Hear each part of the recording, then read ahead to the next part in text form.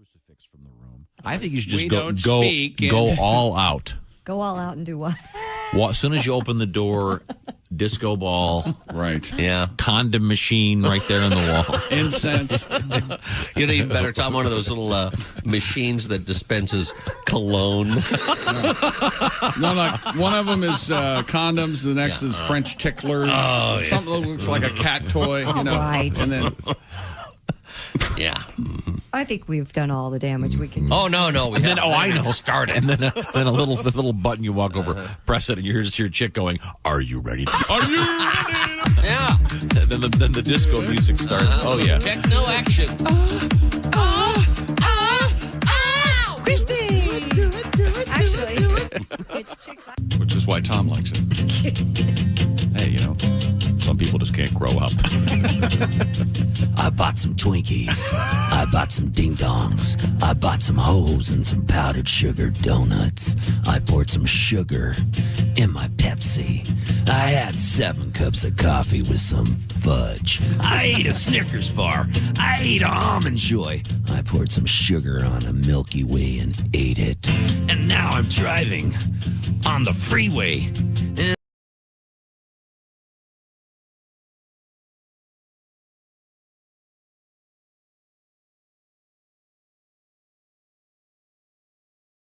I'm eating sugar boogers. I'm eating sugar boogers. Yeah, sugar. Kill you. Sugar's good. Yeah, beep.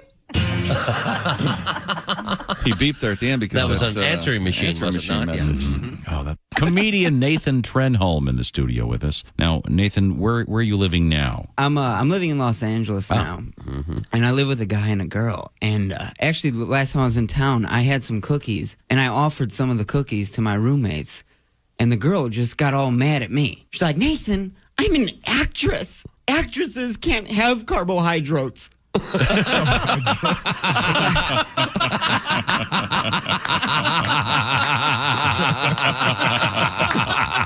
was like, you mispronounced that word. It's pronounced waitress. You're a waitress. You don't say we didn't warn you. There's laughter ahead. You guys want to grab lunch? We can't go anymore. Holy That's cow. a good day's work, everybody. This is Bob and Tom Radio. Hey, Alexa, how can someone listen to Bob and Tom Radio on a smart speaker? Just say, "Alexa, play Bob and Tom Radio on TuneIn." TuneIn? Correct. Alexa, play Bob and Tom Radio on TuneIn. 24/7?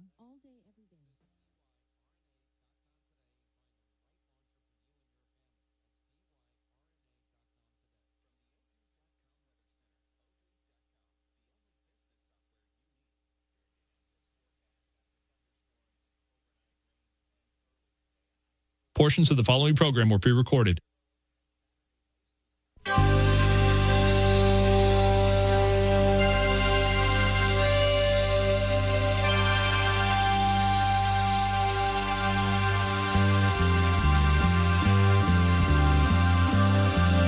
It's the Bob and Tom Show.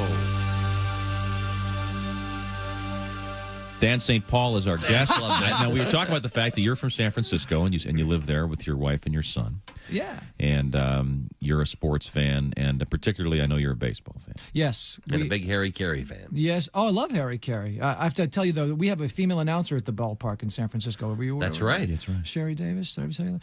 And I went to the game before the strike last year, and it's very strange because she sounds like the phone company lady. It's weird. It's like, the third baseman is number 9, Matt Williams. Please make a note of it.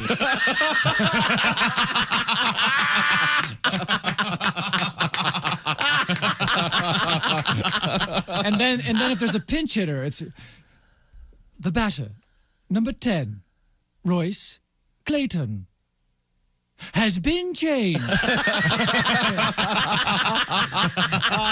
that's the best. I'm an old school guy. I can't handle this. You like the male announcers, Big Harry Caray fan. I love it. I love Harry Caray, and I love and I just Harry, of course, did the first baseball game ever played. You guys are aware of that. Sure. Yeah, he was the only guy around at that time. Sure. To do that game, and It was wonderful. I got an old tape of it, and I listened to it all the time. Hello, fans. This is Harry Caray. Welcome to today's game between the Bethlehem Braves and the Jerusalem Giants. Kind of a sparse crowd here today, as a plague of locusts has made it tough to get out to the ballpark. You can hear the vendors, hey, manna, get your manna. Who wants bread from heaven? It's hot. It's fresh. It just fell. Hot manna here. Penance, our Father's Hail Marys. Can't get absolution without an act of contrition. Who wants a rosary here? Water. Uh-oh. Wine. Who wants wine now? Peter looks into Jesus for the sign. Jesus gives him the sign. Holy cow! Peter denies it. He gives it to him again. He denies it again. Once more. That's 3 times, and Jesus is out to give Peter a sermon on the Mount. Jesus, of course, the big hero in yesterday's game, came up in the bottom of the 9th with the Braves down 3-0 and hit a bases-empty grand slam.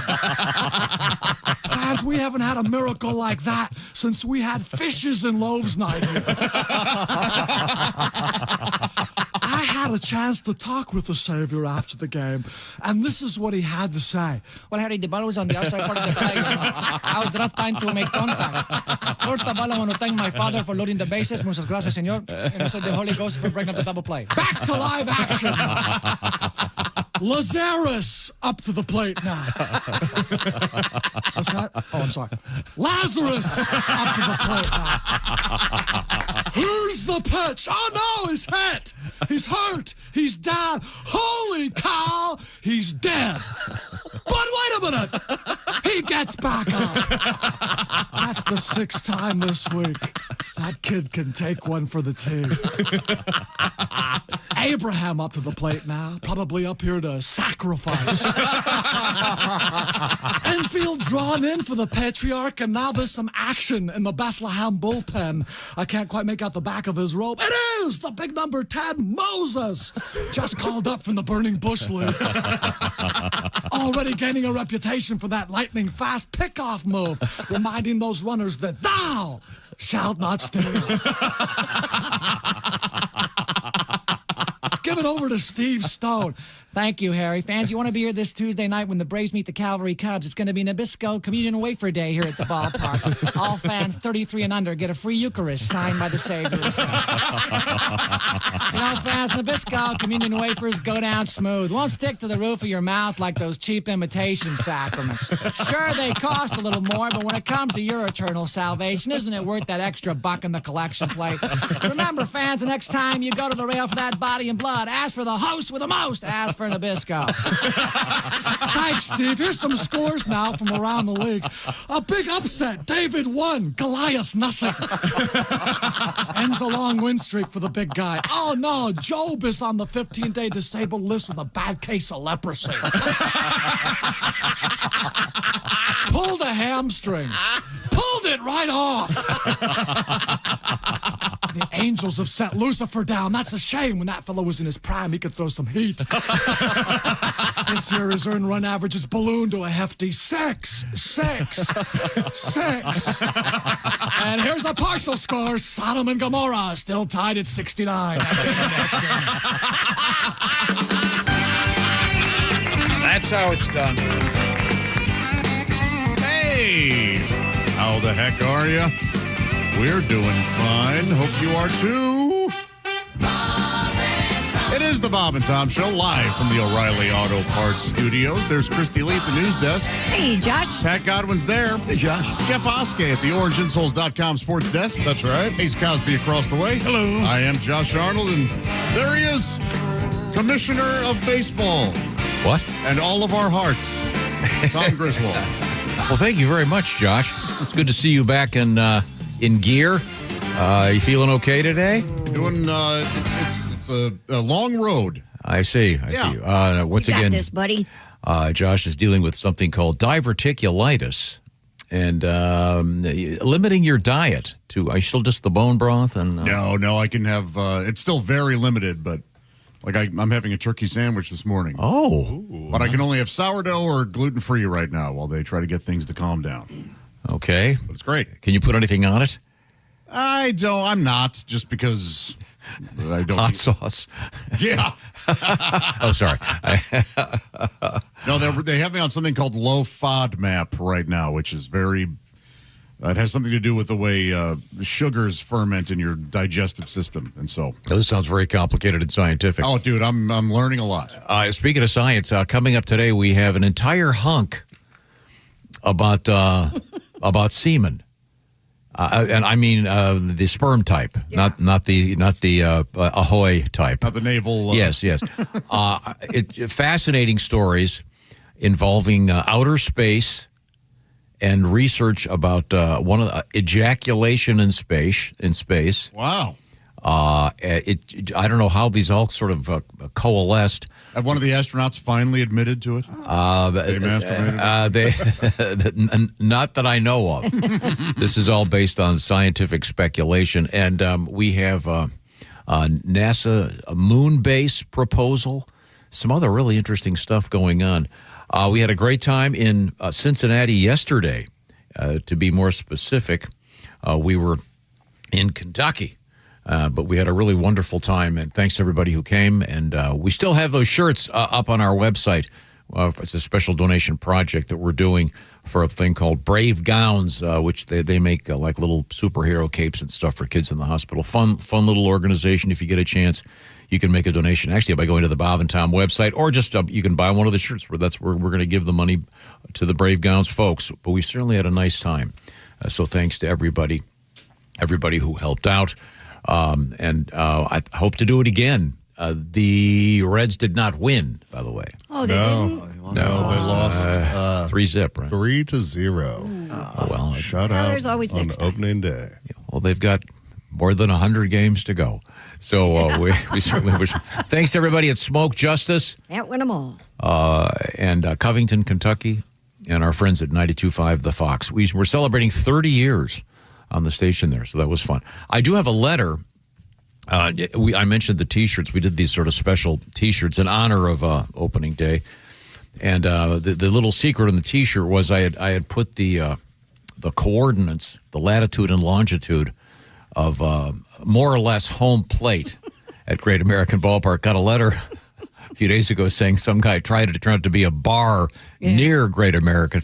I'm not sure if there's some dispute, but I've got another letter now that says I was a little closer than that. This guy did it on several different formats. Took the latitude and longitude listed on the shirt. He said, "Don't sell yourself short, Tom. I've entered the coordinates on the T-shirt into multiple mapping tools and determined the point is more or less the entrance of Great American Ballpark, not a random bar. Either way, it's pretty funny. Yeah. If you use that to find the ballpark, you're going to be close. You might be at a bar nearby. Well, that's not a bad thing. Yeah. So, and I think I got the altitude right. But it's written, the elevation, I should say. It's written right there on the shirt, just for fun. This is Graham, thank you, from the sunny shores of Erie, Pennsylvania. We certainly appreciate your taking the time and trouble to write us. We have also been talking a lot about music to either enter a room by, the so-called walk-up music. Mm-hmm. And I've got this is a suggestion I am not familiar with, although I do know about this band, because one of our comedian guests has a son who is in this band, interestingly enough. And it's called Avenged Sevenfold. Yeah, they're cool. Yeah, you like those guys? Yeah. Mm-hmm. And he suggests this should be my walk-up music. Oh, it's a good one. You know what this one is? He said it's called Hail to the King. I think it's going to kick in any second. A little fast guitar. There we go. Maybe start it right there. What do you think? A little too slow? No. If you've got a long intro, this is a. You can. Am I coming from the from downstairs getting on the elevator and. You're just leaving the hotel. Okay. Oh, here we go. Now, yeah, this is good right here. Yeah. Okay. Very good. Thank you very much. Well, thanks for thinking of me. In Clewiston, Florida. You ever heard of that? Clewiston. I have not. I haven't got a Clewiston word. Danny calls it America's sweetest town. Oh, isn't that nice? Actually, I do know where that is. I think, I could be wrong, but I think it's near the Everglades. It's outside, it's like in the middle of the state. I have been there. Yes. Well, we have a whole list today of town names, both in North America and elsewhere, that are very unusual. A couple really, really odd ones that we'll be getting to at some point this morning. Do you want to just give me one of them, Christy? Oh, sure. There's some that are kind of famous, like French Lick is one of the ones you hear all the time. Yeah. Wanker's Corner is in Oregon. Wow. Yeah. Wankers. What they do there. I mean, it must have been a guy named Wanker. You would think.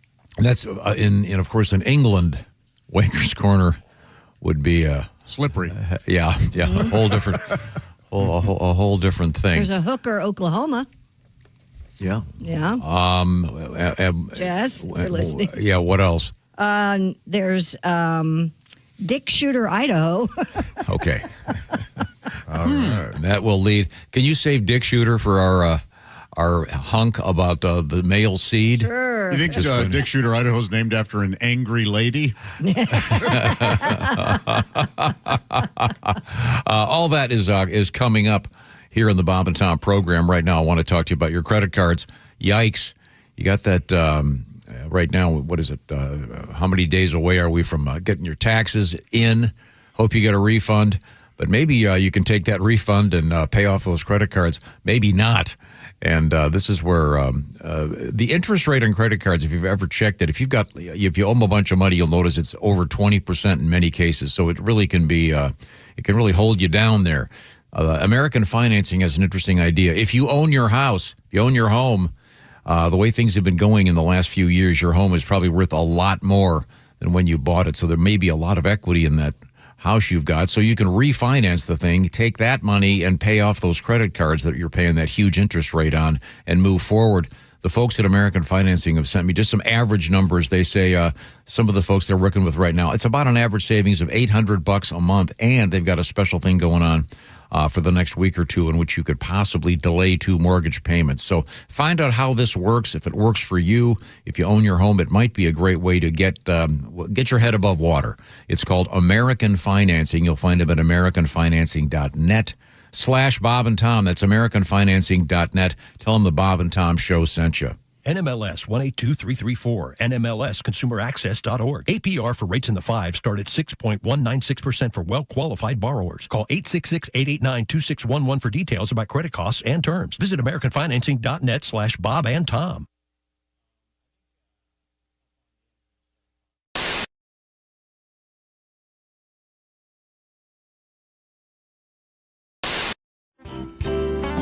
Now, we have a request. Christy, do you feel like doing a little something over there? Something like what? Well, we have a request for Christy does a thing she does on occasion on stage with Henry Phillips. And I see what they are going to be working together. Oh, I don't know. We're going to use that as the tease to get people to Wiley's on Saturday to see the big.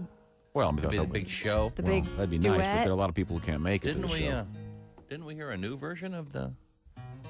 Wasn't it? Yeah. Did you guys ever? Yeah, we did get that. Oh, cool. We played that. Yeah. Well, why don't we? Can you do the original? Do you know? That's the more politically correct version. Mm-hmm. Have you ever guys tried this on the air here? Have we? Yeah, I think we have. I don't know.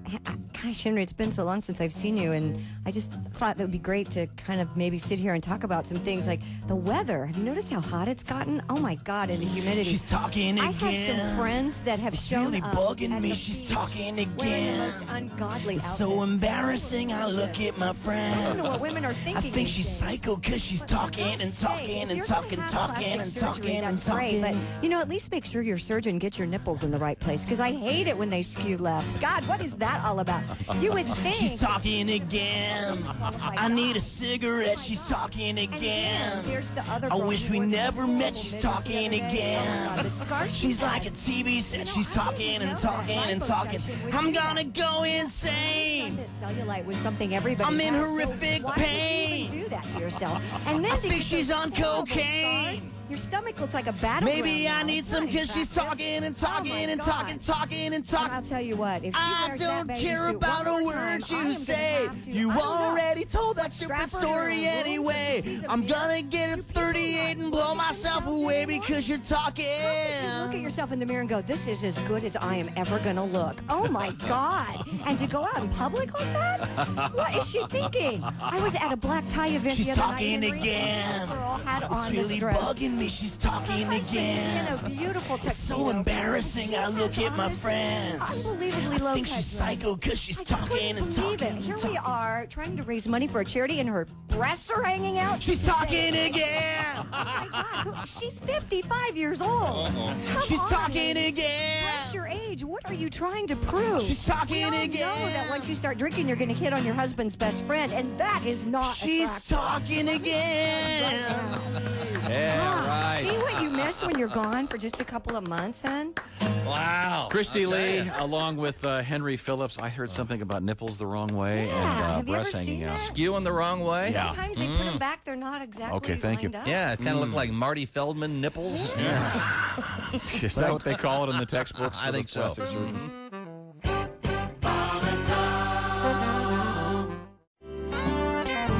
Last time you were here, Yes. you got talking about catchphrases. Oh, yeah. I'm not even sure you remember this. In fact, I remember it. we actually use it. We use it a lot. Right now. And How's that working for you? You know, I got to say that, you know, I'm a comic, so everything, and when I improvise something, it's a throwaway. And I'm certain that I've thrown away my career and the potential for a decent career 100 times. I've had people say to me, you know, that baked bean bit, the funniest thing I have, and I don't know what they're talking about. You know, because it's like, you know, I got my stuff, and then I got my, because you had that guy on from Bruce Springsteen earlier. Sure, And Nelson. I was talking about working with the boss and the boss way he works a set list. That's me. Yeah. I don't mean to say I'm like Bruce Springsteen, but I'm like Bruce Springsteen. Okay. You know what I'm saying? change it up every I night. have a set list, and then I'm willing to. Then I you do never it. follow it, yeah? It's, you know, I'll do what I need to do. I'll do whatever I got. It's like making love, you know. But but you do it right now. Oh, that's right. See, we love that phrase, and you've given it up. Then we were hoping. I did it, you know, and when I did, There's the no Bob- right now T-shirts. When I did the Bob and Tom show tour, I don't know if I told you I did it. Sure. And Chick introduced me.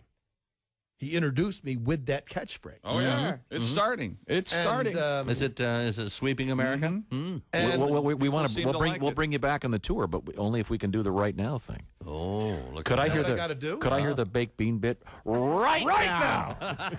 because, you know, sometimes my mom used to make baked beans with her special sauce. Yeah. Which was mustard, ketchup, and sugar. And she would, you know, she goes, go on to the dinner, come here right now. Right, and she had this really deep voice. That's before she stopped smoking. Yeah. She was a Pall Mall babe. Wow. Did the sugar make the beans Brown sugar. Sweet. It was a brown sugar. It was like the best thing in the world. And Yeah. my father was overweight, and so my father, and no matter what, she couldn't do any wrong. You know, this is the greatest thing I ever. You know, it's mustard and ketchup and brown sugar. brown A lot of sugar in there. and, yeah. and some Campbell's baked beans. And he we could have. If God bless my father, may he rest in peace. He would have been happy with a trough. Fill it with oats. And I'll tell you something. My father lived for dinner. Did he? Mustard? Yeah. Because my father, you know, my father mustard, was, he was a real man. He was a Marine Corps lieutenant colonel. We've talked about this before. Sure. Yeah. Oh, yeah. My father was in World War II. My grandfather, World War I. I enlisted in the Army out of high school. Just missed it. Thank you for being here with us. We're live from the O'Reilly Auto Parts Studios. Christy Lee's at the news desk. Hi. Pat Godwin's over there. Hello. At the OrangeInsoles.com sports desk, it's Jeff Oskey. That's right. You were missed yesterday, Josh. We Thank you. missed I sure missed all of you and everybody that was there. I would have much rather have been there. There's Ace Cosby. Hello. I am Josh Arnold, and there's Tom. Thank you very much, Josh. Once again, we had a great time. Good. Yesterday, Covington, Kentucky, USA, a place called Smoke Justice. Had a letter about it. Oh, what do you got? This is from Greg. Yesterday's show, one of my favorites in over 20 years.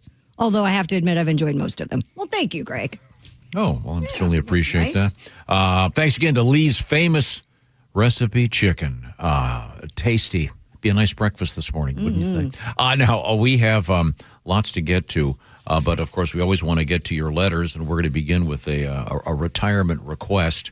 And our letter is brought to you by Christy Lee's Vehicle. That's right. Get into the Hyundai Getaway Sales Event and get away with a deal so right, it almost feels wrong.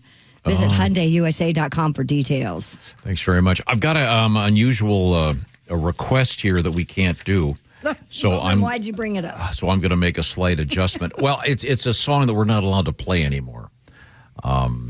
Apparently, it affects it apparently was offending the sensibilities of some people. So what we're going to do is I'm going to do an audible, if you will, just a slightly one. This is going out to Craig in a place called Simpsonville, South Carolina. Simpson, eh? Mr. Burns, retiring today. All right. So I'm going to do an audible here, Craig. I'm going to play something from your favorite artist, not the one you suggested. Oddly enough, typically the songs we can't play are the ones that we've written.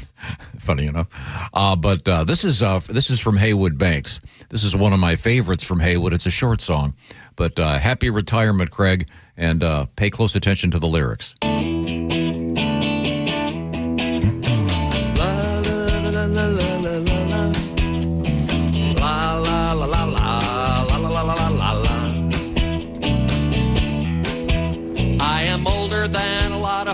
Dead guys, a lot of famous dead guys didn't live as long as me.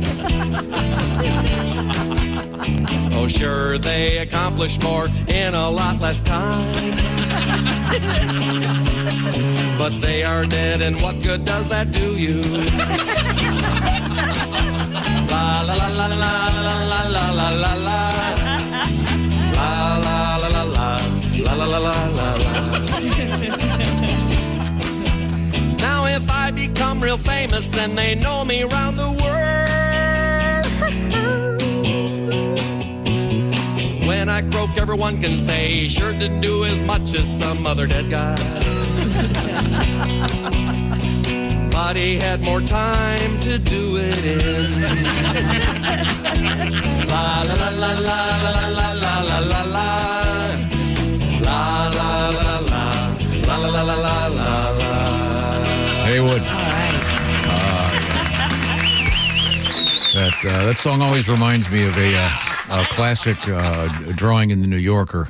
It shows a guy from the back, and he's reading the obituaries, and it'll say, the headlines are, 15 years older than you, 12 years older than you, 10 years younger than you, exactly your age. Good luck with your retirement, Greg. Thank you for the request. Are we allowed to guess what song you weren't allowed to play? Oh, I know. No. It would be... I know exactly. Yeah, it's a long story. It's ridiculous. But we'll move forward here. I wanted to mention a couple things. We had some great guests yesterday, including Mark Chalafou. Yeah, it was great. He's going to be at the Liberty Funny Bone this weekend, tonight and tomorrow, while I'm at it. Willie G tonight at the Starved Rock Lodge in Oglesby, Illinois. Pat Godwin, Jeff Oskey, and Kostaki Economopoulos doing a special show at the Ritz Theater in Tiffin, Ohio. Yes. And then Nick Griffin, great comedian. He's at Comedy Off-Broadway in Lexington this weekend. And lastly, the Kavanaugh brothers, Tim Kavanaugh with a C, and Johnny Kavanaugh with a K, not related by chance, but they're in the Mason City, Illinois at Mason City Limits Comedy Club. How about that? And Jim Brewer, who, by the way, was on our show the other day, he is going to be in Detroit tonight, Indy tomorrow. So a lot of great comedy happening this weekend. Get your mind off your troubles. I will say one more thing. Greg Warren is getting ready for a huge show in Springfield, Missouri, I believe they're putting up the statue of Greg as you enter the city. Oh, that's nice. Greg Warren, born here, Springfield, Missouri. And to celebrate, he's going to do a show. It'll be a great one. It's Galois. Is that right? I keep... the Galois Theater. Can't wait till that show's over. Saturday, April 11th. Every time. Wow, a little testy today, are we? Greg is I also... just told you it's Galois 5 times. Well, I've got to write a pronouncer on this. I want You sure do. I just want to say Gilwa. It does have that feel. It's got this... Anyway, it's Galois. He'll be there once again, April 11th, Saturday night. That's going to be a killer show. Go see him. And he's also on the Greatest Average American show with our buddy Nate Bargatze. You can check that out on Hulu, and it's on Wednesdays on ABC. So let's move forward here. Christy? Yes. Our letters, once again, brought to you by our friends at Hyundai. They sure are. You got Thank one? You, Hyundai. I don't. Oh, you have one? I got a bunch of them here. Okay. I guess they Must laid have them all given on my all to desk. you. I mentioned this on the air, and as usual, received a lot of pushback. About? When I was a kid, we, I want to say, it was either 7th or 8th grade, we went to Washington, D.C. Yes. And lots of schools. It depends on, obviously, where you are geographically. But I'd mentioned that my daughter went to Chicago the other day on a trip with her school trip, went to some great places. And what was the highlight? The bus ride there and back, hanging with her friends. That's cool. I went to Wright-Patterson. I remember that bus ride. It was a lot of fun. But what, Did you get filled up? Not quite. God, I remember. I was in high school, by the way. I think I was a sophomore. But I want another one. We did this bus ride, and God, one of the really good athletes, probably the best athlete at our school, was terrified of going over bridges. What? He'd be kind of cowering, and I have a touch of that. You really? Really? Oh, absolutely. Me too. Yeah, I know other people that are, yeah.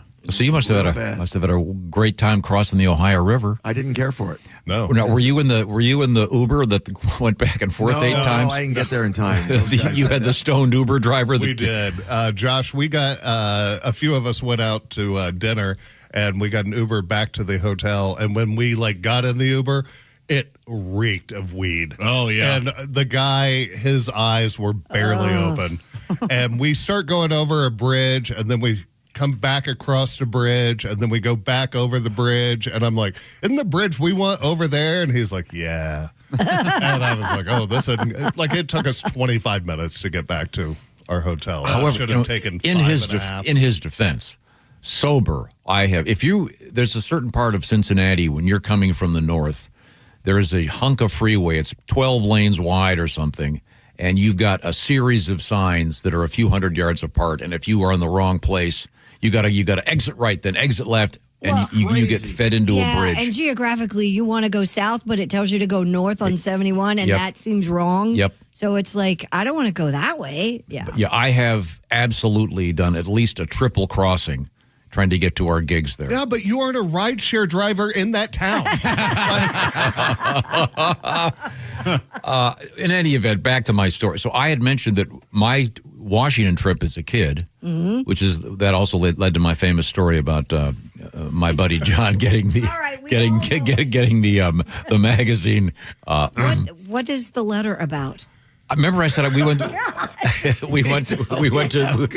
FBI headquarters, Yes. Yeah. and they shot off a machine gun. Tommy They gun. shot off a Tommy gun. Yes. You guys all poo-pooed it.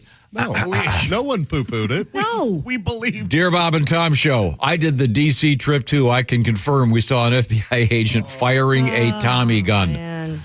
Listening on Y103 in Youngstown. Thank you, Dave. What year? God, I don't know. It was a while back. I'll tell you that. Ace, first of all, the Tommy gun was associated with Mobsters. Mobs. Yeah, with a particularly fairly awful television show of a certain era. I wonder if they still do that. Now they shoot off an AK-47. Yes. It's an advanced version of a Tommy Man, gun. I'd love to see somebody shoot a Tommy gun, Right? Just because it would be like an old I don't Cagney even know movie. what a Tommy gun It has is. the round. As you imagine, if someone had a rifle, but it looks like when you look at it from the front, like there's a frisbee There's a Okay. round cartridge And then thing. it has that thing that goes in, like it goes. Brrr. Not that. Well, no, not really. Okay. It's like a round, Oh, there we go. Okay. Old Jimmy Cagney would use St. it. Valentine's Day Massacre. It's isn't that the gun featured in Home Alone? Yeah. I gotcha. With that fantasy sequence with that. Okay. The Some Like It Hot gangsters, the beginning of that movie. Right. So, but yeah, that was really I remember. But I guess my larger point was I remembered, the Lincoln Memorial and the FBI and the Smithsonian.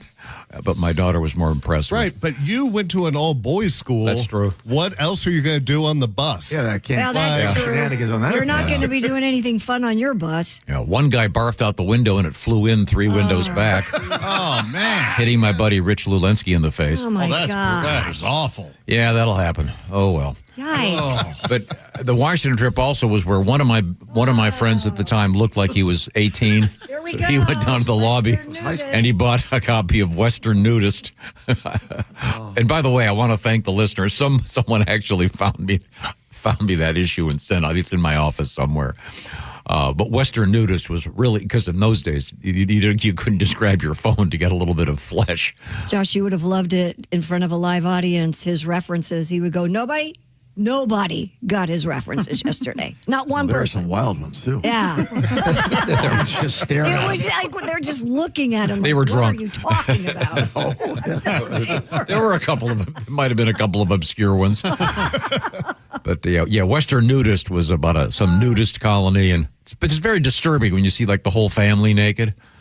Yeah, that's got to be an awkward conversation. So you in the 7th grade now, Susie? All right. I'm just saying. Then of course there's that great song. Oh my God. We used to sing Western Nudist. Okay, sorry. Christy, you still don't have any letters over there. So I guess I'm stuck with all of them. A lot of suggestions for walk-up music. We'll have to spend the weekend sorting these out. Oh, also a correction. We had a letter a couple days ago about the Hokey Pokey being played in the locker room by Hayden Fry. Hayden Fry was the Iowa Hawkeyes football coach. Okay. I got a nice letter from Dan explaining, also from Iowa, that I don't remember the letter except that the fun part was that he would to build up camaraderie. They'd get these big football players all padded up doing the Hokey Pokey after a game in the locker room. So one of the great coaches of all time, a legend in the world of college football, doing the Hokey Pokey. Thank you very much. Now, what's coming up in the news, Christy? Coming up, we have a lot of ejaculation news, ladies and gentlemen, and a lot of it has to do with astronauts. Yeah, it's weird. Very interesting. And a lot of airline news too. Big news out of United, and this is good if you have a small family. If you're family with small children. and conversely, if you're a very large person, Southwest may be taxing you. I knew it. I called this 15, 20 years ago. You're a soothsayer. Yep. Yep. Well, wait till you hear what's happening. what they're doing there. Let's see. What was there? There was one other thing. There's also a thing about, I don't know if I gave it to you, about the ability for humankind to reproduce in outer space. I do have that. Okay. Yes. There may be some hurdles. I would think so. I mean, other than getting the male member to clear a 4-inch thick spacesuit, it's coming. Wait a minute. We'll find out about sex in space. And you were talking college football. Indiana's coach yesterday. It was spring training, and there were some issues. Oh, really? Oh, okay. We'll find out. We'll find out about that. Oh, and we also have. If you are a fan of Baja Blast, yes, but there's something interesting about this story involving the number 420, and it's something approved by Major League Baseball. Right now, how are your knees? Are they hurting? Maybe your hips are hurting, your back is hurting. Well, maybe it's who's responsible. Could be your feet. Josh, tell me more. Yeah, you might just say, you know what? I'm getting older. These pains and aches, they're going to be, I guess, around for the rest of my time, and they're normal. Well, not necessarily. Feet get tired. That means arches collapse, heels ache, knees complain, and lower backs tighten up. it very well could be your foundation. OrangeInsoles.com is the place to go. Orange Insoles deliver rigid arch support that do not collapse by lunchtime with a deep heel cup that cradle your heels and They absorb shock naturally. They help maintain alignment as your feet and legs fatigue, reducing all that stress on your knees, hips, and lower back. They're durable enough for work boots. They're comfortable enough for everyday wear. So maybe you work on concrete all day. Maybe you're a server or a teacher or a doctor or a nurse. If you're on your feet all day, or if you're just somebody who does a lot of walking, you should check out Orange Insoles. They've upgraded a great deal on their website. Visit orangeinsoles.com. Order more and save with Orange Insoles bundle packs. That's right. And be sure to use promo code Bob and Tom at checkout to receive $5 off your total order. Plus, free shipping in the USA, so you have nothing to lose here. Orangeinsoles.com. Promo code Bob and Tom. Give them a shot. They may just help you out a lot. I'm sure they will. I'm a big fan. By the way, if you had your bracket busted, and you probably did, Orange Insoles has not given up. There's hope. You could win a new 4K TV. Check out bobandtom.com/contest. Coming up, a world record involving Philadelphia, Pat Godwin. Really? Yeah, your old hometown. We have a base on the moon and lots of weird sperm news. And if you're from a town with a weird name, we've got some ones that may even be out weirding you. We are in the O'Reilly Auto Parts Studios. This is the Bob and Tom Show. Thanks for listening to the Bob and Tom Show this morning. Catch any part of the show you missed later today on our YouTube channel.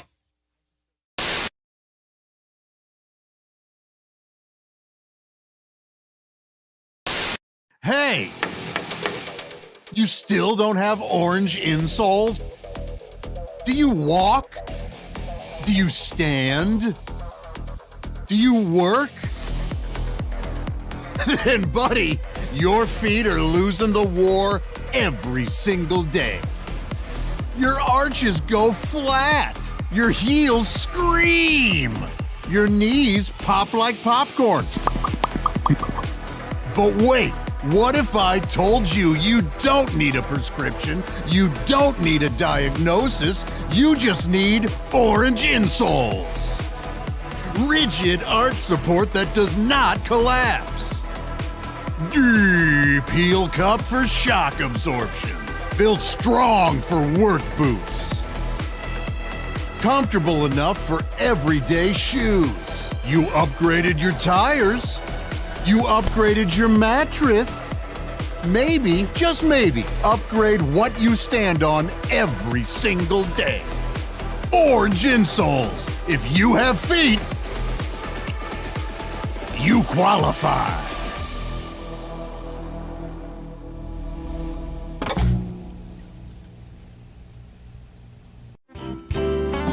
This is the Bob and Tom Show. Hello. And we've had a wonderful morning because we have a terrific guest in the studio. He's sitting next to Christy Lee. It's a veteran of many years with a guitar. A guy who... I think you're going to say bottle. I can't, Pat, I tried. Well, this is why I get the reputation of being the dick in the show, but no, I'm trying to do something nice. No, you are the dick on the show. Oh, yeah. Who put the dick on the show? I blamed it all on me. See, this is, I'm not going to say anything until I'm introduced. Oh, I'm sorry. It's Pat Daly is here with us. Thank Pat. you. Good morning, everybody. Nice to see you. Hi, Pat. Now, Pat, Frank, good to see you. You do an annual residency, if you will, at Sloppy Joe's.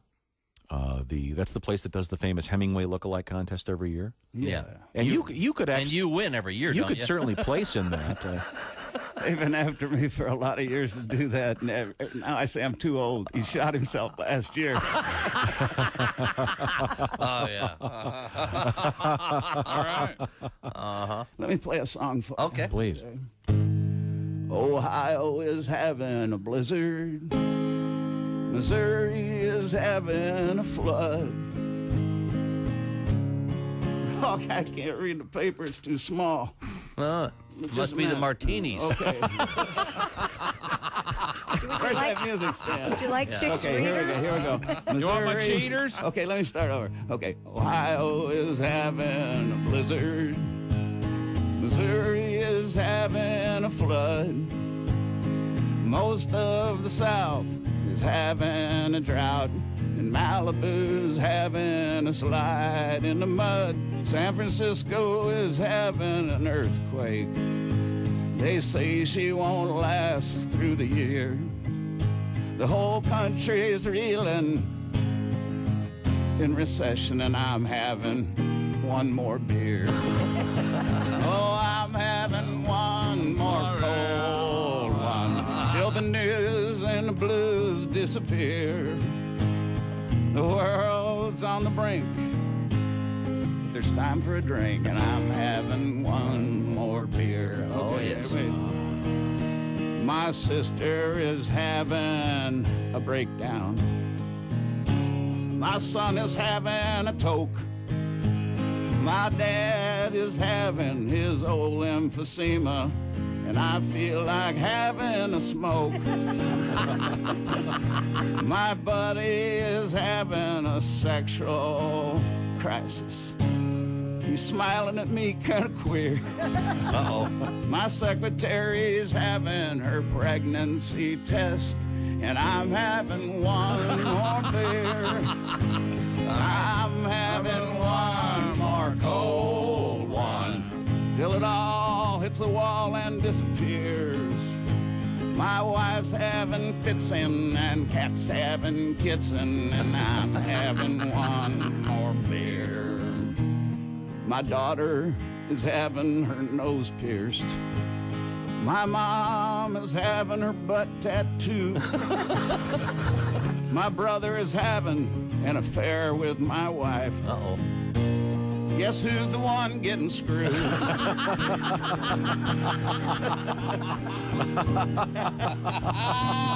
So if you're having heart palpitations about the way things are heading around here, just give that waitress a pat and tell her that I'm having one more beer. Yeah, geez, I'm gonna have to practice that one. I love that song. I couldn't read my words. That's all right. I don't know why. I gotta get them up this close now. Stick around. This is the Bob and Tom Show.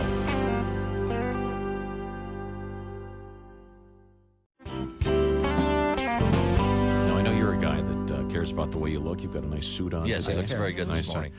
Bob Zaney, would you rather have a complete set of removable dentures or a full set of fang-shaped teeth? And I'm assuming the fang-shaped teeth aren't removable? Are permanent. Yeah, they're yes. permanent. In other words, your real smile would be I'd rather fangs. have dentures. Yeah. You know what? I'll that go the smile. fangs because I'll tell you why. My teeth don't show when I smile. Let's see. See? It's not natural. My whole childhood was my dad going, show your teeth, like that. I look like I'm trying to poop. In every childhood photo. They just don't show, so it won't really matter if they're fangs. Okay? I gotta see some of those. Yeah. I swear to God, my dad, show your teeth, Bobby.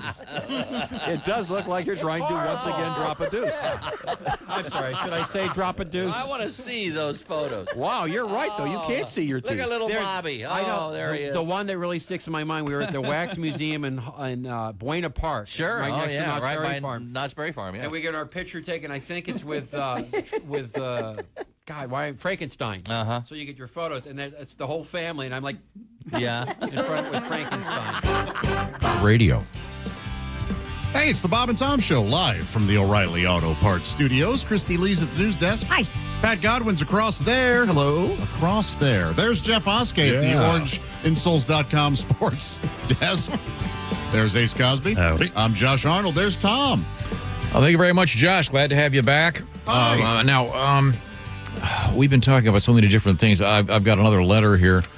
This is referencing the names of the male member. All right.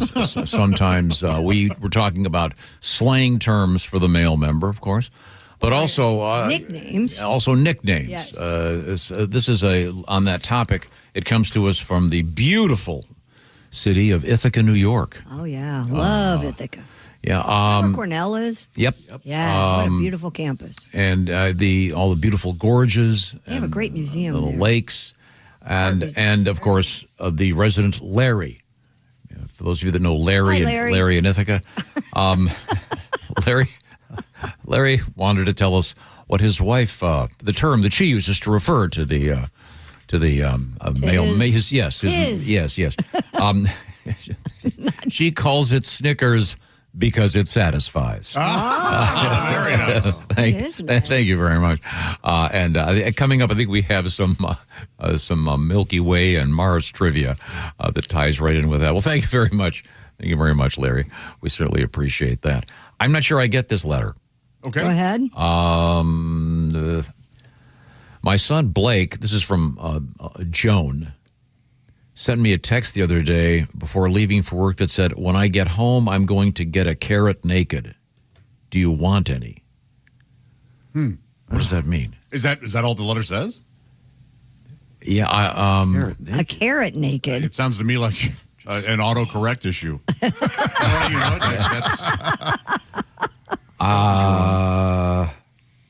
And then she goes, "Do you mean peel a carrot?" I don't know what. I have no idea. So this is Tom speak. Instead of saying I'm going to peel a carrot, he said I'm going to get a carrot naked. Yeah, that's what it is. Yeah. Oh, okay. So he just had a. Because so this isn't sexual? Yeah. See, I thought. Well, I didn't think so. Maybe knowing that it was her son. Oh, I didn't hear the son part. Wait, hang on 1 second. Well, I was thinking peeling a carrot would be similar to. Never mind. One of those Tomisms. Sorry, Joan. Okay. For God's sake. Didn't she say context? My son texted me. She did, yeah. Let's get back to this one. Dear Bob and Tom show.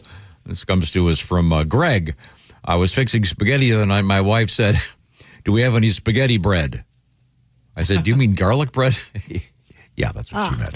So that's the topic apparently. Spaghetti bread's better than the spaghetti. Don't you like to put sauce on your garlic bread? Oh, I'll dip it every now and again.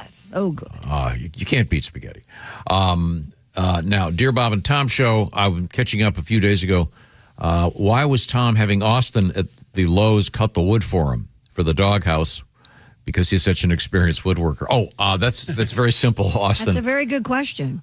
Because fitting it in my car, you see, was going to be the issue. Do you have a saw at home, like one of those, table saw? No. I used to have a table saw. I don't have it anymore. But you have a circular saw. Yeah, a skill saw, whatever. But it was a matter of getting it into the. If I'd had a pickup truck, it wouldn't have been a problem because my daughter, of course, immediately walked over to the 4-foot by 4-foot hunks of plywood. "Let's take these, Daddy." So how's that doghouse doing now? Oh, it's doing great. Did you paint it yet? No, they don't want to paint it. Haven't you heard? No, I didn't hear that. Yeah. This weekend, depending on the weather, we'll see if we can. I still want to put a roof on it. I mean, there is a roof, but I want to put a. Is it out in the backyard yet? No. How does the dog like it? Does he sleep in it? No, it doesn't sleep in it. It just goes out there and sits in it if you give him a treat. It's just you throw a treat in the house. Yes. Oh, he'll go into it. Yeah. If you, I have some really good. I've got a friend that makes these beautiful dried liver. I brought some for you. Yeah, they're These good. Dried liver dog treats. Oh yeah, you throw one there and he'll go right in. Then he'll just sit down and look around. So the doghouse, I guarantee, is in the garage, correct? It's inside right now. Yeah. It's in my house right now. This weekend we'll go to the next level. But okay. That's why I didn't cut it at home. You see. Okay. Well, we can move forward here now. Let's check in with the sports page. The Orange Insoles Sports Desk, occupied today by Jeff Oskey. Christy Lee, you mentioned one of the games last evening. What else is happening? Well, she was talking Purdue. Purdue did. They won last night with 1.7 seconds left. Trey Kaufman-Wren tipped in a miss by Braden Smith. Yep. As they edged out the 11th seeded Longhorns 79-77. A little closer than we all anticipated or wanted, but yeah, they said he was mobbed by teammates right after the final buzzer sounded at the SAP Center. Incredible. Yeah, hammer down. Oh yeah, and it looks like who is this? Illinois flexed its defensive muscles to eliminate last year's national runner-up from the NCAA tournament, beating Houston 55. Yeah, who cares? No, Illinois they beat Houston handily. Well, no, I think you're missing. This is the important. You're missing the larger point that. What is? Christy and I go to the gym that we go to. They do a pool. Oh yeah, where you just pick a team out of a hat. Mm-hmm. Last year, my then 9-year-old daughter Hart won $1,000. She has Illinois this I year. have Illinois in the Final Four on my bracket. I don't know that they'll make it to the final game, but you never we'll know. see. Is Hart a member of the gym? Yeah. Wow, nice. Because I was going to say you should have to be a member. Yeah. Oh no. Yeah. She. Okay. She Do works they have out a there. class for kids? It was all in the up and up. She works out there all the time. All right. Couple days a week. What? Yeah, Jeez, we're a healthy family. That's great. Yeah, it really is great. Yeah. Yesterday was spring training at IU. Coach Signetti, they won last year. They won the national Of course, championship. undefeated. During the run, he became known for his demanding coaching style. Indiana opened spring practice Thursday, and incoming transfer wide receiver Nick Marsh got a crash course in what it means to play for the coach.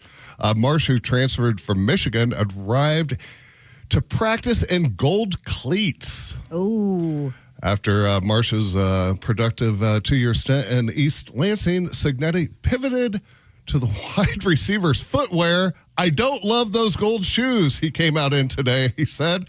He learned what getting your ass ripped is all about. I don't know if that happened to him very often at Michigan State. That was before the practice even started. All right. All right. His way or no way, I got it. Okay. Okay. And Mountain Dew is giving away free Baja Blast for every home run that travels 420 feet or more. Now, do you think? 420 feet? Is that? But do you think they chose 420? Yes, that's very deliberate. Yeah. As the official soft drink of the 2026 Major League Baseball season, the new promotion began this week with the first Major League game of the season. Fans can visit BajaBlastHomeRuns.com to sign up for the deal and add the Mountain Dew Baja Blast to their mobile wallet so that when the qualifying homer is hit during a game, they can use the pass later that day to redeem their free soda. It's also not, there won't be a ton of those. That was going to be my question. I don't know what's the average. Yeah, what is the average? 400, 390. Okay. That kind of really? thing. Yeah. Okay. So, but, I mean, it can happen, obviously, but it's not. Wouldn't it have been smarter to give away food? I mean, Not if you're sponsoring it in your Baja Blast. Good point. Yeah, you do what the people with the money say. See, I'm just thinking. Not sponsored by. But if it's for Taco Bell. if it's for stoners, don't you want them to go and get a Baja Blast and buy a few tacos? They will if they're going to get their free Baja Blast. I see. Okay. They'll buy food. But of course. but you think they chose 420 for a reason? Yeah. Oh, yeah. Okay. I say that it'd come with a pre-roll. you're going to see stoners with signs, bring steroids back to baseball. Okay. It looks here like Tom Brady says he's weighing coming out of retirement, but the NFL does not like the idea. He said he thought about returning to the NFL, but the league isn't a fan of the idea. In an interview released on Thursday, Brady told CNBC he asked about the eligibility rules for minority owner. He says the NFL wasn't too receptive, and he's very happily retired. He owns a minority stake in Aces Las Vegas Raiders. Am I correct in saying he's gonna do the flag football thing in the Olympics? That was last week. Oh, he played a game last weekend. But isn't that his goal to be in the Olympics? Really? Yeah, I think so. That's 4 years from now, right? Because we just had.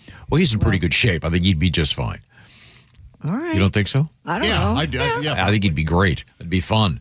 When we come back, I have a stupid world record. Also coming up, we have an update on the guy that was caught. He was arrested for the 98th time. This is a great story. And he was caught with a bong somehow built into his car. See, now you just gave the whole story. Oh, no, there's more. Also, we have a huge hunk of ejaculate. News. Oh, good. I was going to say, Jess Hooker's recipes have gotten terrible. Too much salt. These are the O'Reilly Auto Parts Studios. This is the Bob and Tom Show. Add to or continue the conversation. Check out the Bob and Tom Show on Facebook. Get the link at bobandtom.com. This is the Bob and Tom Show.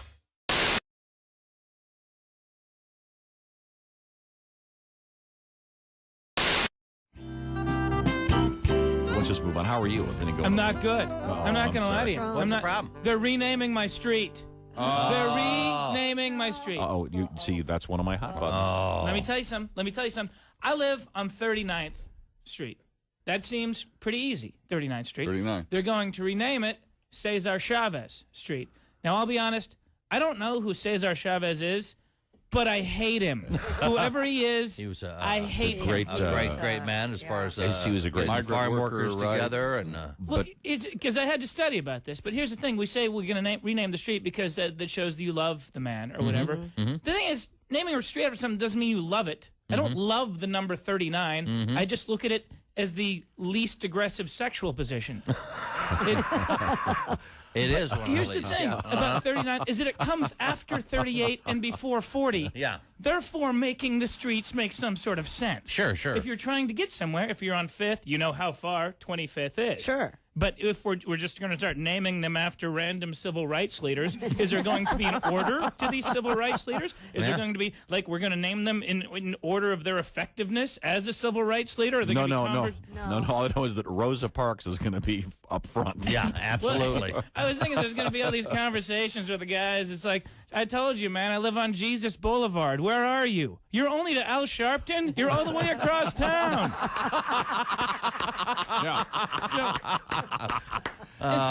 Okay. You have no idea. Do you know what's about to happen to you? No one. No one's going to be able to find your house. Do you want to know why? Yeah. Because of GPS systems. Yeah. The reason I know all about this is they renamed a street right near my house, and now no one can find it anymore. You don't want people to find you. No, you just have to explain longer. I live on Cesar Chavez, which used to be 39th Street. So when you're coming here, follow all the instructions. So go down 39th Street. Thanks for the pain in the ass. Well, that's what I was going to say, because somebody better tell my Garmin what a great man Cesar Chavez, because apparently my Garmin eats grapes. See, exactly. Wow. Right now you think this is cute and funny. Just wait. Just wait. It's my first date in 6 weeks, and she ended up in Spokane. But they do all these different things with streets. I mean, it's like, okay, so you have the numbers, and the numbers make sense. And then also what we do where I live in Portland, Oregon, is that the streets going the other way are alphabetized. So ABC. Exactly, which is fine until you're on Kelso and you're looking for Pine and you're trying to figure out how far it is. You're like K. A, B, C, D, E, F, G, LMNOP. I'm a start over guy. I know the alphabet. now. I just only know it from one Tom spot is also. space. Augie, we have so much in common. You know what's actually helping me with that? What? Texting. What do you mean? Because by texting, you have to find out where the letters are on your numbers. It groups those letters together. I'm still pretty slow. But, click, C. Oh, okay. Yeah. That makes sense. Yeah, but it's just I'm always doing the same. I don't have to do that with numbers. I mean, if I'm trying to figure out 39th to 40, I don't start out 1, 2, 3, 4, 5. I automatically know. And so why do they make us solve these puzzles with our streets? What's going to be next? It's easy. The streets are named after the periodic table of elements in order of their combustibility. What's wrong with you? You're only up to boron? You're not going to be here for a long time. You idiot. Hope you got enough gas. Brilliant. Auggie Smith is our guest.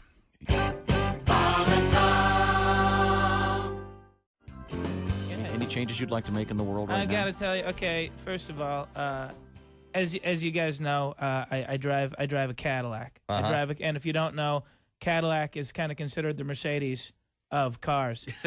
And so I've heard. Yeah. It's a real big car, and it goes real fast, and I can't always follow all the rules of the road. Okay. So I'm barreling down the street, and I guess the light was red. Who can tell at that speed? Yeah. And I got the photo ticket. Oh, yeah. If you've never gotten that, what it is you're going through the intersection, then there's a flashlight, and you think, I hit 88. I'm going back in time, right? Yeah. Finally a chance to go try to break up my parents before they can get together at the child abandonment under the sea dance. That seems negative. Oh boy. But it's not that at all, Mike. They're not. The police aren't even going to work anymore. They're just setting up a camera and calling it good. They're paparazzi.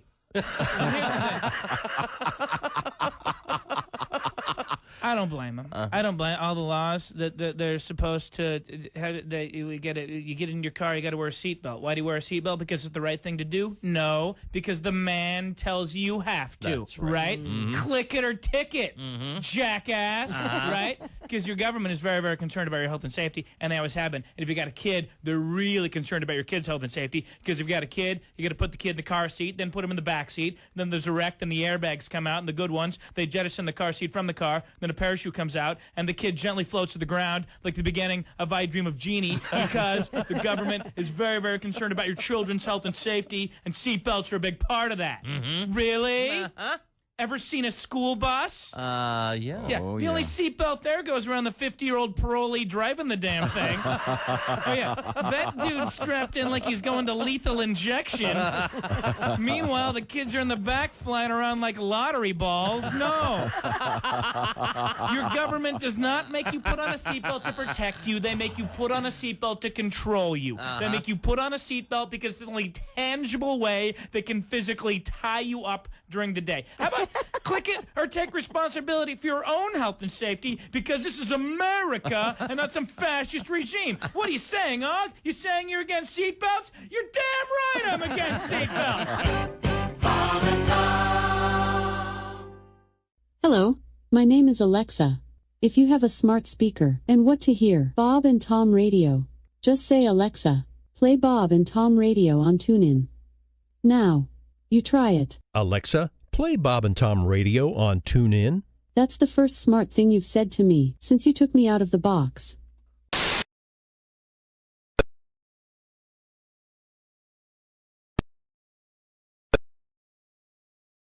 Opportunity to win coming up.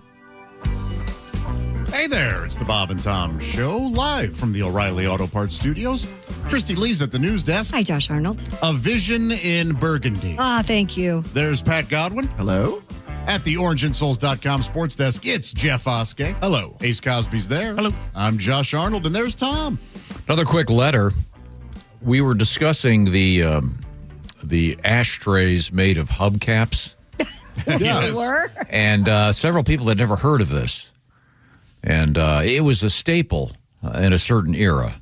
You'd have the coffee table made of the AT&T giant wire spool, and the shelves made with concrete blocks. Yeah, the concrete blocks and plywood. And we mentioned the classic hubcap ashtray, and got a great letter here from Mr. Watts. Mr. Watts is in Newton, Iowa. He goes, I was screaming at the radio whenever you discuss hubcap ashtrays. No one mentioned the famous Tanya Harding domestic assault incident where she, quote, allegedly assaulted her boyfriend with their hubcap ashtray. I thought that's why I wasn't here for this discussion. I thought maybe that's why you brought it up. And when you said the letter, I go, who is it going to be from? Tanya Harding? But apparently. Really? Yeah. I've never heard of that. You don't remember that? Yeah, that was one of the, the true white trash hillbilly references. This was post Nancy Kerrigan. This was, And by the way, Rick is apparently a very astute listener. The ashtray incident occurred. He puts circus February 2000. Very funny. Thank you for referencing. I remember that. For referencing Ron, which does remind me real quick. Special event next. What is it? Tomorrow. What am I saying? It's going to be in Tiffin, Ohio. The special Laughter Lives On tour celebrating the life of Ron Sexton. And it's going to feature a special guest star subbing for Josh Arnold, Pat Godwin. Hey, Patty G stepping up along with Jeff Oskey and Kostaki Economopoulos. Guaranteed to be a good time. Did I say guaranteed? That's a great. Yeah, I heard guaranteed. Okay, sorry. Boy, sorry. I meant to say guaranteed. No, guaranteed might sell a few more tickets. Yeah. It'll get me more excited. It's the Ritz Theater. Wow, I could even change that word. Hey, the Ritz for guaranteed. Okay, no, sorry. That's Tiffin, Ohio tomorrow. I apologize to everyone who's been offended, and I don't mean it. Okay, let's see. What was I saying? Oh, yeah, Patty G. Yes, sir. I have an assignment for you. I'm ready to go. Coming up in a matter of moments. We get letters all the time, and they're from lots of different places, lots of small towns. And we have a list of unusual names of small towns, but this all comes based on a story that I didn't understand why this was happening. It's a place called Bug Tussle. Yes. And I thought, so what? Why would anyone care? That's from Petticoat Junction and Beverly Hillbillies. That's what that's from? They reference Bug Tussle. Bug Tussle. They do. You're right. It's the biggest city near their town. Yeah. Well, there's more. There's more. I've got another reference here, but you go ahead and read the story. Residents of Bug Tussle, Texas are dealing with an unusual problem, missing street signs. More than 70 have been stolen, likely by visitors drawn to the town's unusual name. The thefts have created safety concerns and added costs for replacements. Local authorities are urging people to stop taking the signs as souvenirs. Established in the 1890s, Bug Tussle only has a population of 15. Wow. First of all, what they should do is just have a store there that sells the signs instead of having to replace them. Exactly. But I couldn't figure it out, so I did a little research, Ace. Bug Tussle is part of the Pokemon world. Oh, really? I didn't know Really? So I'm wondering if it's Petticoat Junction fans or Pokemon fans. It's Pokemon. Yeah. Is it Pokemon or Pokemon? Pokemon. Pokemon. Sorry. Yeah. No Petticoat Junction fans could climb up that high. Yeah. That was the worst show. Even as a kid, I don't think I watched 5 seconds of that. It's terrible. Saturday mornings on MeTV at 5 a.m. So. Is it pretty good? No. It's awful. I don't even remember it. The daughters are cute. The daughters are cute. That's and all they're- they- And they're it's- naked in a water tank. It's at awful. The beginning. Betty Joe.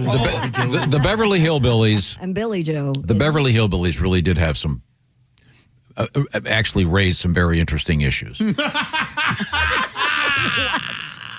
What do you mean they raised some issues? Because Is this what you did your thesis on?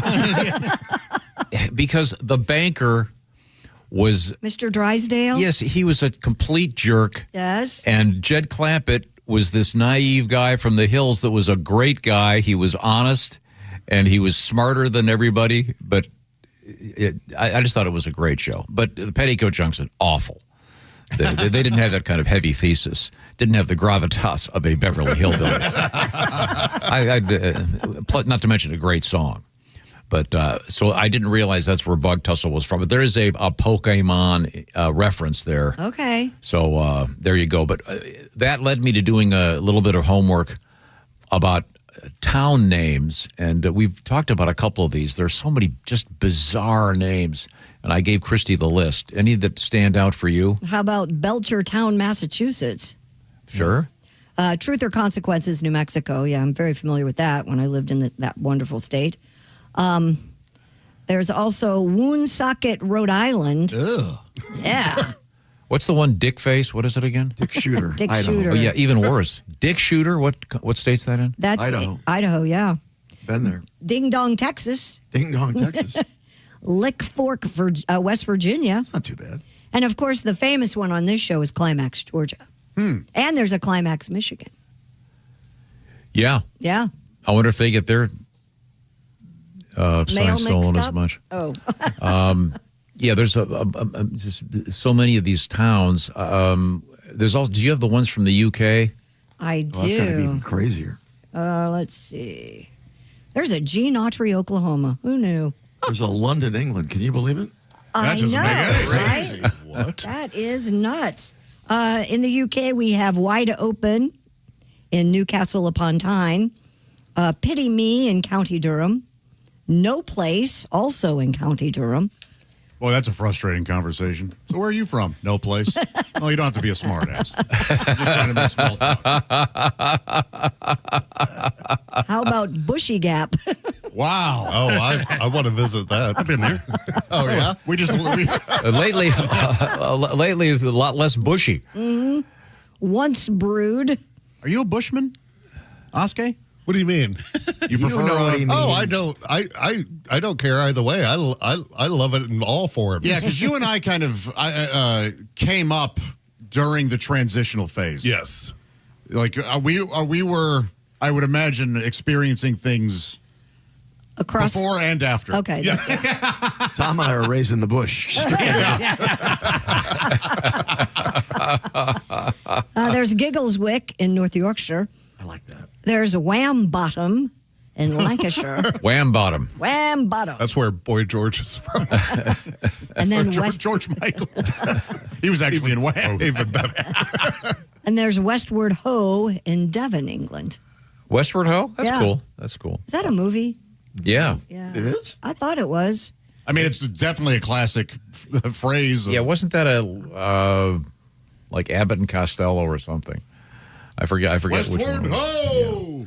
By the way, do we have to catch up with the shoe of the week? I forgot about that. Oh, yeah. Today's shoe and basketball picks presented by orangeinsoles.com. Use promo code Bob and Tom at checkout to receive $5 off your total order. Plus, free shipping in the U.S. at orangeinsoles.com. So if you are just waking up in the Sweet 16 last night, Arizona, boy, they took out Arkansas in a big way, 109-88. We have Iowa moving on, beating Nebraska 77-71. Illinois over Houston by 10. And then Purdue squeaks by Texas 79-77. So tonight's games, and it's funny because these are all these picks I had early on. Duke over St. John's. Michigan is going to really give it to Alabama. Michigan State will edge out UConn. And I have Iowa State moving on over Tennessee. It's going to be a wonderful Big Ten championship this year, I think. Now, Pat, when we come back, it's my understanding you have a tribute to some of these small town names. Yeah, I've been there. I can attest to it. There's one called Knock'em Stiff, Ohio. I've never heard of that one. Wankers, Oregon. Ketchup Town, South Carolina. I love that one. All right, now do they go K-E-T or C-A-T? It's Ketchup. Okay, so they're not doing catsup. No. A good question, because if someone says catsup, I'm out. This is a good one I've never heard of before. We've talked about Dildo, Newfoundland, but also in Canada. Have you ever heard of this one, Josh? St. Louis du Haha, Quebec. I have not. And it is St. Louis du, then it's H-A exclamation point, H-A exclamation point. No way. St. Louis du Haha, Quebec. It must be a funny town to live in. Laughing all the time. Oh, there's Pray, Montana, P-R-A-Y. But yeah, Ketchup Town, South Carolina. Zigzag, Oregon. I like that name. Zigzag? Zigzag. That's where the rolling papers come from. Yeah, I'm surprised that sign doesn't get stolen. There's Blue Ball, Pennsylvania. Mm-hmm. Is that right? Wonder if it's close to Intercourse, Pennsylvania. It actually is. Is it really? Yeah, but it's a long way to Climax, Michigan. Oh, this is too much. Mud Butt, South Dakota. Oh, no. And there's Butts, Missouri. You ever heard of that? No. How about Recluse, Wyoming? I know that one, yeah. Population, one guy. and he looks like Oskay. You know, if you were in St. Louis to Haha, Quebec, wouldn't you have a comedy festival? Oh gosh, yeah. That just demands it. Yeah, move the Montreal one there. Oh, now here's something cool. Attention, Wisconsin. Partyville, Wisconsin, but it's spelled P-A-R-D-E-E. Oh, must be someone named. But that's still here in Partyville. Come on. What was that great song, Party Town? We're going to Party Town. Was that Glenn Fry? Glenn Fry, yeah. Okay. Yeah. We're going to Partyville. So Pat, we're going to come back with your song, but right now we're going to talk about Christie's Wheels. Well, you know how you get to all these great small towns, don't you, Pat? Practice, In a Hyundai. Oh. That's right. It's the Hyundai Getaway Sales Event going on now. You can get a wonderful deal on an SUV like the Hyundai Santa Fe or Santa Fe Hybrid. My favorite, of course, the Tucson Hybrid. And then there's the Elantra, bold, stylish, and with all the bells and whistles. All electric fans, the Ioniq 5 or the Ioniq 9 is just waiting. That was the one yesterday that got nothing. The Ioniq 5? Oh, yeah. Yeah, Josh, I said, now for those of you poets out there, how about the Ioniq pentameter? Nothing. Crickets. Yeah. Oh, it was the most silent that room had been all day. Yeah, it was great. It was beautiful. It wasn't that quiet before they opened. No. There was no one there. Get down to your local Hyundai dealer for the Hyundai Getaway Sales Event. A deal so right that it must be wrong, right? No, you're going to love it. The Hyundai Getaway Sales Event. Visit HyundaiUSA.com for details. That's HyundaiUSA.com. Coming up, sex and space is in the news. We've got a couple genuine stories out of NASA, including something about a moon base, and several stories about ejaculate and ejaculation. Okay. From the world of science, also one involving space fertility and sperm in space. There's just I don't know why all these have converged today. Is today is today National Sperm Day or something? Well, it will be on our show when we return to the O'Reilly Auto Parts Studios. This is the Bob and Tom Show.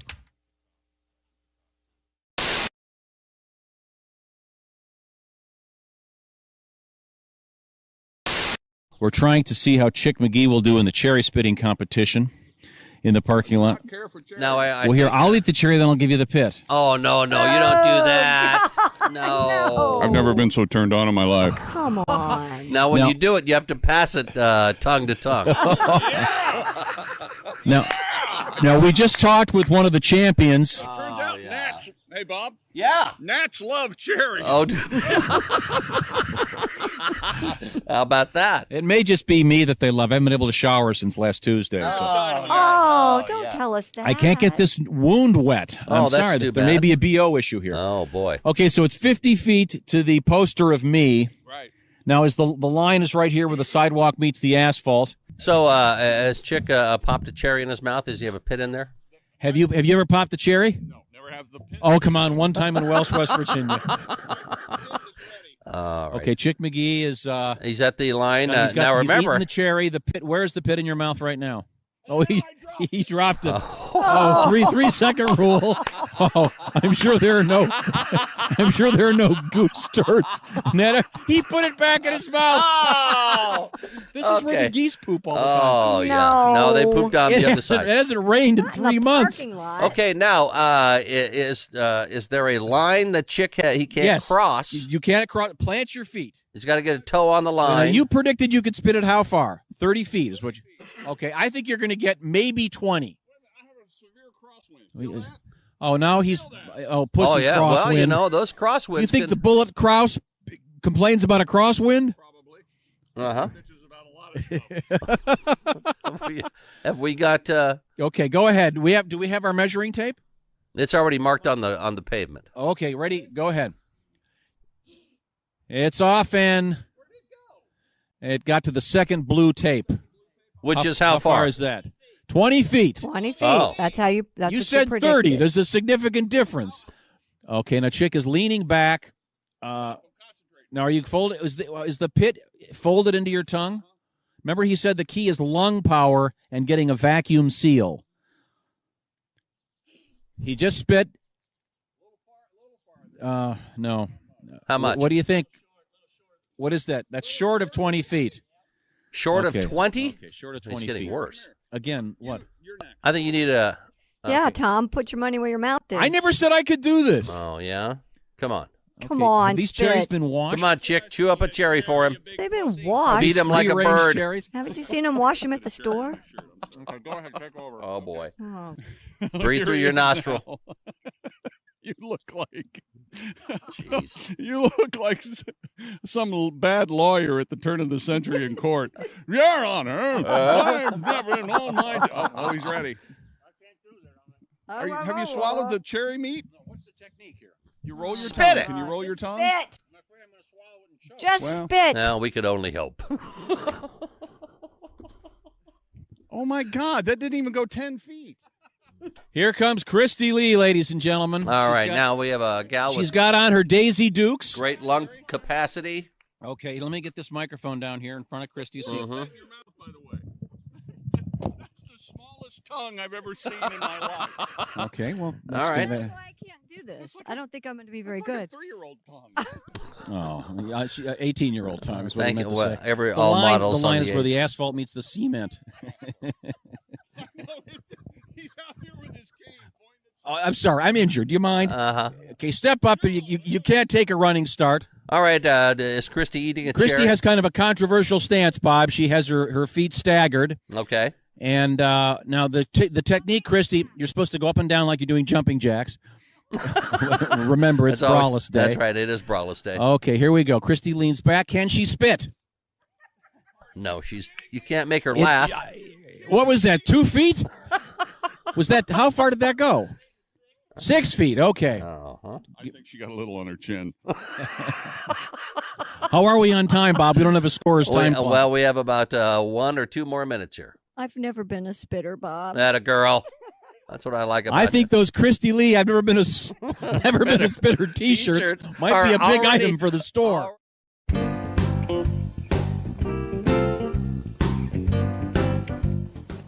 Wouldn't you like to know what Chick McGee does while commercials are playing? I sure during the would. Bob and Tom Show?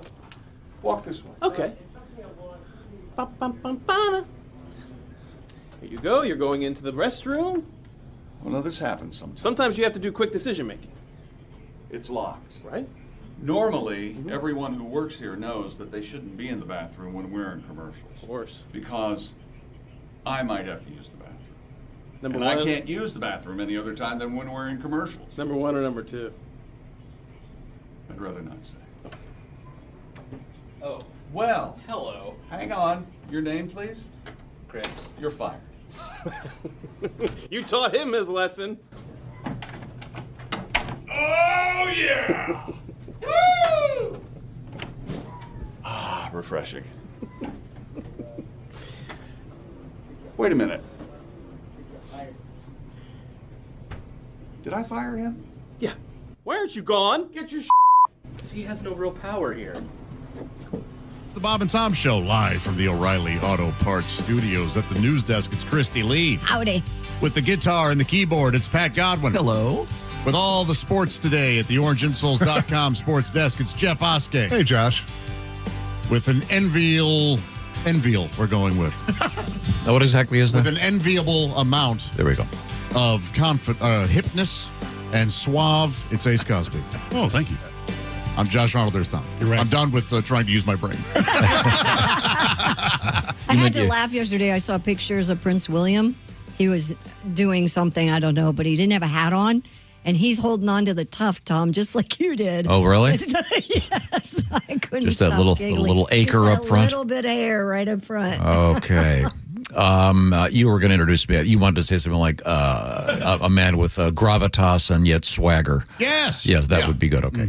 Thank you very much. What was I? Oh, I know. We were talking about these oddball towns with unusual names: Candy Kitchen, New Mexico; Sandwich, New Hampshire; Wynot, North Carolina; Knock'em Ohio; Wankers Corner, Oregon. And Pat, you said you were taking your girlfriend to Climax, Michigan, and but you got there before she did. Funny enough. Well, I've been. I get there early.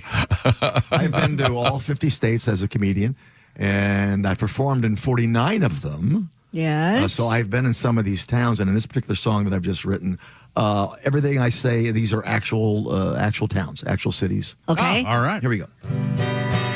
And for the purpose of this, I've put my girlfriend up in Bangor, Maine, because I always thought that was kind of funny. Where are you going? I'm going to Bangor. I'm on the road. My girl's in Bangor, Maine. I miss her, but I must be strong. When shows are done, it's off I go from Dick Shooter, Idaho. I'll drive to Bangor all night long. But first it's Moorhead, then Intercourse. In Goshen Hole, I'm singing songs. Till I come to Washington on to Climax, Michigan. I'll drive to Bangor all night long. Pretty soon I'm gonna get lucky, but I gotta eat something first. In Beaver Lick, Kentucky. I told my baby real soon I'll get to Bangor by the afternoon. Oh, she's my main squeeze and I'm a rambling man. Geographically, we're all wrong. I'm down in Sweet Lips, Tennessee, and she's up in Maine where I belong. My baby loves to play cards, have a few drinks and spoon. So it's liquor at night, poker all day if I get to Bangor by the afternoon. And like Floyd Tucker, the over-the-road trucker, When I get to Bangor, I'm gonna finally take a nap. Well, tribute to Ron there. We're going to do a show this Saturday. There you go. Very good, Pat. Now, I want to say that real quick, Pat is subbing for Josh coming up. This is going to be tomorrow night at the Ritz Theater in Tiffin, Ohio. It'll be Patty G, Kostaki Economopoulos, and Jeffrey Oskey. And Jeff's right over there. And by the way, Pat, I just noticed this letter. Thanks so much for being part of the St. Paul Boys basketball fundraiser, Pat Godwin. Oh, yeah. Oh, yeah, we met that guy yesterday. He was there yesterday, Yeah. Steve Miner, Yeah, because of your support, the program will continue to provide great opportunities for our players. Thanks again. He was very nice. Yeah, big fans up there. You're a great guy. So another Patty G performance. But once again, tomorrow, you're subbing for Josh. Once again, Josh, dealing with some painful health issues. Josh, yesterday we had two fans that flew in from Nebraska. They flew in, and I was like, "Oh, are you going to the game today?" And they go, "No, we just came to watch the morning show." Oh, right on. They flew in from Nebraska to Cincinnati. Oh, cool. Just to watch the show. Do you remember the time? What was? Oh, we had a couple that... Yeah, they drove from Charleston. Florida to Charleston, but we happened to be in Charleston, West Virginia. They went to Charleston, South Carolina. But they kept coming. Yep, they kept driving. They drove all the way. Yeah. There was a famous episode of All in the Family where Archie Bunker inadvertently shipped the stuff to London, Ontario instead of London, England, or vice versa. We have another letter about what one calls one's male member. This comes to us from Bob. I told my wife I was going to start calling my male member the truth because apparently she can't handle the truth. Thank you very much. I like that. Do you remember Andrew Dice Clay's joke about that when we were younger? I don't. Not. He called his Stanley because it's the power drill. Oh. And 12-year-old Jeff just found that delightful. Now, a semi-older Jeff, you said you had a world record over there? Oh, I do. You're going to love this, Really? Josh. It's food related. Travelers passing through Philadelphia International Airport Didn't see that got to enjoy the spoils of a Guinness World Record attempt earlier this week. Organizers said they achieved a new Guinness World Record for the longest line of cheesesteak sandwiches. Was it the cheesesteak sandwiches or was it TSA? With 1,291 lined up inside a departure hall to mark National Cheesesteak Day. The display far surpassed the previous benchmark of 500 sandwiches. After the record was certified, volunteers handed out the sandwiches to travelers, airport workers, and TSA staff. Oh, well, that's nice. Yeah, the TSA staff should get them, of course, every day. Oh, there you go. But we've said this before. The world records, when they just are lining up stuff, it's not like it's the world's longest cheesesteak. Yeah. Right. It's a number of sandwiches. And technically, that's 4 lines. Yeah, that's just a lot of cheesesteaks. A bunch of tables of cheesesteak. Win anything. I don't think I've ever had a cheesesteak. What a nice thing for them to do. Yeah, I don't think I've ever had a cheesesteak sandwich. Huh. Oh, really? Oh, they're very good. And the best one in Philly is where? Jim's on 4th and South. Is that the famous one? The famous one's Pat's and Gino's, but the good one is Jim's. Okay. For Philly people, yeah. I had two one famous yesterday for lunch. Are you serious? Yeah, it was. I bet you didn't love need it in cheesesteak. Jason's car, did you? No, we did not. What do you mean? Why not? Because it's new. Oh yeah. No eating in the car. I appreciate that. I'm the one who didn't want to eat in the car. I don't want to mess up his new car. Well, that's So nice. did you stop and have a nice leisurely lunch? Oh yeah. How'd that go? Oh, it was wonderful. What time did you get back here? Oh, after everyone else. And, I don't know. They tore down a stage, put away all the equipment, drove it back, put it all up, and before we got back. But no, I loved it. It was a great time. I like spending time. Should have come with me. I didn't know you didn't have a ride. On the way back. Yeah. You could have driven with me. I know that when you drive with me, you like to sit in the back and close your eyes. I do. You're terrifying. So what's on a cheesesteak sandwich? Just take a guess. beef and cheese, that's it?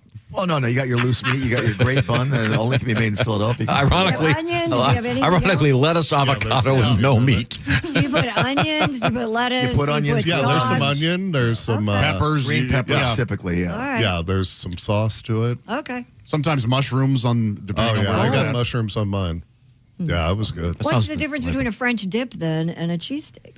Well, French dip, you've got your au jus on the side and a ramekin. Significantly different. The French dip's a little more I'm a charred. big French dip fan. Oh, then you would like a cheesesteak. Okay. So in any event, by the way, parenthetical to this, there may be some relief coming for the TSA workers at the airport. Yeah, There's the Senate did pass something this morning, real early this morning. So we'll see. The House is going to look at it today. But that's the longest line of cheesecakes. Do you have the other record, the longest line of cocaine at the Miami airport? Oh, fans there snorted that up. That went quickly. Yeah. Okay. Now, we have Christy Lee. Oh, thank you, by the way. Jeffrey Oskey sitting in for Chick McGee over there at the OrangeInsoles.com sports desk. Thank you, Orange Insoles. And by the way, you can still possibly win that 4K TV. Sure, your bracket's busted, but let's move on. What was the story about? There's some kid has a in the women's round, an 8th grader. Yeah, 46-0 right now. Yeah. So on the women's side. Oh wow, cool. Do we know what the prize is? ESPN. It's an ESPN bracket, so I would assume it's big money, right? Yeah, I have. That should also be $1 million or whatever the heck. I can look it up. But it's the ladies' league, so it's about 17%. Yeah. Was it? Was yesterday or the day before? Wasn't it that this marks the day that it? Yes. The equal pay thing. Christy Lee, once again at the news Speaking of desk. flying. Yeah. Southwest Airlines has changed its policy on plus-size passengers, a move which some are calling a fat tax. Previously, Southwest allowed plus-size passengers to either buy a seat in advance and receive a refund later, or on flights that weren't full, request a second seat at the airport free of charge.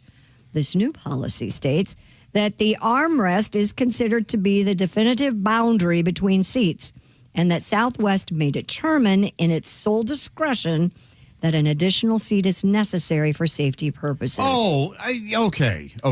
Travelers have reported that customer service Does it have to be in the same row? Yes. Sir, you have to buy another seat. Travelers have reported that you'll be sitting in row 18 and row 12. Customer service agents have singled them out for their appearance and forced them to buy another seat. San Francisco or SF Gate identified nearly a dozen viral videos from passengers talking about their humiliating experiences with the airline. Well, you might have to buy a second seat, right? I feel like if they went down to American Airlines, isn't that where the fatties fly on American? I don't know. Because all Americans are fat. Well, sure. Yeah. But I think you're so if you're heavy, they're going to make you buy a second seat. But if you're bleeding, do you get double snacks? You should. Yeah. So does this mean Do you get a full Coke, or do they hand you 2 half Coke? You should get everything that second seat gets. Yeah. You get a whole Diet Coke and 3 sandwiches. Does this mean that when you get to the gate, there'll be one of those fake seats sitting there like they do for your luggage, and you have to sit? Now, I have you have to see if you can sit in it. Yeah.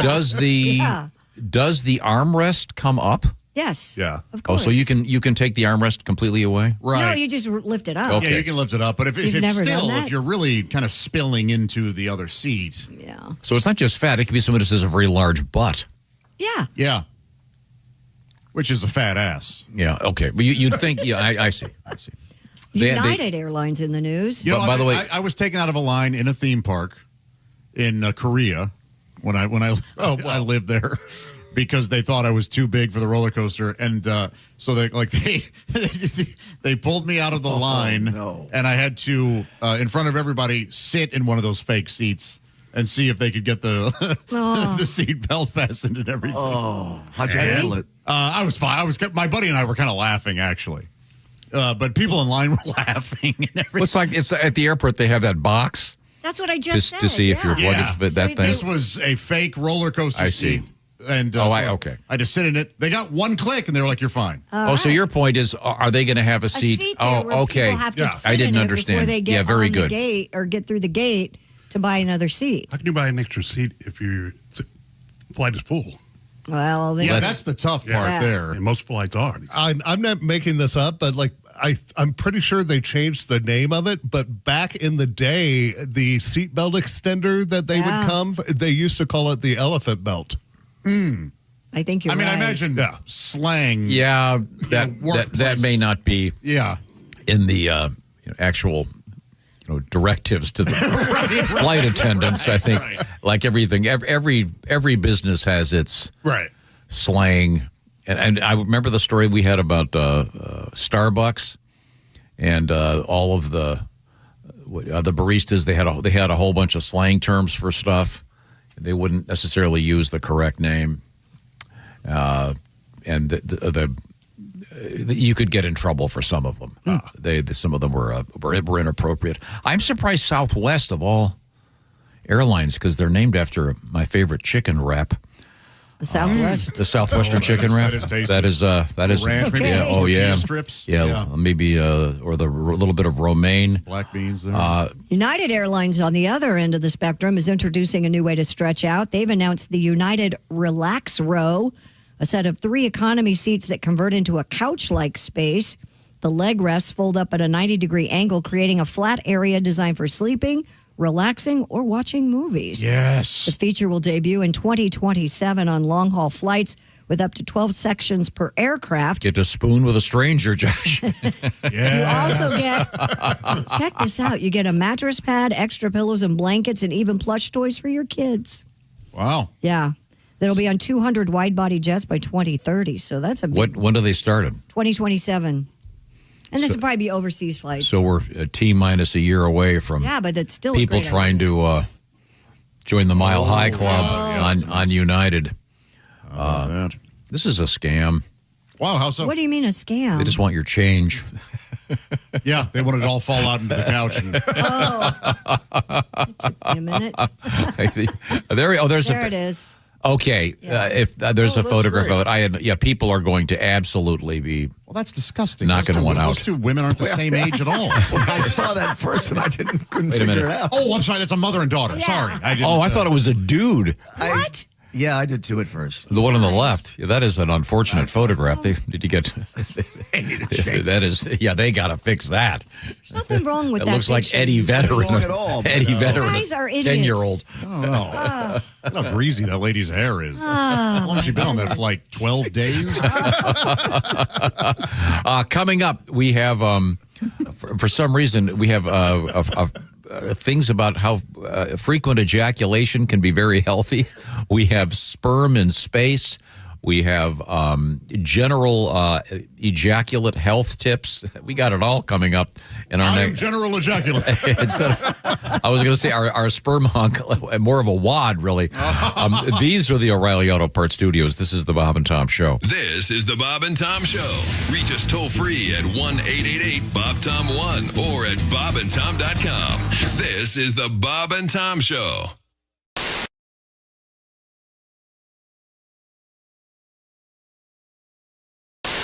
Hey! You still don't have orange insoles? Do you walk? Do you stand? Do you work? Then, buddy, your feet are losing the war every single day. Your arches go flat. Your heels scream. Your knees pop like popcorn. But wait. What if I told you you don't need a prescription, you don't need a diagnosis, you just need orange insoles? Rigid arch support that does not collapse. Deep heel cup for shock absorption. Built strong for work boots. Comfortable enough for everyday shoes. You upgraded your tires. You upgraded your mattress. Maybe, just maybe, upgrade what you stand on every single day. Orange insoles. If you have feet, You qualify.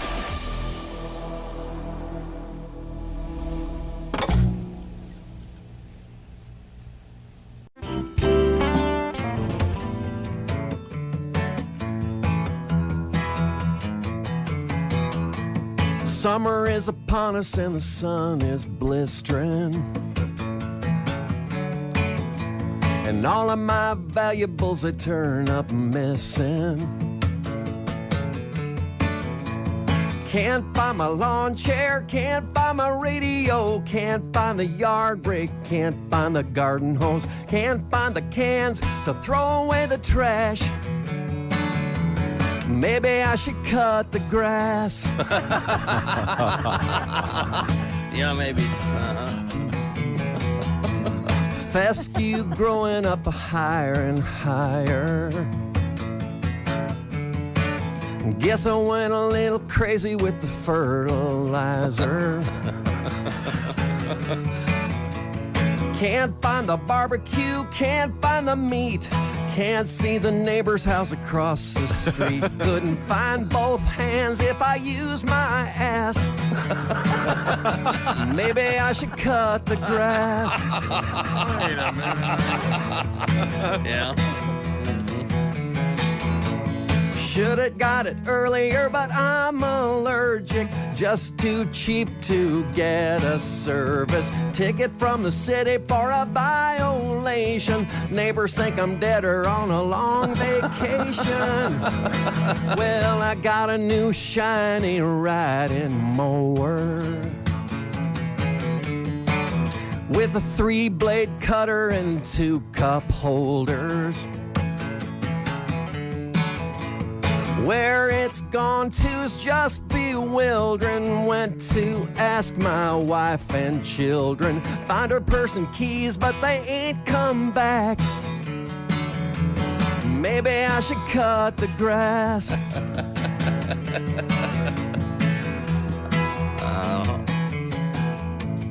Got so quiet you can't hear the wind blow. And it's getting real shady around the upstairs windows. The dog just whimpers and won't go outside. And I sit up in my bed all night, listening to the lawn clawing at the glass. Maybe I should have cut the grass. Maybe I should have cut the grass. Maybe I should have.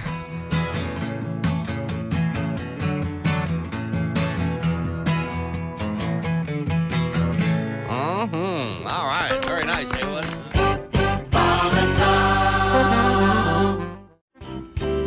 But I was just talking about things that are disappearing, like the sound of a typewriter is going away. I get it. I mean, I understand all this stuff, but like that little ding when you pull in the gas station, if you're under a certain age, you have no idea what we're talking about. Right. How true. Just things. Remember when they used to give you all kinds of things when you got gasoline, like glasses? That's what Bill was talking about. Yeah. Incredible stuff. Even albums and stuff like that. I mean, I guess if you went to school at a certain age, you wouldn't remember what albums were or certain things. I mean, I saw a list of those things the other day with people that have. They're all disappearing. Yeah. Customer service. Yeah. Totally gone. Exactly. You know, I love customer service now is everybody can understand, but nobody can help you. Yeah. It's like, yeah, I understand, sir. Yes, I know. There's nothing we can do. That's just how. I was on a plane and they had the intercom turned all the way up to like 10, and it's right above me, like blowing out my eardrum. Yep. Yeah. So I asked the stewardess, I go, is there any way you can turn it down? She's like, no, I'm sorry. There's nothing we can do. It's like, really? They installed an intercom at 10 without a volume? There's no volume. They're going to control listen to it, and they're going to deal with it. That's how we're doing it on this airline. Yeah. Right. And I hate flying. I hate flying like Nigerians hate spam filters. You know what I'm saying? There's a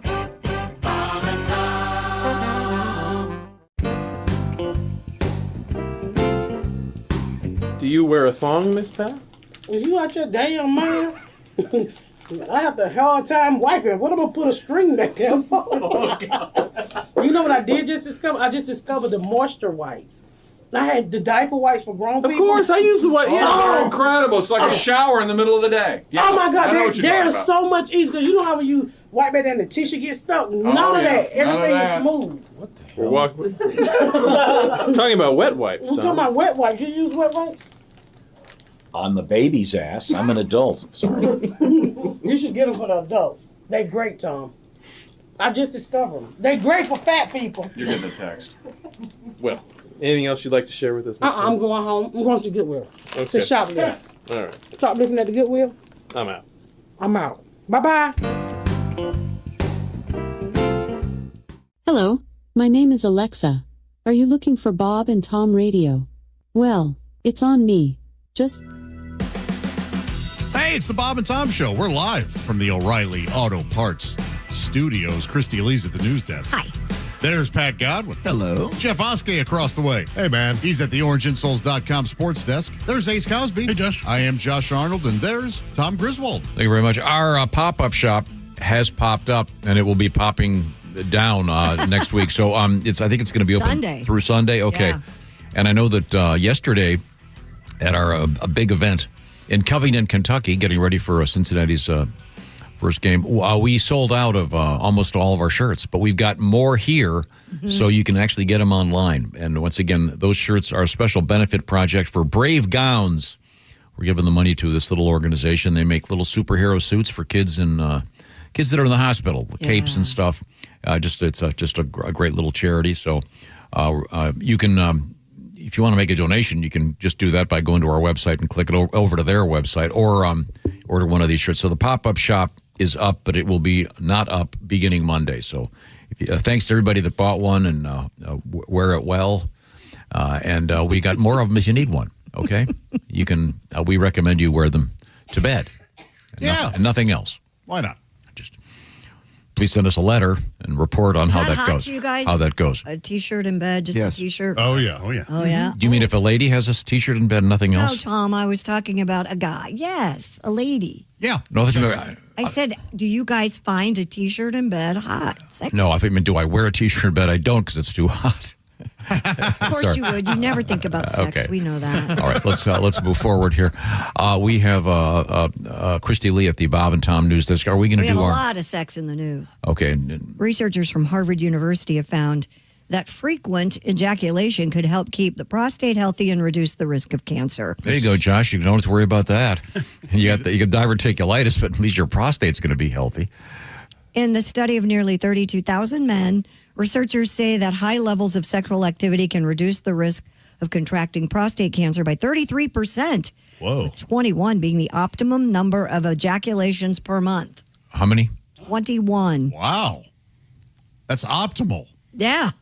That's a lot, isn't it? Yes. That's high. So if you're... That's high. if you're beating on the door for the teenage, Mom, I'm just trying to stay healthy. Every husband in America is going to be using this tonight. Honey, do you want me to die? Well, it doesn't say that it has to be, teamwork. Well, of course not. But It could be solo work. Fun that way. experts are not yet sure why. If it's all solo work, by the way, the trade-off, blindness. Yeah, have they done studies on that? They're not sure why this may lower your risk of prostate cancer, but speculate it could be up to the fact that it flushes out cancer-causing toxins. Harvard researchers noted that an active sex life may be an indicator also of good general health, which in itself is likely to lower the risk of cancer. This also explains that wink I got from my doctor after my colon appeared clear after my colonoscopy. Well, how about that? Hey, Tom, you're doing great. Wink. Your prostate size is good.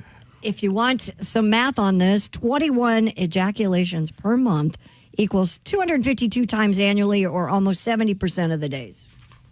All right. Or a bucket by volume. Oh, jeez. Do you guys think you make that mark? There was a time, 21 is high for now, yeah. There was a time where I was over those numbers. Okay. And who, by the way, there was a time when I could have hit those numbers in 2 days. And you could have hit him across the room. Yeah. Where did the going blind come from? I was just going to ask. Some 16th century. Is it a Catholic thing? It sounds like to a scare the hell out religious. of you. One guy went blind and he just happened to have taken care of himself that day. And No, I think it was a religious. Hair on the palms. So what can we tell these kids to quit them? Yeah. That's what it is. Yeah, hair on the palms and going. Yeah, you can blind. shave hair off your palms, so that one didn't count. But yeah, by all means. Well, I remember being told acne was caused by that. Yep, that one and too. I mean, I tried. I had the worst acne, and I mean, I was like, well, I can't do that because I want the acne to go away. And I mean, I made it 3 or 4 hours, and it never went away. Did the nuns tell you that at school? That was just a rumor. All right. I think. I don't think the nuns ever talked to me about it. Luckily, No, they. So the essence of this story is that a number of We've heard this before. sexual events, in this case specifically, they think it can help prevent prostate cancer. Yes. An empty prostate is a healthy prostate. Remember, we've heard that term before. Okay, so maybe how about an album title, "Crusty Socks and a Clean Colon"? Sort of a little album. Okay, I don't know if you know anything about the body, but the prostate and the colon that's not a thing. You can feel the prostate from the colon. Right, but it doesn't. Yeah, I know. The The last time I had mine examined, I had the taste of latex in my throat for a week. That guy went deep. I think you're a little far, Doc. Did he sneeze while he was? And if you've ever wondered what happens to an astronaut if they were to ejaculate in space, I've always wondered. Yeah. an Australian doctor has your answer, Josh. Sex consultant Esme Louise James and astrophysicist Dr. Matthew Agnew tackled the topic of what they call spunk in space. Spunk in space. Doesn't that take some of the gravitas out of the study? Yes. Using the average weight of a man, 155 pounds, Dr. Agnew calculates that the velocity must equal 0.022126 inches per second. He adds this means male astronauts who ejaculated in the vacuum of space now are traveling backwards at 0.12 miles per hour, which is about the speed of an average garden snail. So when you ejaculate, it pushes you backwards. Oh, I think in a perfect physical world, Right. It does also. It creates another Milky Way. Interestingly enough, I had to feel sorry for the guy cleaning the vents in the space capsule. Yikes. So this is more of a equal and opposite reaction physics exactly, thing. a physics okay, thing. Silly. Okay.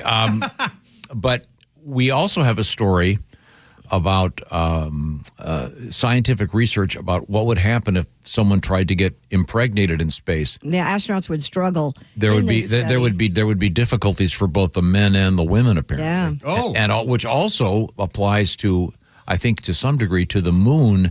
And we have a story about what's next for the moon with respect to Earthlings. And as you know, we're a couple of weeks away from is it Artemis that they're going to fly around the moon. They're not going to land yet, but they're going to go up there real soon and actually take a lap of the moon and come back down. Manned? Yeah. Oh. Pretty cool. Wow. But there's also a We've new. been there before. Yeah. Well, they just want to make sure everything's Still the same as when they left it. When last time we were there, it was analog.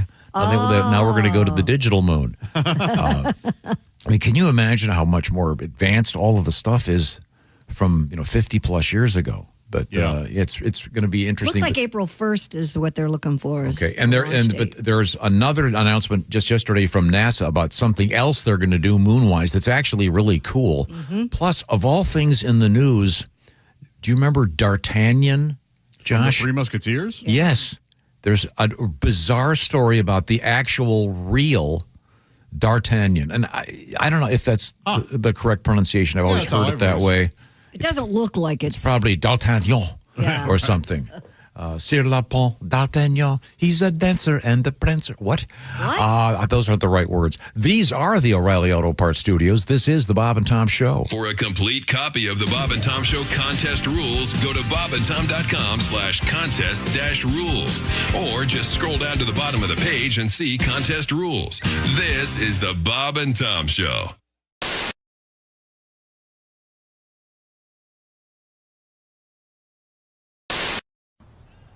I'm Donnie Baker, and I'm going to be a pro baseball player.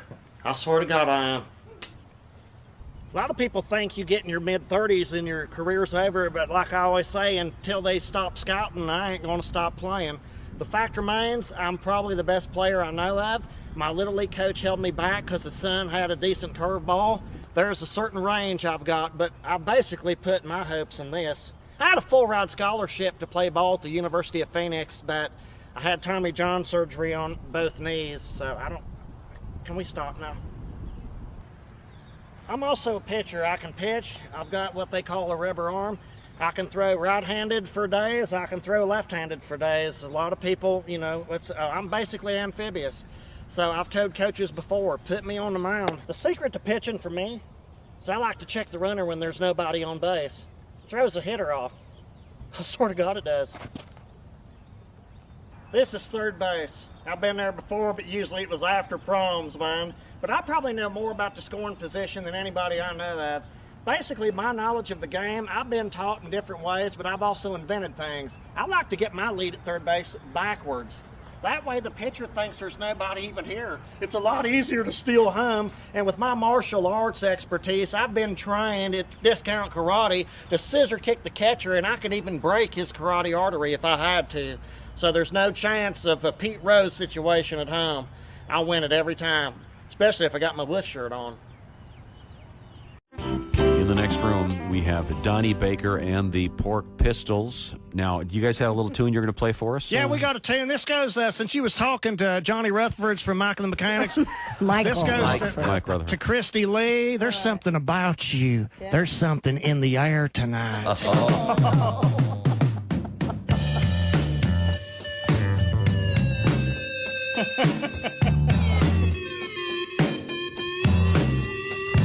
Christy Lee's so fire-ass hot.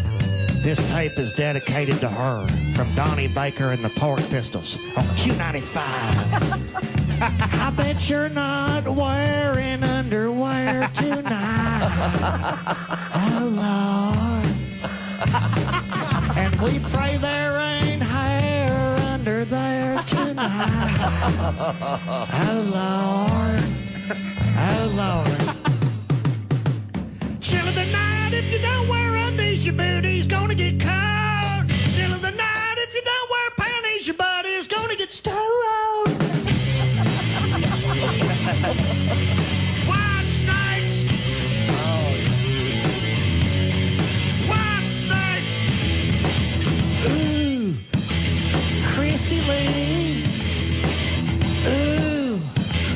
Better get with me. I just want to get close to you and set my pork sword free. And I just want to get close to you, 'cause 1 and 1 makes 3.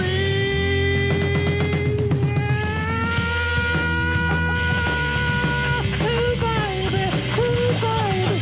Ooh, baby. Chill of the night, chill of the night, chill of the night. It gets real cold, so you don't need panties, Christy Lee. You got Donnie and the chill of the night, chill of the night, chill of the night. 295 playing White Snake for Christy, and she's sitting in a puddle. And chill of the night, chill of the night, chill of the night, night. Donnie Baker and the Pork Pistols. Bravo. It's Wow. the first I've Did you hear heard them that. reverbs I did for you, Yes, I buddy? heard Fantastic. that. Thank you. Fantastic. Bob and Tom.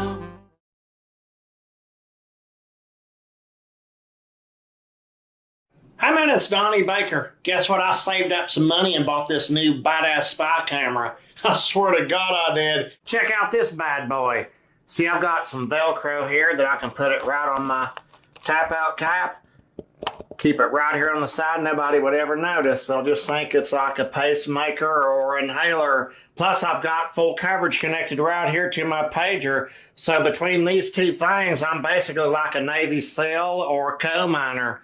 Except now my head's above water. Check this out. Hey, Chloe, I'm Donnie Baker with the Bob and Tom Show. I'm one of the sound guys. I need to put one of these lavender microphones on you just to make sure we can... You should run this anywhere you want to.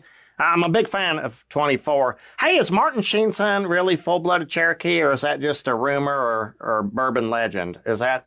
Here, maybe we should go this end first. Yeah, it's a lavender microphone. It's just a... What the hell are you doing? I'm putting a lavender... Oh, You've got a restraining order. You're not even supposed to be... That's a different permit. That's a different... I'll be right back in a second. That's a different... He doesn't work I was that close. Get...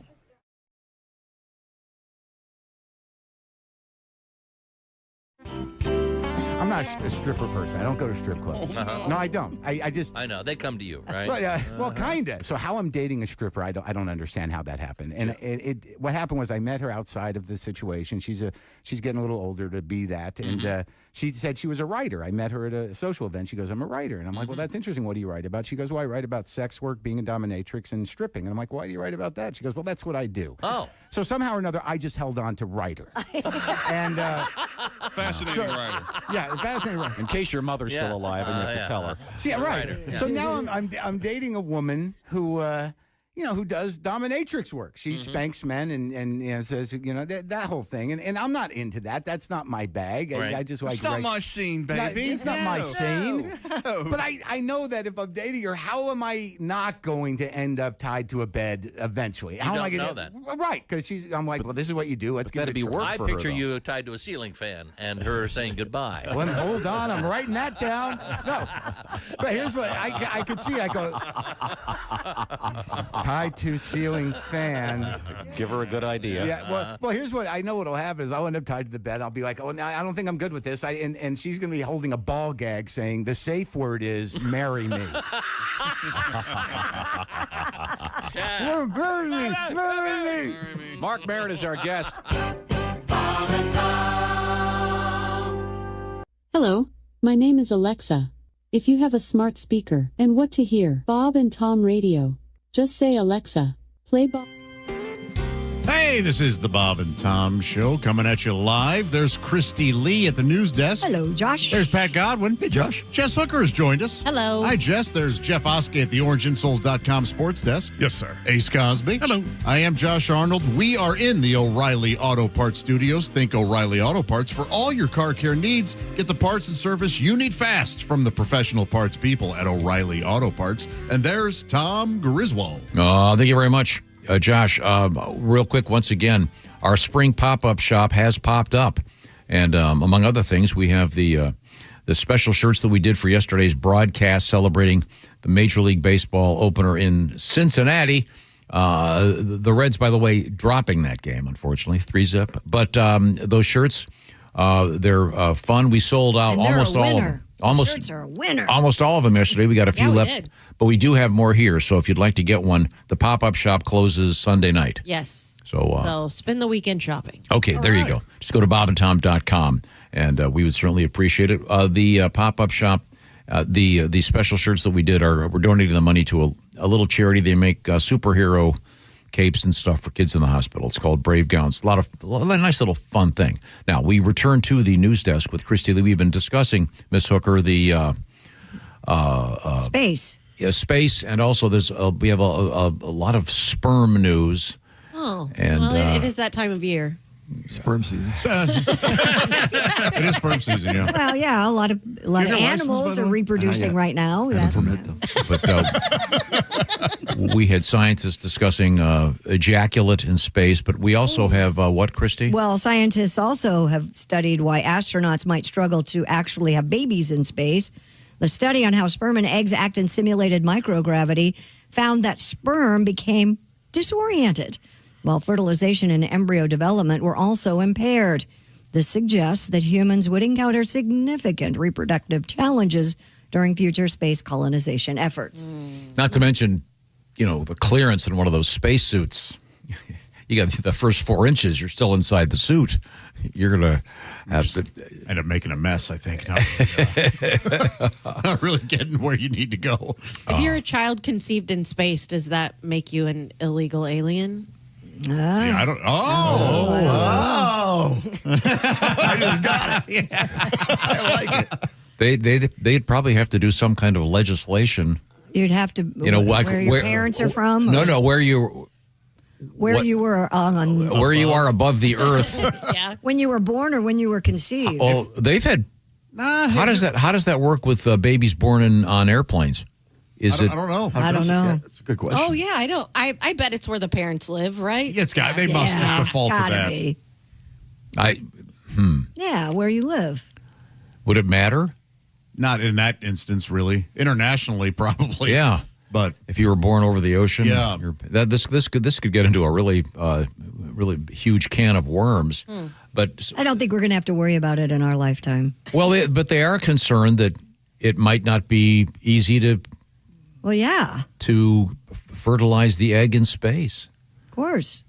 They should send Elon Musk up there. He's got a pretty good track record. I know you can't conceive in Uranus. When you're right, man. And Pat, how do you know that? I know things. NASA has also announced a new $20 billion plan to build a base on the moon's south pole. According to CBS News, under the proposal, the agency would build a moon base featuring habitats, pressurized rovers, and nuclear power systems over the next 7 years. It comes just after a week before the planned launch of NASA's Artemis 2 around the moon mission, which we discussed. It's supposed to be April 1st, weather, of course, depending. That's cool. They're also going to have a drive. Can we get a road that doesn't have potholes here on Earth first before we start building stuff and other... Well, among other things, where's Jeff, this $20 billion coming from? Yeah, they are going to have they are going to have a driving range because that's been the tradition, as you know. Oh yeah, on the moon, Top Golf and IKEA right now. And they're building it on the south pole of the moon because they don't want to interfere with Moon Santa. Who, of course, you don't mess with Moon Santa. He's on the north pole of the moon. Plus, we all know it's Jeff, warmer. I heard one guy say, we've got to do this before some other country does. Okay. Oh, yeah, we need to have missiles up there. Yeah, like this is... Oh, yeah. We need to get there first. Can't we just all get along so we don't need any missiles? Yeah, that's working. I kind of like missiles. They blow stuff up. Yeah, they're cool. Yeah. You want that thing blown up? Use a missile. It's awesome. This is great news for your... if you have one of those conspiracy... one of those cousins that's all wrapped up in conspiracies, tell them about the moon base we're building. That'll keep them going. That'll keep them going for a while. I want them to go up to prove that they were on the moon. I want them to go up and replace the flag with a Frito-Lay flag and then take a picture of that and send it back, and I'll believe they went. Was Frito-Lay putting up the money? Yeah, why not? Oh, They're the only company I could think that had a flag. Just give me a break. They should bid this out. Yeah, they could. Yeah. You know, you get up there and it's Pornhub right there. Right there on Scientists the moon. have also successfully harvested chickpeas from simulated moon dirt. Huh? Yeah. Moon dirt or lunar regolith? I don't know. Regolith. It lacks the microorganisms and organic material required for plants to live, while heavy metals would make it toxic for plants. So you can't grow anything in earth. In moon dirt, moon regular dirt. Moon dirt, right. Okay. So to create the ideal growing conditions in moon dirt, scientists added vermicompost, a byproduct of red wiggleworms, little earthworms. Meanwhile, the chickpeas were coated with the fungi, abscular, to help reduce the uptake of heavy metals. Sounds like a wonderful thing to eat. Sarah Santos, the principal investigator of the project, explained the findings help them better understand what it'll take to grow food on the lunar surface. In other words, it's impossible. Yeah. How are you going to keep the plants in the ground? How are you going to make moon hummus? If you want, if you got chickpeas. This is not going to work. No. Yeah, it sounds like we're not supposed to live up there. Yeah, that's really the key. You really hit on it. We found the key to growing stuff in moon dirt is to take moon dirt and add earth dirt to it. No. Is to take moon dirt, throw it away. Yeah. Bring up your own dirt. This is not going to work. No. Hummus in space. Well, thank you very much. Josh, you ever have a chickpea before? Yeah, man. You are? Yeah. Cost me an extra $100. Oh, okay.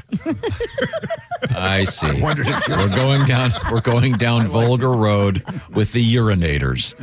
Okay. OpenAI in the news. They're shutting down their Sora AI video generation app. The company made the announcement on social media and said it would soon release more information about what the closure means for you users. This decision comes 3 months after OpenAI made a 3-year deal with Disney to bring many of its popular characters to Sora's artificial intelligence video generator. In the wake of the recent news, Disney said, quote, it respects OpenAI's decision to exit the video generation business and to shift its priorities elsewhere. I wonder to what? I don't know. They're not doing any videos anymore? They're having trouble with people making videos they shouldn't. Yeah. With them. Yeah. People are making pornos. Didn't we know that would happen day one? Oh, yeah. Yeah. Huh. But I think it's so good now, like we could put your face. Right, exactly. I mean, it's like ruining some high schoolers' lives. Oh, yeah. And stuff. Yeah.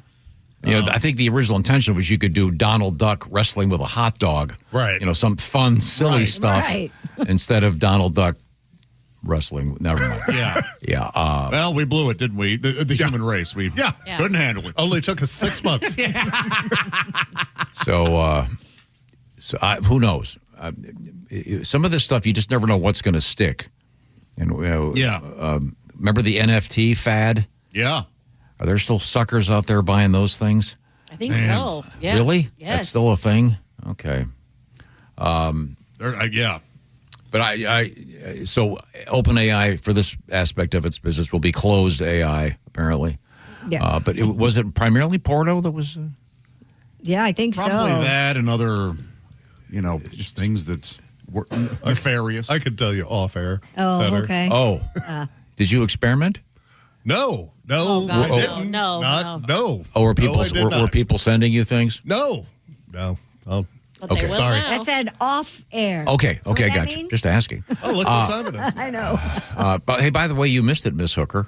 What'd I miss? We were talking about town names, and did you know there's a town that's named after you? Hooker. I do, and is East Coast? Oklahoma. Nope, not at all. Hooker, Oklahoma. I did not know there was a Hooker, Oklahoma. There's a Climax, Georgia, Climax, Michigan, Those are cousins, yeah. Dick Shooter, Idaho, Sillier, Belchertown, Massachusetts. That's funny. Did you have Yeah. a dog named Belcher? I did. Yeah, Great dog. Knock'em Stiff, Ohio. I like that. Ding Dong, Texas. I love Ding Dong. I have 2 people here on staff that I nicknamed Ding and Dong. That's where the Avon Corporation is at. Isn't that a snack cake? A ding dong? Oh, yeah. The Love chocolate 'em. with the white filling. Yeah. Hockey pucks. Big Another fan. one that's gotten way smaller than Yes. it used to be. Not what it used to be at all. Not what it They were used better to when they be. were in the foil. Yeah. Yeah. What? They're not in Thank you, foil Josh. anymore? No. No plastic. No, that's wrong. Yep. Wrong. I see. There's also, believe it or not, Wanker's Corner, Oregon. You, get into Wanker's Corner. I'm trying to teach here. Everybody there's blind. Coming up, Christy, what have you got over there? Coming up, we have a custom bong device in a car that's very interesting. It's from the Dartanion's in the news, and we'll find out some more stuff. Okay. Right now, I want to say hi to my friends at American Financing. If you've been checking out those credit card bills, if you have a gigantic amount of money you owe and you've just been kind of putting it off, you may have noticed that it gets to the point where every month all you can do is just pay off the interest. That's because the credit card companies can charge you up to 20+% interest on that money that you haven't paid off yet. American Financing has an idea for you. If you own a home, and typically most homes are worth a lot more than they were just a few years ago, so you may have a lot of equity there. You can refinance that, and the way it works, you can take that cash and use some of it to just pay off those credit card bills so you're not paying that really high interest rate. The folks at American Financing sent me some numbers. Some of the average deals they've been doing lately, saving customers about $800 a month. They also have a program that might be able to delay 2 mortgage payments for you so you can get your head above water once again. See if this suits you. if you're a homeowner, this might be just the thing for you. You can give them a call, 866-889-2611, or just visit them at AmericanFinancing.net. Get some information. See if this might work out in your life. Once again, it's AmericanFinancing.net/Bob and Tom, or just tell them the Bob and Tom Show sent you. AmericanFinancing.net. NMLS 182334, NMLSConsumerAccess.org. APR for rates in the 5 start at 6.196% for well-qualified borrowers. Call 866-889-2611 for details about credit costs and terms. Visit AmericanFinancing.net/Bob and Tom.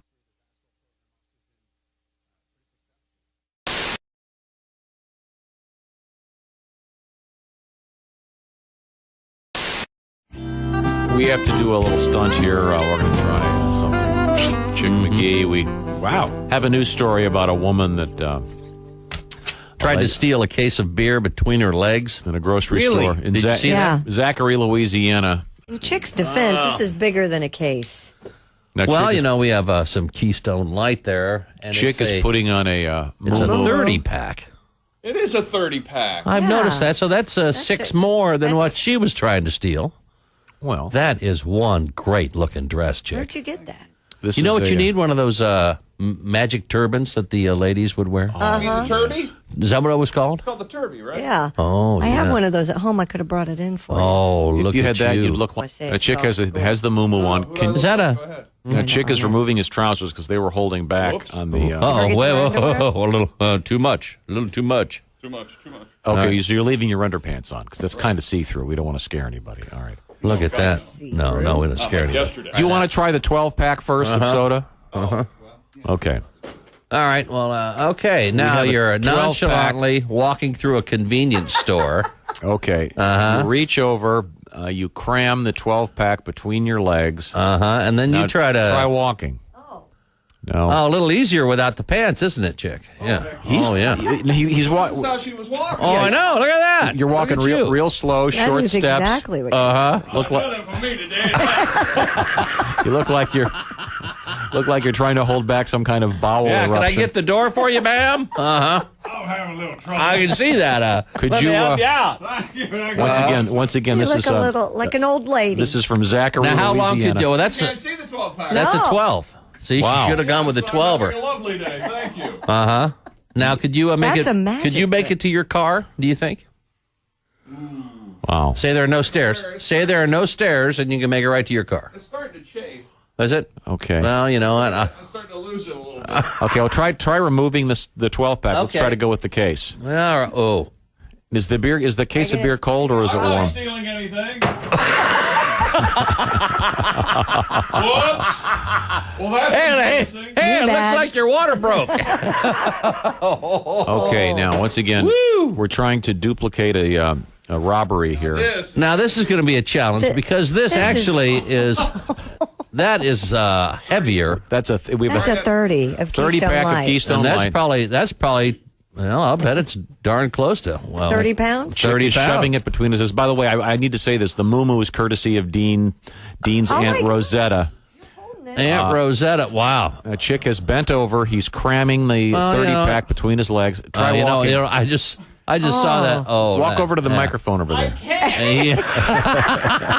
else you want me to do? You're doing okay. Ow. Now. Oh, man. Yeah, see. Okay. It's too heavy. I think it's too wide. You think you could do 24? She had the narrow. Yeah. She had the 12-pack of cans. The nice thing about the Keystone Light there, it's more like a 30, big and wide. like a cube. 6 heavier. Yeah. But Well, of course it is. You have to hand it to her, though, for not just grabbing a 6-pack and going for it. She went all the way. Right. By going for the 24 can pack.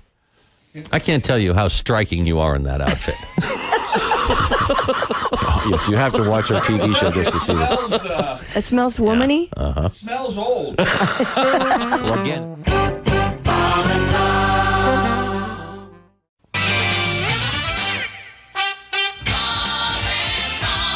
Hi, he's Bob. I'm Bob.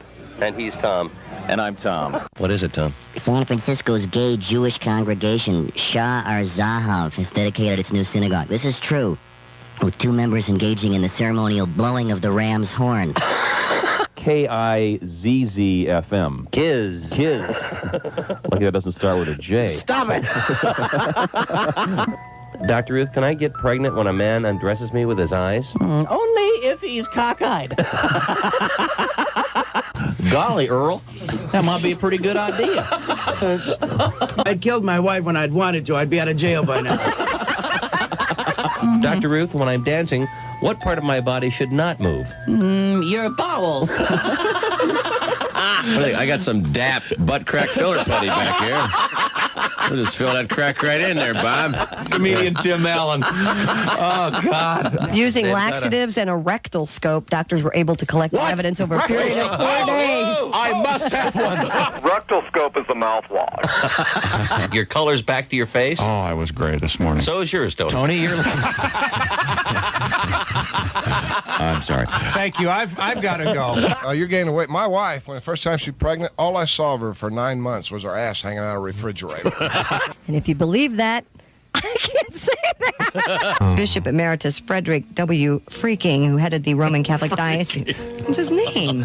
He was 85. Did they have to pull the freaking plug? Hey, boys, this is the Pope. I gotta go to the freaking funeral. Hello, my name is Alexa. Are you looking for Bob and Tom Radio? Well, it's on me. Just say, Alexa, play Bob and Tom Radio on TuneIn.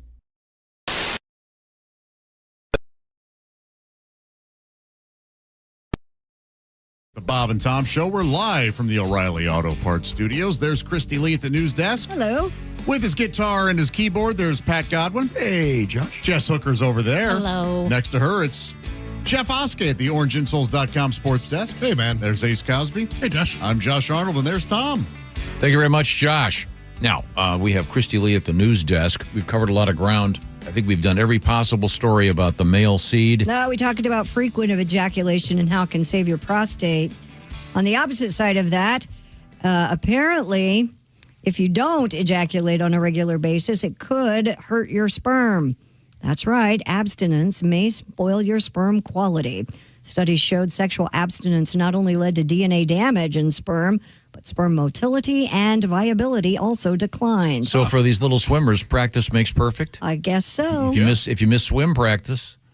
Now, while You're not going to swim as well. You're easy right now. Yeah. While going longer does increase the sperm, it may degrade the quality of those sperm. So it increases the amount of yeah, it increases. the number. So if one waits a long period of time, it increases the number of little fellers swimming. Yes. So sometimes I always heard after 5 days, the body sort of absorbs and it starts over. Yeah, it's not. Really? Yeah. Get that funny taste in your mouth. Boy, then you're really backed up, aren't you? So if you don't want a bad batch, what is that? I wonder what the optimum time is between it then for fertilization? Yeah. I have no idea, but I know that when we were trying to conceive, they said to abstain for a while, not to have sex every day. But this is saying don't abstain too long or you're going to have... Okay. Yeah. Bad quality. Just like any good produce section, you need some turnover. Right. Yeah. However, they ask you not to turn it over in the produce section. They do ask you that. Yeah. Yes, they ask you that very loud. I was just saying, yeah. You know, that's awkward with the grocer. Look, I'm just trying to improve my motility. I'm sorry about soiling the cantaloupes. The label said kumquat. Yeah. Have you heard of the Quitter app? The what? No. It's Quittr. It's an app that claims to help men quit porn addiction. Oh, yeah, I've heard of this. Have you? Yeah. Okay. I have a friend who uses it, actually. It appears that the Quitter app has leaked intimate data on hundreds of their users, though. I knew it. Take that, Matt. Hundreds of thousands, You have to give the guy's name. I didn't give his last He didn't say Renfield. Johnson? A security flaw allowed an independent researcher to access a database containing extremely personal information, including ages, masturbation frequency, triggers for pornography use, and the personal confessions about users' struggles with porn addiction or porn consumption. It sounds like a nice thing, a Yeah. helpful thing for some. Well, But So wait a minute, I'm confused. So guys get this and they enter data into it. How does it help them stop? I don't know. Are you familiar with how this works? There's like a frequency. It's to like try to make it it's an accountability app where you log how often, and it's So you have to use it correctly to make it work. Your buddy Matt, can you take him some wet wipes? I've got him right here. He can, because he's got to go right to the phone. Is it like at the end of the week when your phone will tell you spent this much time? Yes. Yeah. Oh, okay. You lost 7.5 hours to masturbation. Exactly. I got you. Wow. Okay. But you got in 10,000 strokes. Right. So But no, there's like does it rewards count you as went strokes? 24 hours without, so you get a reward or you get a badge. You know, A badge? Does your buddy Matt wear it around like he's? It's got to be all behavioral cognitive therapy. Yeah, it Yes. is. It's well, like anything else that Right. you could be Yeah. addicted to. Do you type in your triggers? I believe so. Yes, Really? Like it's an accountability app. Which fast food waitresses you like the best? Hey, the chick at Chipotle behind the counter, hot. Okay, I think that says something about Tom. I don't really go there. No, that is weird. Does it work? It's helped him. Good. He said it helped him. Great. So this is going to be, if it's not already, an epidemic. There is an app to make you quit your phone, like to stay off of your phone. Well, how do you do it? You had to be on your phone. That's it prints out, throw me into a river. Just sends you a landline. Is this friend of yours, Matt? Not his real name. Not his real name. Okay. Is he a married guy? He is. I see. Does his wife know that he has the app? Yeah. Yeah. It's a good thing. It's a good thing for if someone feels that they are dealing with an issue. Right. But but you say it's in the news because their data has been breached? Yeah, 600,000 users, the data has been breached. But I wouldn't be embarrassed. No? Yeah. Hey, I saw your name in that list. The list where it says I look at porn and would like some assistance with it. Yeah. Yeah. Yeah. Well, Hey, embarrassed. I saw your picture on a milk carton. I mean, who cares? I'd be more concerned with the guy looking up the names on the list. Yeah. Like, what? Yeah.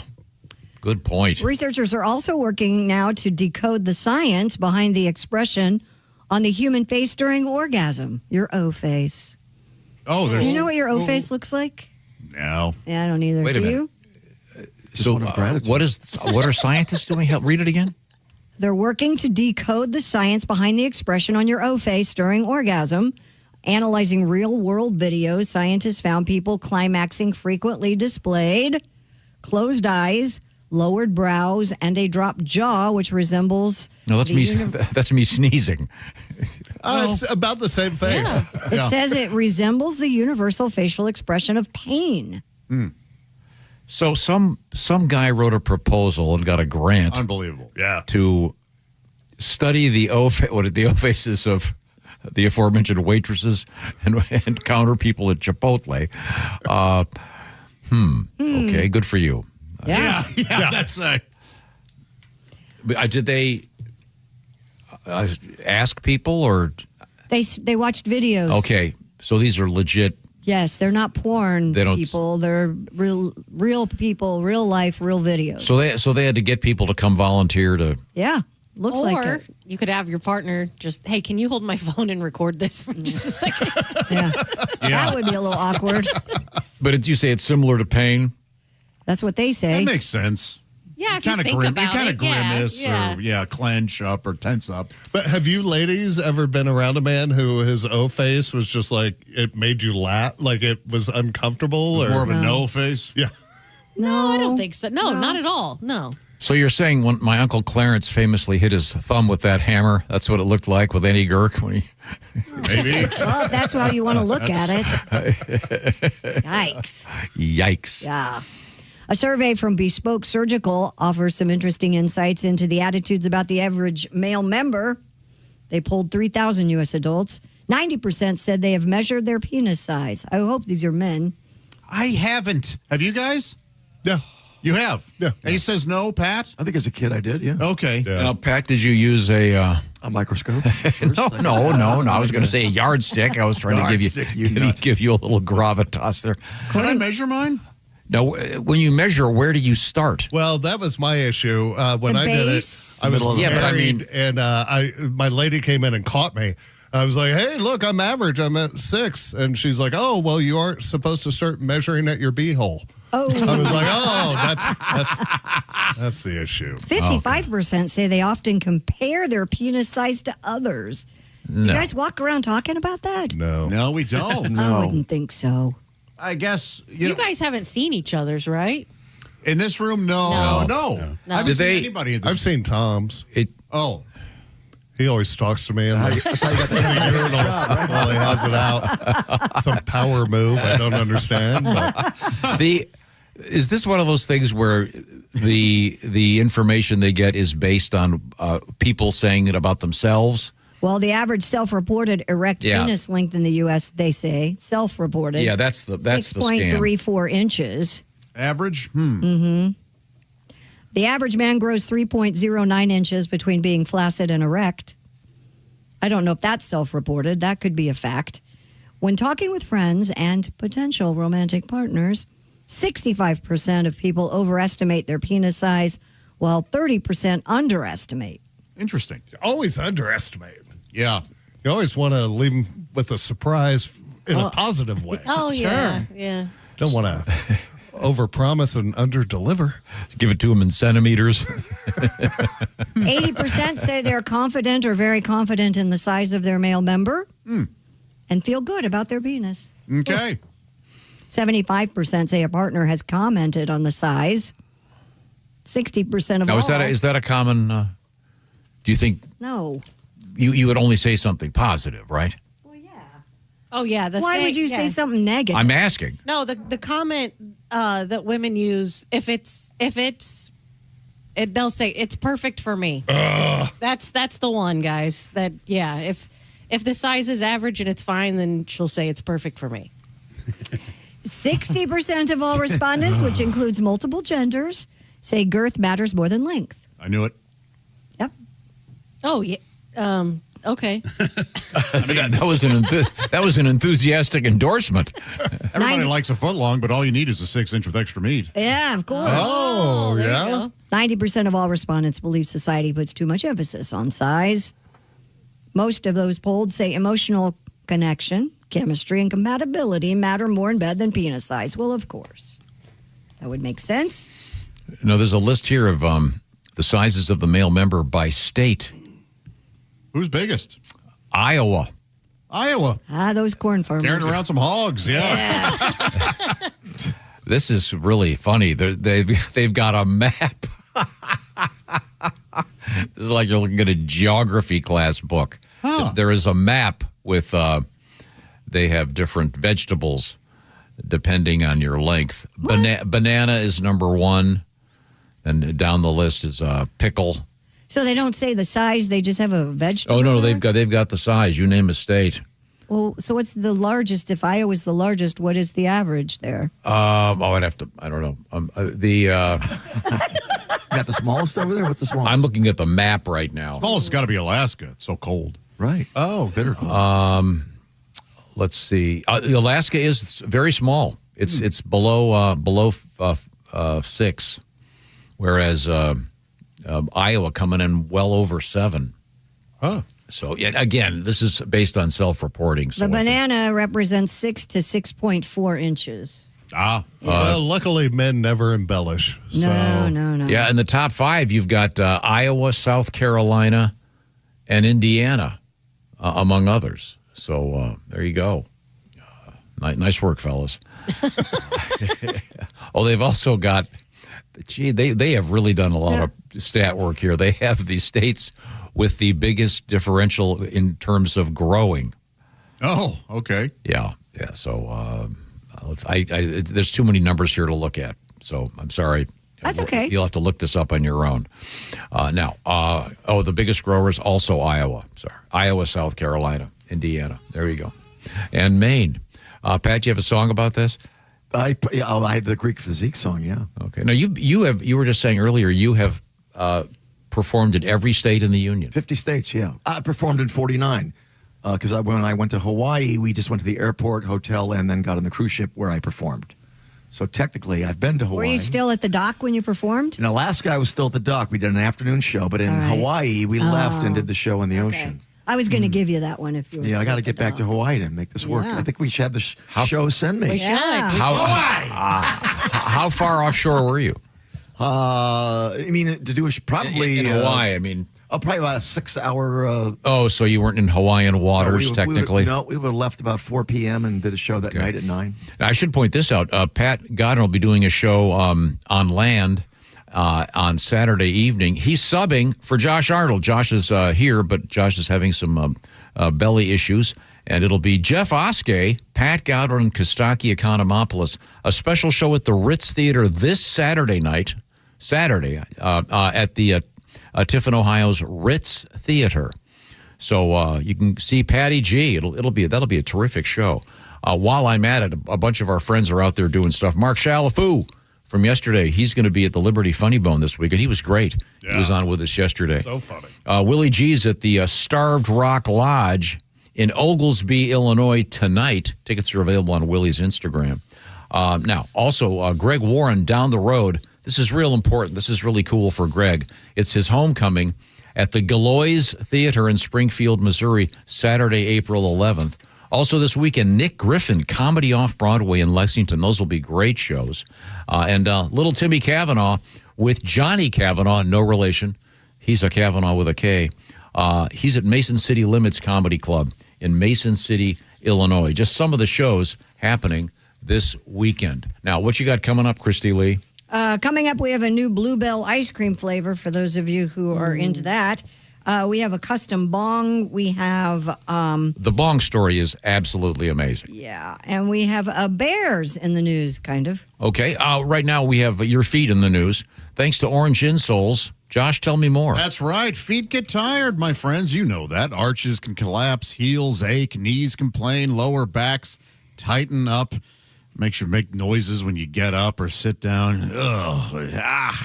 Well, it's not just getting old. You may have a poor foundation. Check out orangeinsoles.com because Orange Insoles deliver rigid arch support that do not collapse by lunchtime. They've got deep heel cups that cradle your heels and absorb shock naturally. Then they help maintain alignment as your feet and legs fatigue. That reduces all kinds of stress, knees, hips, lower back stress. Durable enough for work boots, yet comfortable enough for everyday wear. So they're built for real people on concrete, on job sites, in hospitals, classrooms, warehouses, maybe restaurants, anywhere you're on your feet all day. If you've ever said, my feet are killing me, check out orangeinsoles.com. Especially now, it's a great time to do so because when you visit orangeinsoles.com, you can order more and save with Orange Insoles bundle packs. Be sure to use this promo code Bob and Tom at checkout to receive $5 off your total order. Plus, you're going to get free shipping in the USA. So there's no reason to dilly-dally. Get on this post-haste. Orangeinsoles.com, and that's promo code Bob and Tom. Thank you very much, Josh. Oh, and by the way, we can still offer you the opportunity to win a 4K TV from Orange Insoles. Check out the details at bobandtom.com. Also, coming up, a very interesting variation on the scarecrow involving live human beings. This is all... Oh, your history lesson. Got a history lesson for you, of course. We are in the O'Reilly Auto Parts Studios. This is the Bob and Tom Show. Hey, thanks for listening this morning. Got something to say? Send us an email. bobandtom@bobandtom.com.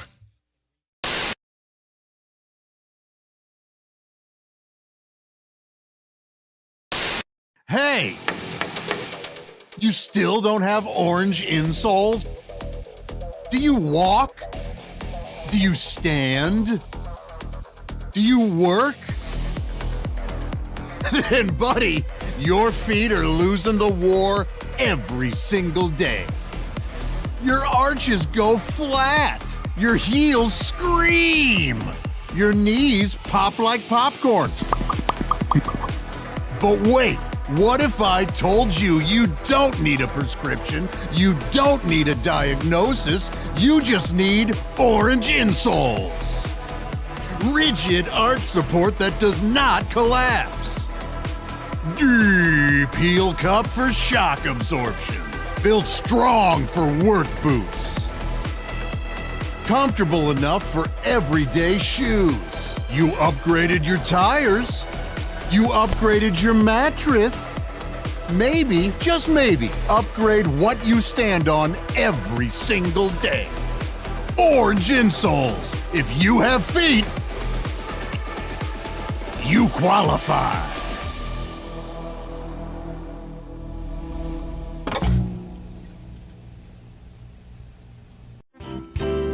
One of the things I like about you is you don't necessarily lower your sights when it comes to some of the things you do. You're willing to go out on a limb. Oh, I have no sights. You're willing to go out blind. You're willing to go out on a limb and do an impression that perhaps most people aren't going to pick up on. I'm fearless, and I respect you for that. Thank you. Especially when there's a high quality to the message, and of course, I'm referring to Gregory Peck. Oh, yes. Now, Gregory Peck, Gregory Peck, not familiar to everybody necessarily, a brilliant actor. Not everyone knows who he is. That's right.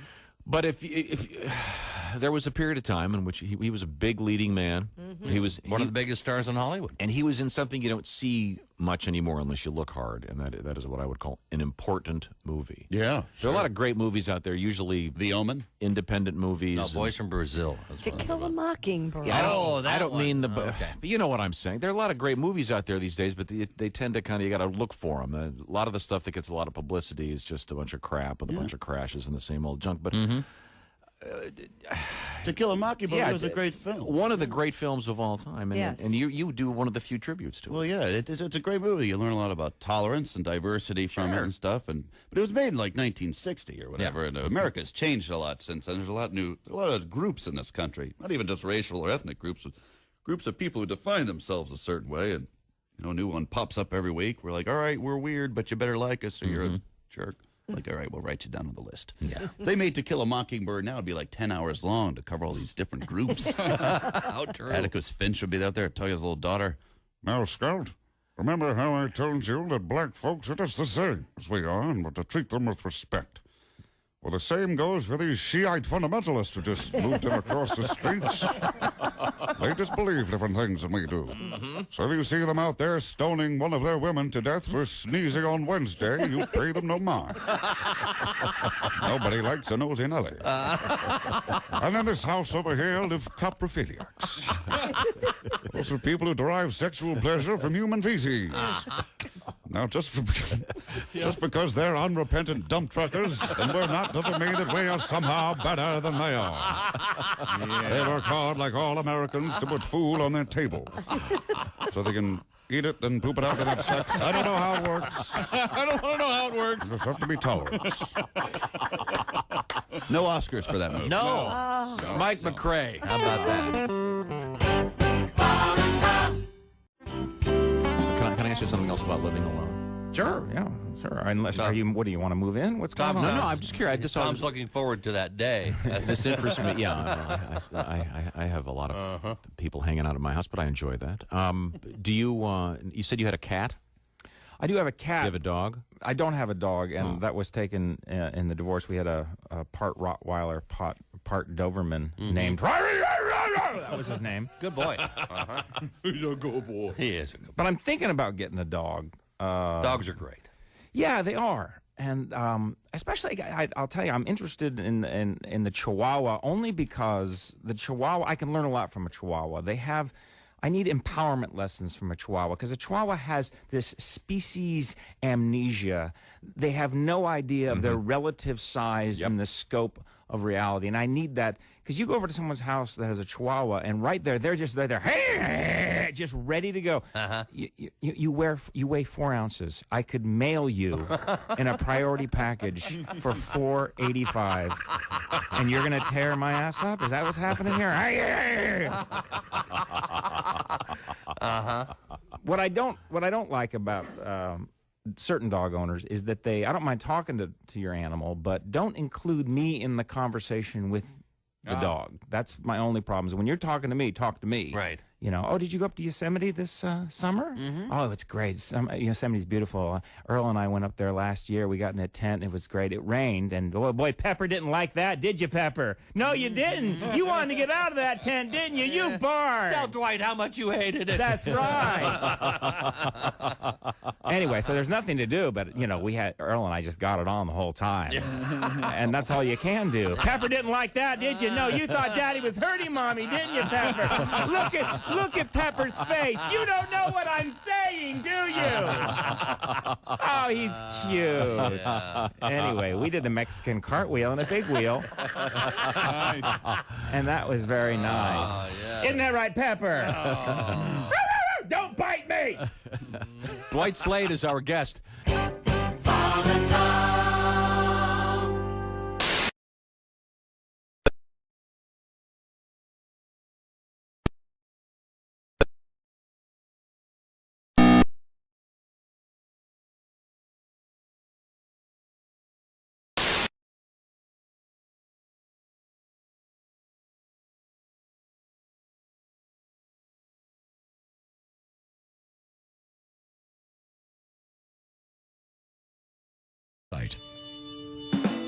Hey there, it's the Bob and Tom Show, live from the O'Reilly Auto Parts Studios. Christy Lee's at the news desk. Hey. Pat Godwin's there. Hello. Jess Hooker is there. Hello. At the OrangeInsoles.com sports desk, it's Jeff Oskey. Hey, man. Ace Cosby. Hello.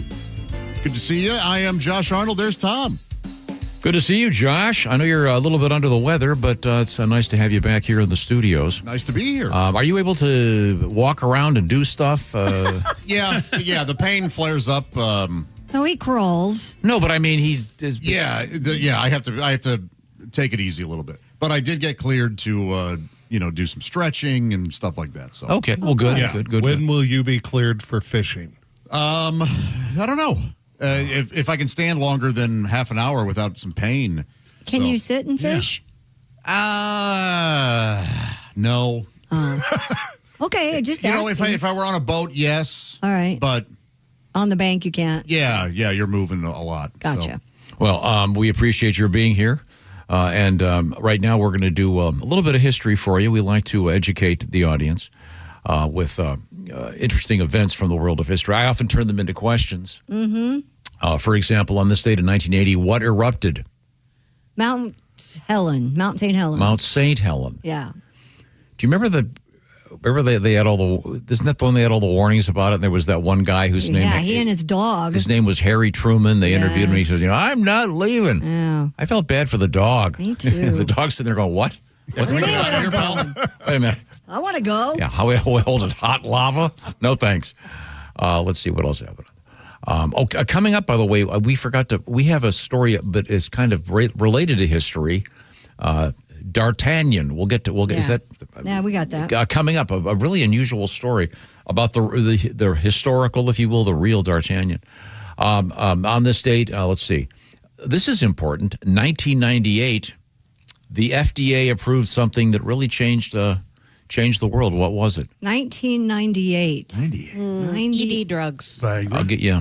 Yeah. 90? Viagra. Yeah. Oh, nice. 1998. Wow. I thought it was before that. Well, it was a hard decision, and it took them a while. Wasn't Bob Dole? Yep. Yeah. The famous Yes. spokesperson for that? Sure was. Well, good for him. You thought this pencil in my hand was hard.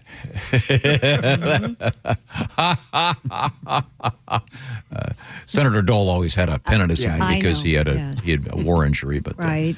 But he did do those. I'd forgotten about that. Mm-hmm. Also, we have a couple of birthdays on this. If you're making a birthday cake for Quentin Tarantino, what are you going to make it in the shape of? A foot. Probably a foot. Yeah. Yeah. He likes feet. Quentin, of course, famous for his pizza rolls. That's Totino, not Tarantino. Sorry. Okay. Tarantino pizza rolls. I'd try. Absolutely. Shaped like feet. Yeah. Cut him with a machete. A happy birthday, Mariah Carey, 1971. I just read that she makes $1 million every December just from the I think she makes more than that. royalties of that just for that one song. Yeah. It's a great song. I got to tell you, I still like it. Fergie, born in 1975. Not the royal one. Not Sarah Ferguson? No, the the lady lumps. Yes. My lovely lady humps. Oh, yeah. That yeah, of course. Yeah, yes, that Fergie. Now, Yes, lovely lady humps. We'll do this one on the front. In 1939, the first NCAA men's basketball tournament. And I think Had only 4 teams? What? I think it. Let me see. Yeah, they had 8 teams. Oh, 8. I wasn't too I far think off. this could be wrong, but yeah, obviously it's a different thing now. Do you know who won? In 19 what? 39. The Delaware Caucasians. Oregon defeated Ohio State. I would never in have guessed. 19. Yeah, no kidding. And on a showbiz note, Steve McQueen made his network television debut on Goodyear Playhouse. Was it Steve McQueen week? The king of cool. I know. And Ringo released Sentimental Journey. Proof that Octopus's Garden wasn't a fluke. Well, I don't remember that. I like Ringo's stuff.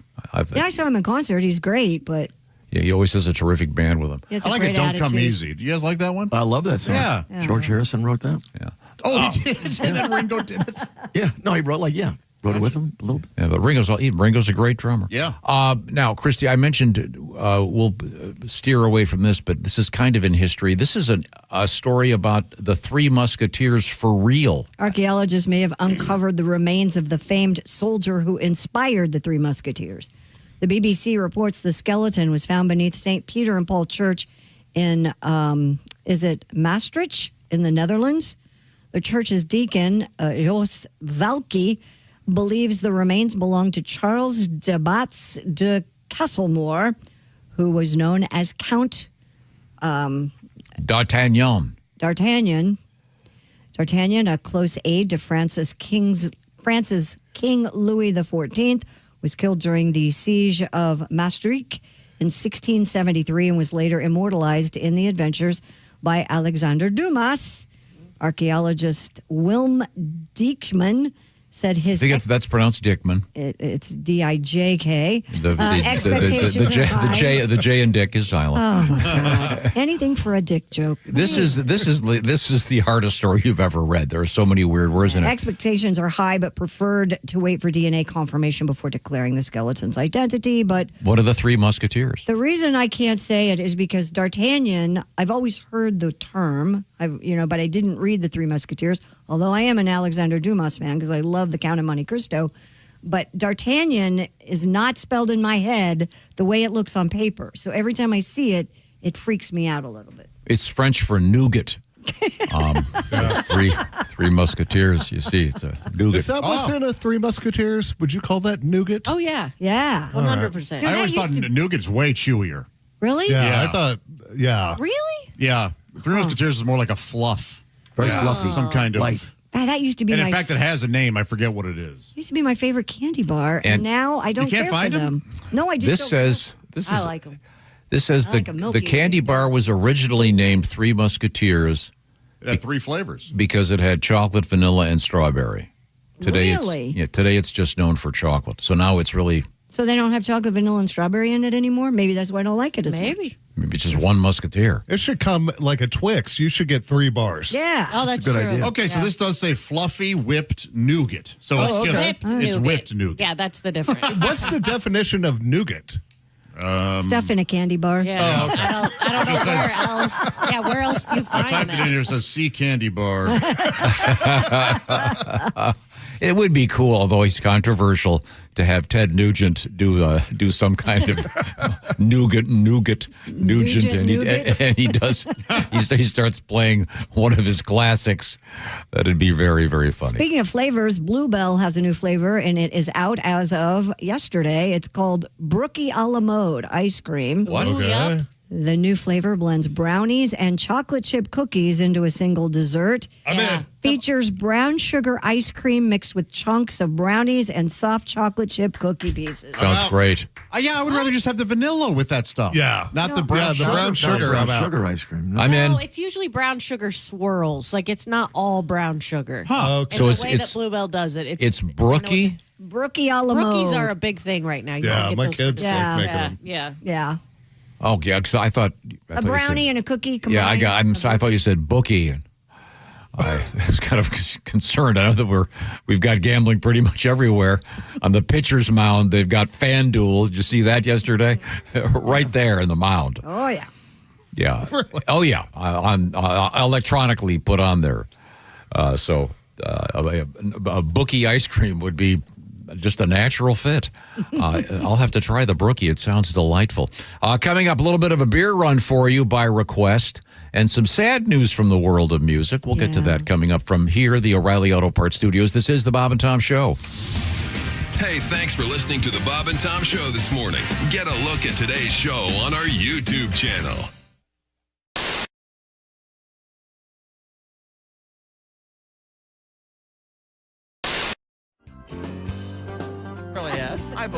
So Dan, you're getting divorced. Huh? I know. Yeah. But I mean, really, even on like careers, I mean, it is tough, on the road, but we're just so different too. Like, comedy, and she is an electrical engineer. Very, very different worlds. Okay. Wow. And I probably should have listened more too, because I realized after her doing that for 9 years, the only thing I know about her job is that it has to do with electricity and engineering, and that's it. Like, it's so boring. Like, I hate it. Like, she would try and describe it to me, and she would use these technical words that I don't understand. And then she would dumb it down with smaller technical words I also don't understand. Right. So it would just be frustrating. Like, I would feel like some dumb monster just incapable of knowledge. Just like, me no like talk now. Dan Hart hurts. Dan Hart sad. I mean, seriously, the things she would say.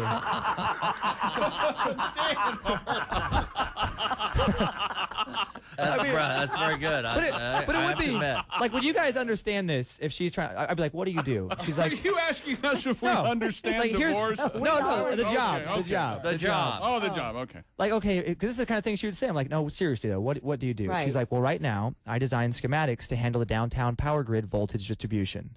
What? Yeah. And I'd be like, what's a schematic do? She's like, well, schematic doesn't do anything. It just shows where the load's being carried. And I'd have to go 8th grade to make myself feel better. I'm like, I'll show you where the load's going to get carried. Dan happy now. Dan Hart is fun again. She'd be like, Dan, I'm serious. Typical guy. Oh, yeah. Dan got big load. Yeah. Dan been on road. Yeah, the problem was it was so dry. I knew I'd have to work so hard, and then in the end, it would just suck anyway. It would just be something boring I wouldn't care about. Right. Sometimes I'd want to just say, look, just stop talking. Do you or do you not build robots? No? Yeah. Then why are we talking? Right. She could build a robot. Yeah, I guess she Electrical could. engineer, sure. Yeah. I know. Why can't you do that? She probably will. Still. Yep. Yes, one that Replace me. listens. Yeah. Someone she can get along with. Yeah. Who doesn't like meat? Hello. Yes, that could very well happen. Maybe kind of a dill bot. Okay. I think that's So the it likes first time pickles. Tom insulted someone's ex-wife on the air. No. A Dillbot makes perfect sense. If she's an electrical engineer, she can, make her. Yeah, make whatever she Who wants. knows? I'm sure she's a lovely person. I just picture my son saying, my new daddy's a dillbot. I'm not sure that.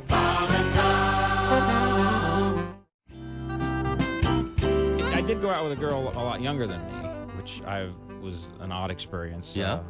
A lot younger, early 30s, very early 30s, 22. And Yeah.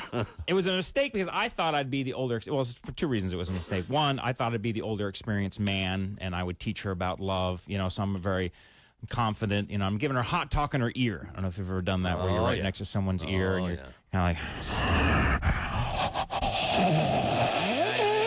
I'm paraphrasing. Of course, I understand. This is in the transcript. Hey, baby, you like that? You like what I'm doing, baby? Yeah, I like it. Oh, well, I bet you do. Yeah, well, I think you're hot. I think you're hot too. I'm getting turned on by the own girl in my own routine. I'm actually thinking, were you doing both doing voices both then? voices? Yeah, Bob and I are on the same page. I'm not sitting there. Yeah, you doing both voices while you're whispering in her ear? Yeah, it's like a ventriloquist. Yeah. You all right? It's just my sock puppet, honey. Just play along. Lonely time. I think you're hot too. Oh yeah, do you? Well, I'm gonna give it to you. I want you to give it to me, baby. Tell me about what you got down there. Uh-oh. What did you say? Tell me what you got down there. What do you want to know about it? Just tell me all about it. Well, I've had it my whole life. I keep it very clean. I'm fastidious about hygiene. Now tell me what it does. It works well with others. It's team player, self-motivated. Tell me how big it is. Well, that is an issue of perspective. You can't judge it. You got to go right now? Come on. Hey, see you on Craigslist. Another smooch girl. Dwight Slade is our guest. That was a bad move.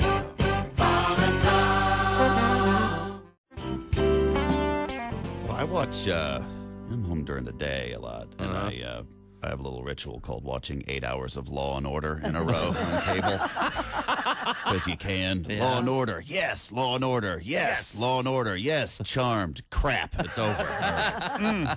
But I love Law and Order because it's ripped from today's headlines. You know? It takes some news story that's going on, then they change the names up a little bit, then they make that the plot for the episode. The thing about Law and Order is, though, every episode has to involve a murder.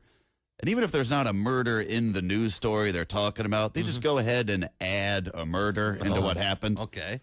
And, which has got to piss off the people in the news story, because they're watching. Fred Thompson and Sam Waterston are hashing out the case. Now, Jack, I'm afraid you're going to have a political firestorm on your hands if you insist on prosecuting this as a first-degree murder trial. Politics is your area, not mine, Arthur. It's my job to convince a jury that the governor of New York was caught with a high-priced call girl and then murdered her. Elliot Spitzer is sitting home saying, whoa, I didn't murder her, all right? Everyone knows you're talking about me here. You're not fooling anyone with this Elliot Bitzer character. Yeah. He should sue Law and Order, which would be an episode of CSI New York. I don't know how the jurisdiction works.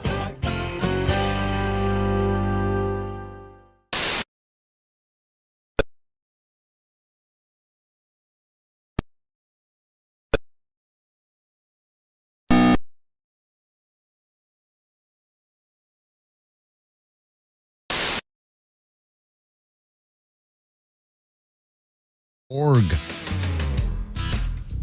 Hey, it's the Bob and Tom Show live from the O'Reilly Auto Parts Studios.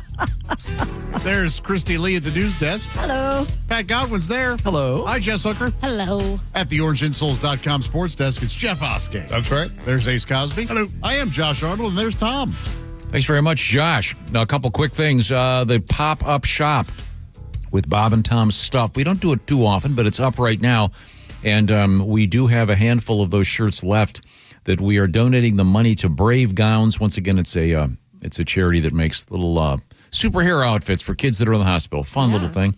And we sold a bunch of them. Almost sold them out yesterday, but we have a bunch here. So if you'd like to get one, get online before Monday at bobandtom.com. It's our pop-up shop, and this is the shirt that is in honor of the opening of Cincinnati baseball. It's kind of cool. Lots of other stuff there, so please check it out. Also, while I'm at it, I'll remind you that Patty G is sitting in for Josh coming up tomorrow in Tiffin, Ohio at the Ritz. It'll be Jeff Oskey, Kostaki Economopoulos, and Pat Godwin. And we're going to get a song out of Pat in a matter of moments. I just found this, and I wanted to read it for Jess Hooker because she is our cook here, among many other things, but she's a very fine cook. And during the breaks, we often talk about the artistry in the kitchen. This is a list of foods that are unusual by region that you may think are weird. Oh, okay. The headline is Foods the Rest of the World Thinks Are Weird. Have you ever heard of Frogmore stew? No. What is that? South Carolina, a one-pot boil of shrimp, corn, sausage, and potatoes. Sounds good. It sounds great. Yeah, it does. And what a cool name, Frogmore stew. Frogmore stew. Yeah, I've never heard Sounds of like a that. classic boil. Yeah. Barbecue spaghetti. I can't get on board with No. What is barbecue spaghetti? It's from Tennessee. Spaghetti, pulled pork, and barbecue sauce. I would try it. that. Yeah. Yeah? Yeah, might be good. Yeah. I've done pulled pork mac, like on mac and cheese. Yes, Put that- exactly. that's I'm delicious. 100 in on that. Yeah, Yeah. And then, of that course, is good. we were in Cincinnati yesterday, the home of spiced chili with spaghetti and cheese. You're not a fan. No, it makes me angry to even Really? think about the stuff they put in Cincinnati chili. I hate it. I am a huge fan. I love You don't like Cincinnati. cinnamon? No, not in my chili. Yeah, I'm with you. Keep it on my snickerdoodle, okay?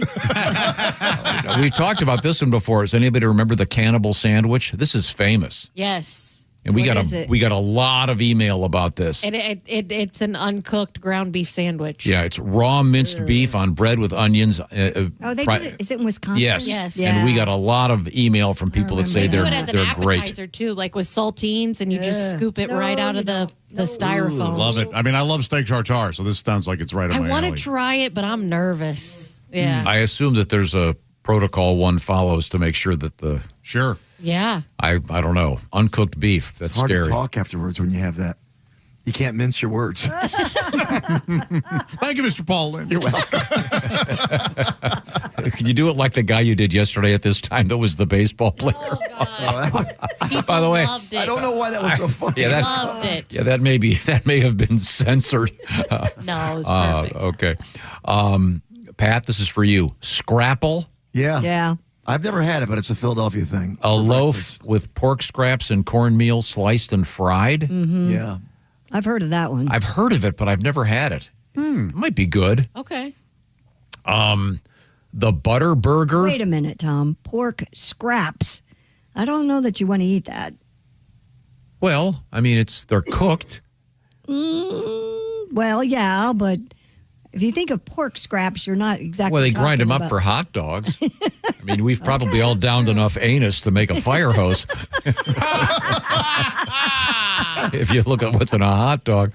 The butter burger, this is Yeah. also Wisconsin, a beef burger topped with or cooked in butter. Yes. Give me Culver's any day. I don't know how to pronounce this. Bierox, B-I-E, or maybe Bierox. Pastry pockets filled with beef, cabbage, and onions. That sounds great. Yeah. The Hangtown fry. What's that? An omelet with bacon and oysters. Ooh. Wow, no kidding. Man, I love oysters. I don't know about in my omelet though. Yeah. No. Okay, now this one is really odd, and the name is right there in it. It's spelled with a K. Koolickles. It's pickles soaked in Kool-Aid and sugar. We did that here. We did. Yeah, we did. We tasted it. And I forget how that went. None of us liked it. Okay. Okay. The West Virginia slaw dog. That's a hot dog with chili, coleslaw, and onions. Sounds Yeah, I love coleslaw. Yeah. The white clam pizza. A tomato-free pizza with just clams, garlic, and cheese. Yeah, that's good. I've had that. it. That is Okay. good. I've Yeah. had that too. How about a possum pie? Nope. Oh yeah. It's a dessert. It's chocolate. It's chocolate cream cheese and pecan crust. That is Oh, probably That fantastic. does sound good. I thought There's it had usually a possum layer in of chocolate underneath it. Like that's the possum part is that you don't know at the bottom that it's a layer of chocolate or peanut butter. It's something hiding in the bottom. Yeah. This would be great. An elk burger. That's just a burger made with ground elk beef. That's in Wyoming. And this is a more recent add to the list. Disco fries from New Jersey. Oh, It's yeah. fries with gravy and melted cheese. Oh, so good. Is that like a poutine kind of? Yes, very it similar is. then. It's really, and on the East Coast, it's really common. Like you hit the diner after the bar, and that's what people eat. Yeah. Tater tot hot dish from Minnesota. Casserole of meat, vegetables, and tater tots. Yep, I make that. Sounds good. Yeah. The Loco Moco. It's Hawaiian. Rice topped with a hamburger patty, eggs, and gravy. Yeah. Okay. Yeah, that's not that. These Gravy's a big term, though. Yes, it's a very wide Does it have? range. I want to know what kind of gravy. Yeah. Does it have the hot brown on there? The hot brown. Oh, that's In huge. Kentucky? Yeah. It's not on here. regional Yeah, that's very common. I mean, what's that? What's that like a- essentially an open-faced turkey sandwich with cheese and gravy? So it's like a Manhattan? yeah. Okay. The hot beef sundae from Iowa is mashed potatoes and beef arranged like an ice cream sundae. Yes. I've seen the savory sundae served a lot of ways. And Yeah. at weddings, I've seen the barbecue sundae. fun, It is yeah. fun. And lastly, the akutak in Alaska. It's a mix of fat, berries, and snow. Pass. Huh. Yikes. Okay. Now, I thought to get a little we have time for a quick request here. Getting away from food and moving to the beverage department. This is an absolute classic from a guy that was a good friend of this show for many, many years. It's Todd Snyder and, of course, Beer Run. B-double-E-double-R-U-N, Beer Run. B-double-E-double-R-U-N, Beer Run. All we need is a 10 and a 5 or a car and a key and a sober driver. B-double-E-double-R-U-N, Beer Run.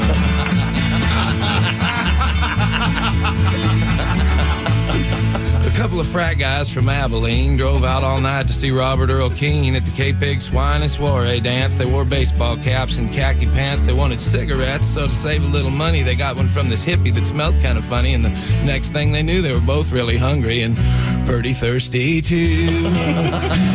B-double-E-double-R-U-N, Beer Run. B-double-E-double-R-U-N, Beer Run. All we need is a 10 and a 5 or a car and a key and a sober driver. B-double-E-double-R-U-N, Beer Run. Found a store with the sign, said their beer was coldest, so they sent in Brad, because he looked the oldest. He got a case of beer and a candy bar, walked over to where all them registers are, laid his fake ID on the countertop. The clerk looked, he turned, he looked back up, he stopped, he said, "Son, I'm not going to call the cops, but I'm going to have to keep this card." The guys both took it pretty hard. B-double-E-double-R-U-N, Beer Run. B-double-E-double-R-U-N, Beer Run. Oh, how happy we would be had we only brought a better fake ID on this B-double-E-double-R-U-N, Beer Run. They found this other old hippie named Sleepy John. He claimed to be the one from the Robert Earl Keen song, so they gave him all their cash. He bought them some brew. It was a beautiful day out in Santa Cruz. They were feeling so good it should have been a crime. The crowd was cool and the band was prime. They made it back up front to their seats just in time so they could sing with all their friends. They say the road goes on forever and the party never ends. B-double-E-double-R-U-N, Beer Run. B-double-E-double-R-U-N, Beer Run. All we need is a 10 and a 5 or a car and a key and a sober driver. B-double-E-double-R-U-N, Beer Run. Yeah. Oh, that is great. We were talking about food and beer, and you mentioned the hot brown. Yes. Yeah, we'll probably get some good recipes for that coming up. Just some unusual regional foods that people might find odd. Pat, am I correct in saying? Grab your guitar. Did you do something about? I could be wrong. Didn't you have a brown something about the sandwich, the hot brown dish from Louisville? Yeah, I don't know if I did. Hot brown supper in the city. Turkey, bacon, ham don't look pretty. Lots of gravy, not a little bitty. It's a favorite of the Louisville city. Gravy all around, slices of bread, large piece of turkey bigger than your head. But at night your tummy aches. Lay down, that hot brown bakes. Come on, try to go all night. Squeeze those cheeks real tight. It's a bummer. It ain't pretty after supper in the city. Hot brown supper in the city. I think I do.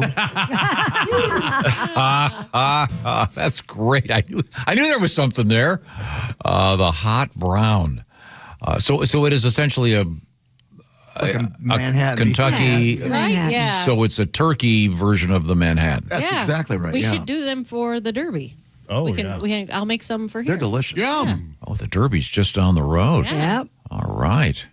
Yeah, I was driving yesterday from Cincinnati. I noticed the trees are just kind of.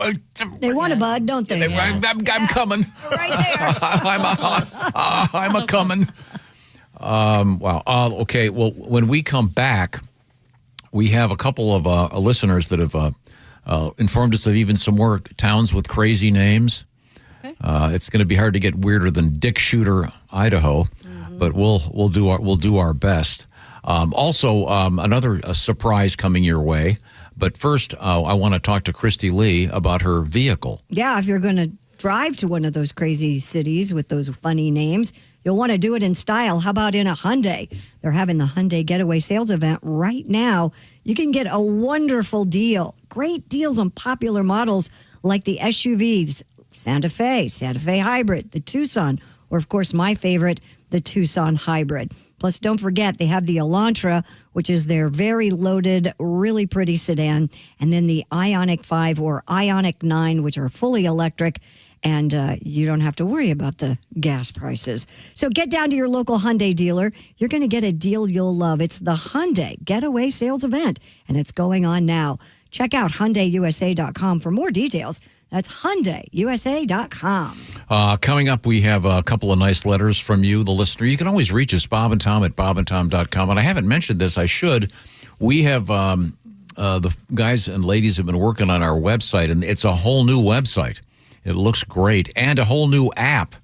And I'll urge you to check out the website. We do have the pop-up shop. It has popped up. It'll be there until Sunday evening. And we're still selling those T-shirts that benefit Brave Gowns, the organization that makes little capes and stuff for kids in the hospital. Kind of fun. You can, by the way, we do have a link. You can make a direct donation to them, or you can buy one of the shirts and we'll give them the money. Whatever works for you. Happy to do so. It's just a fun little thing. And again, we had so much fun yesterday. I want to say thanks to Lee's Famous Recipe Chicken for putting us up yesterday. We had a great time at the beautiful Smoke Justice restaurant in Covington, Kentucky. And I had a chance to go down into the basement because the way we were set up, that was kind of the only bathroom we could get to. Careful. And no, that is, I would like to take a video down there. It's like you're walking through a different world. You're in the catacombs. Yeah. Oh, yeah. It's an old, funky building and just beautiful old brick. That whole neighborhood is gorgeous. Mm-hmm. And I did not get a parking ticket this year. Yay, good for you. Thank you very much. Thank you. I like the parking meters that take a credit card, where you don't have to sign up and get a password and get a semen stain from the governor. This will make it a lot easier, okay? Thank you very much. We are returning to the O'Reilly Auto Parts Studios. This is the Bob and Tom Show.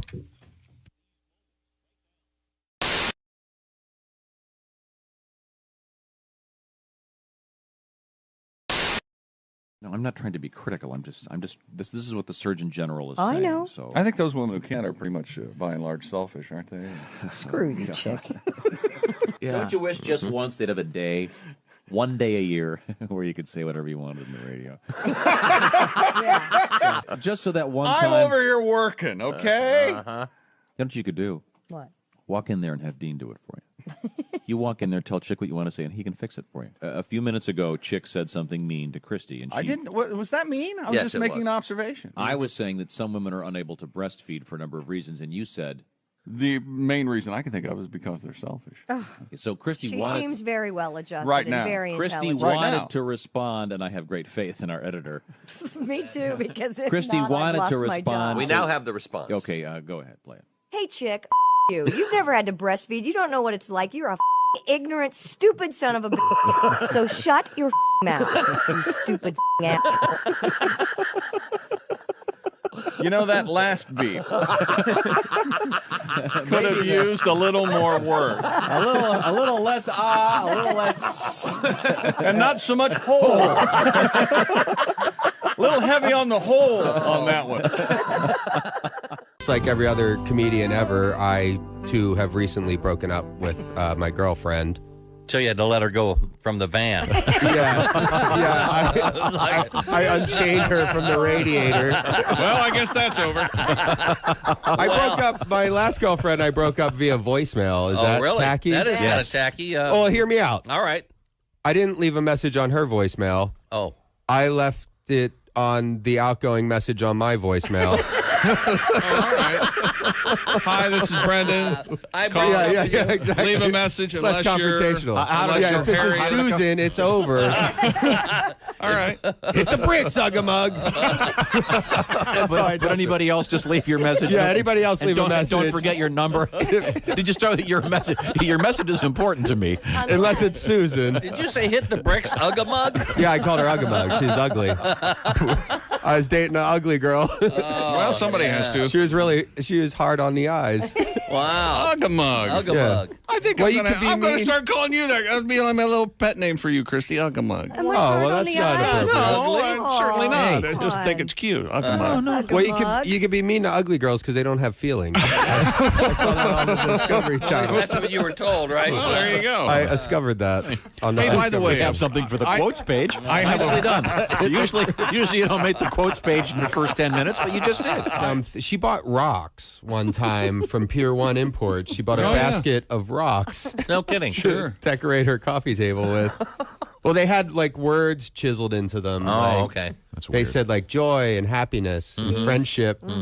So like one night I just took a handful of those rocks and I drove around my neighborhood chucking them through people's windows. Joy. Like, here comes happiness. We were driving to the mall one time so she could buy some dumb stuff. And there was a car in front of us, and it had a bumper sticker that said, "My boss is a Jewish carpenter" on it. And she was all like, "My boss is a Jewish carpenter? What's that mean?" And I was like, think about it. Who's the most famous Jewish carpenter you can think of? Right. And I swear to God, she went, "I don't know, Geppetto?" That totally happened for real in real life. People, here's what people don't understand Sure, go about on. the Bob and Tom Show. I get to be the official greeter of our guests. Great. And I believe Right. we do have a guest waiting in the green room. Sure. And I would like to greet officially our guest, Well, that's Jim Jim Gaffigan. Hi, how are Jim you, Christy Gaffigan. Lee? How are you? I'm good. It's so nice It's to great see to be you. here. It's not set up or anything. You know Wow, are that- you on a? You got your own reality show? I do. It's called Nobody Really Cares What Christy Lee Does Behind the Scenes, but we're going to show it to him anyway. Thank you, Jim. It's so good to see you. Okay, let's move. Let's show people what you eat back here, Christy. Oh, well, my favorite thing is right over here. This is called Huh? chocolate-covered raisins, or I call Nirvana. Sure. Have a. And you know what's great is the way that's set up. It's like there's tons of hands going in there. Yes. And so hands are usually covered with feces. So. Yeah. He's absolutely right. So now you're going to ruin my favorite Enjoy. snack in the green room? The treat. Well, What, good thing there they- used to be soup here in the morning. What happened to the soup? There used to be different things. He Or does it retired. come at like 9 or He something? retired. So now we have to eat things that look like feces. So that's it. Or is it? Hello, my name is Alexa. If you have a smart speaker and what to hear, Bob and Tom Radio, just say Alexa, play Bob and Tom Radio on TuneIn. Now, you try it. Alexa, play Bob and Tom Radio on TuneIn. That's the first smart thing you've said to me since you took me out of the box.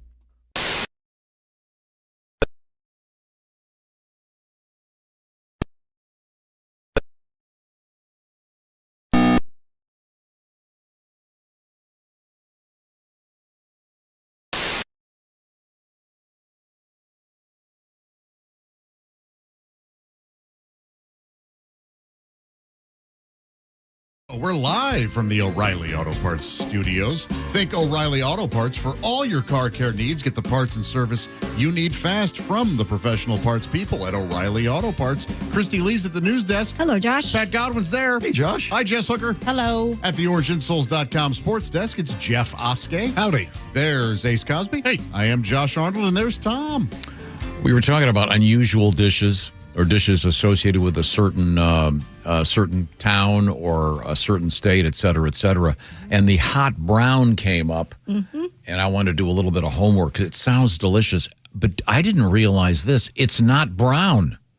I was envisioning some kind of like a gravy on... There's no brown gravy on a hot brown.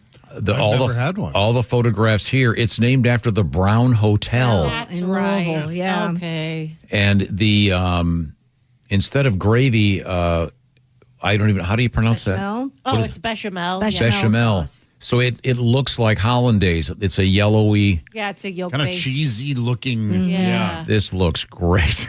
I had no idea. I was Bacon and turkey. totally thought it was brown gravy too. Me too. Yeah, this Like a says beef Manhattan. Yeah. Yeah, this I is. always just called that stuff gravy because I didn't.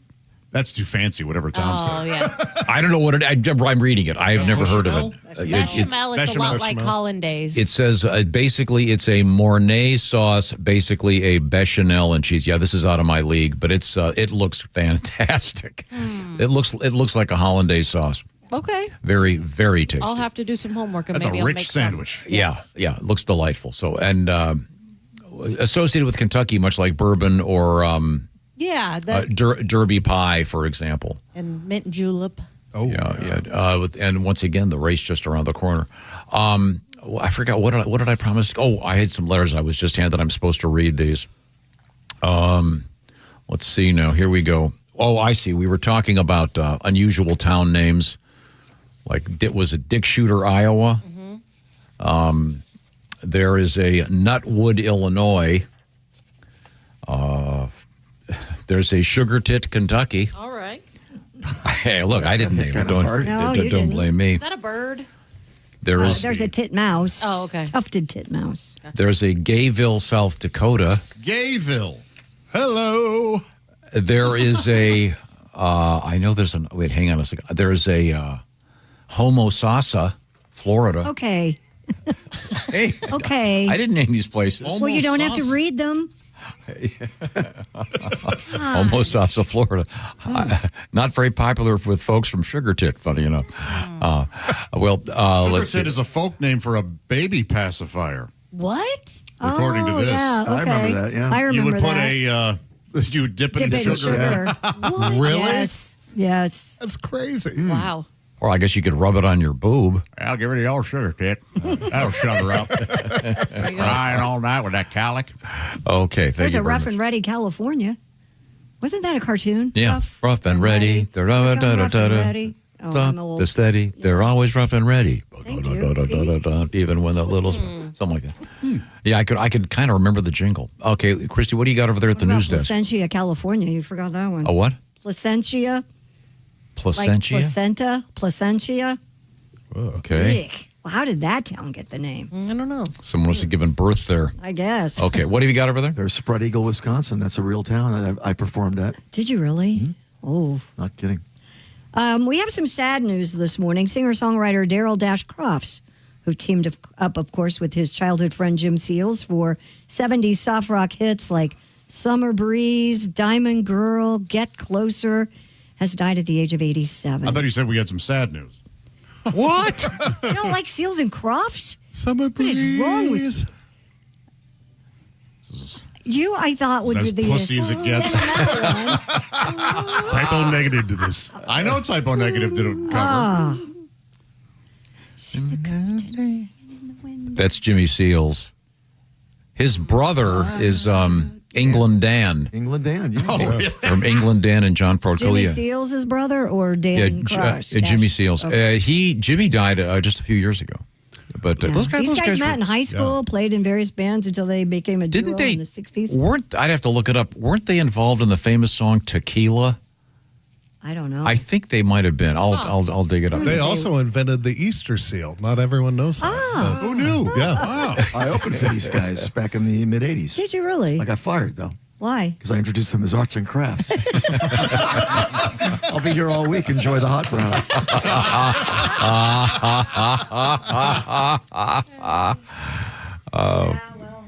What else you got? I doubt that Seals and Crofts was playing when a guy in Washington State was arrested for the 98th time. 98th time. Yes, KIRO reports his most recent run-in, Josh, with the law. He led officers on a high-speed chase through Olympia after stealing thousands of dollars worth of merchandise from multiple stores.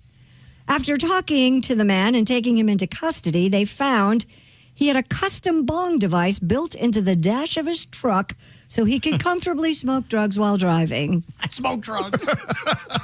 This is how the police term it: smoking drugs. He was charged with DUI, eluding police, and possession of narcotics. Yes, he could smoke his bong while driving. Boy, oh boy. Now, I know I did see this. I tried to find a picture. I wanted to see what this thing looked I like. wanna see it. They don't show it? No, they don't. They show the car. Oh, they don't want to give anybody ideas. I know. That's amazing. But he's been arrested 98 times. You think, isn't that? Well, no, two more. He gets a free sandwich. Yes, the old Washington Century Club. What happened to 3 strikes and you're out? I assume these are probably all for very minor arrests. But the guy's driving. Yeah. Oh, yeah. Wouldn't you maybe? I assume they're going to take away his license. But you're assuming he had a license in the first place. Sorry. Yeah, that's going to stop him. I'm a rule follower. The question is, what's more distracting, having an operable bong built into your dashboard or texting while driving? What do you think? Well, the bong gets you impaired.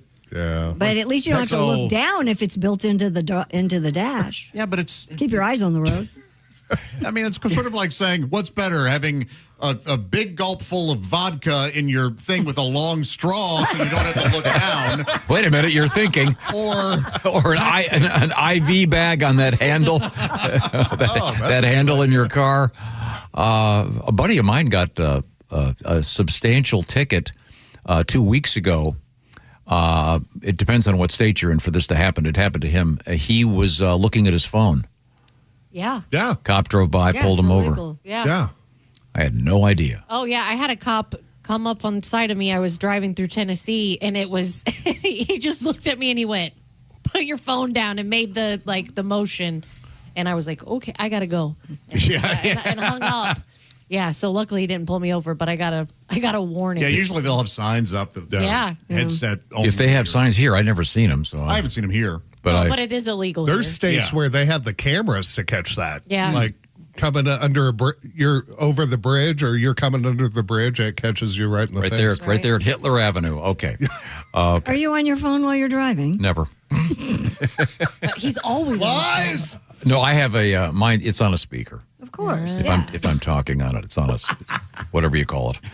I drove next to Tom two opening days ago or years ago.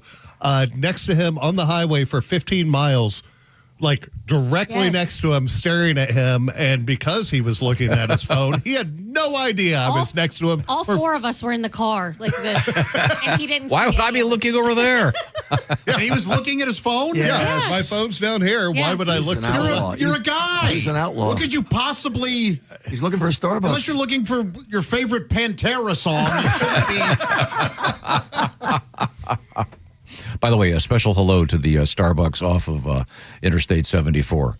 Very, very nice. Certainly, I appreciate your they hard work. recognize There's more than one. Isn't that sweet? Just the one near whatever it is somewhere. Yeah, but he only tore up one of them. Oh, okay, good. Yeah. Oh yeah.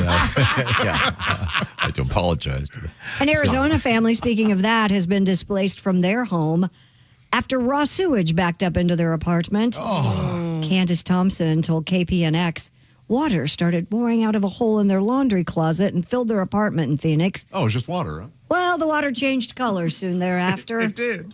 Nelson Thompson said, poop, pee, toilet tissue coming out like a fountain of youth. A fountain of what? He called it. He said it's like a fountain of, this is his quote, poop, pee, toilet tissue coming out like a fountain of youth, but it's a fountain of feces. Oh. Family said, Now, wait a minute. Wasn't that the third album, Fountain of Feces? By okay. The family said all of their belongings are now contaminated. Mr. Thompson told the news station a team is working to repair and sanitize the home, but they do not feel safe returning. Oh, man. So the poop hit the fan and the couch and a chair and the refrigerator. That would be really bad. I had something similar happen in an old house I owned in the basement, but it was like a dirt floor basement, so it wasn't, nothing got contaminated, but it was awful. Yeah. Well, my fault. It was a I had a problem. I had a sewage thing once. That was. Yeah. I was really upset. I called the carpet cleaning people. They came over. They did some kind of a test, and they said there's too much E. coli in this carpet. We can't clean it. Oh. So I had to take the carpeting out. Really? Yep. I didn't know that was a thing. I was an idiot. I should have just called somebody else.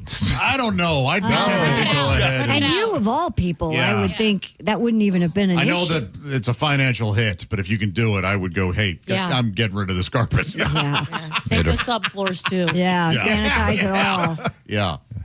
Yeah, I can't imagine you would live in a house that. I wasn't living there. Why would I hear? Oh. I'd already I moved. Gotcha. Sam was living there. No, I mean, couldn't they? I mean, steam it out. I mean, No. no. No. You're telling me that if something happened on a rug, you wouldn't just throw the rug away instead of having it. It was the only place in the house that I don't approve of wall-to-wall carpeting, as you know. Right. But it was down in the basement. Never mind. I don't Sorry. approve. Oh, that's exactly why. As a longtime dog owner, Yeah. Dogs will find the carpeted area. Yeah. And they will Every stain it. I have that issue right now. I have that little mini Bissell, mini the green machine. steamer vac I thing. have that. I'm a pro at that thing. So am I, but it still doesn't take stains out of your carpet in some instances, especially if turmeric is in your dog food. Just saying. Yeah, that's turmeric doesn't come out of much. No. What? Your dog Indian Yeah. food? No. It's in the dog food. Yeah, it's an anti-inflammatory. I didn't know that. Oh, Yeah. yeah. That dog food I recommended for you, that was That's good stuff. I'm using it. I like it. Thank you very much. Hippie Nancy's chow mix.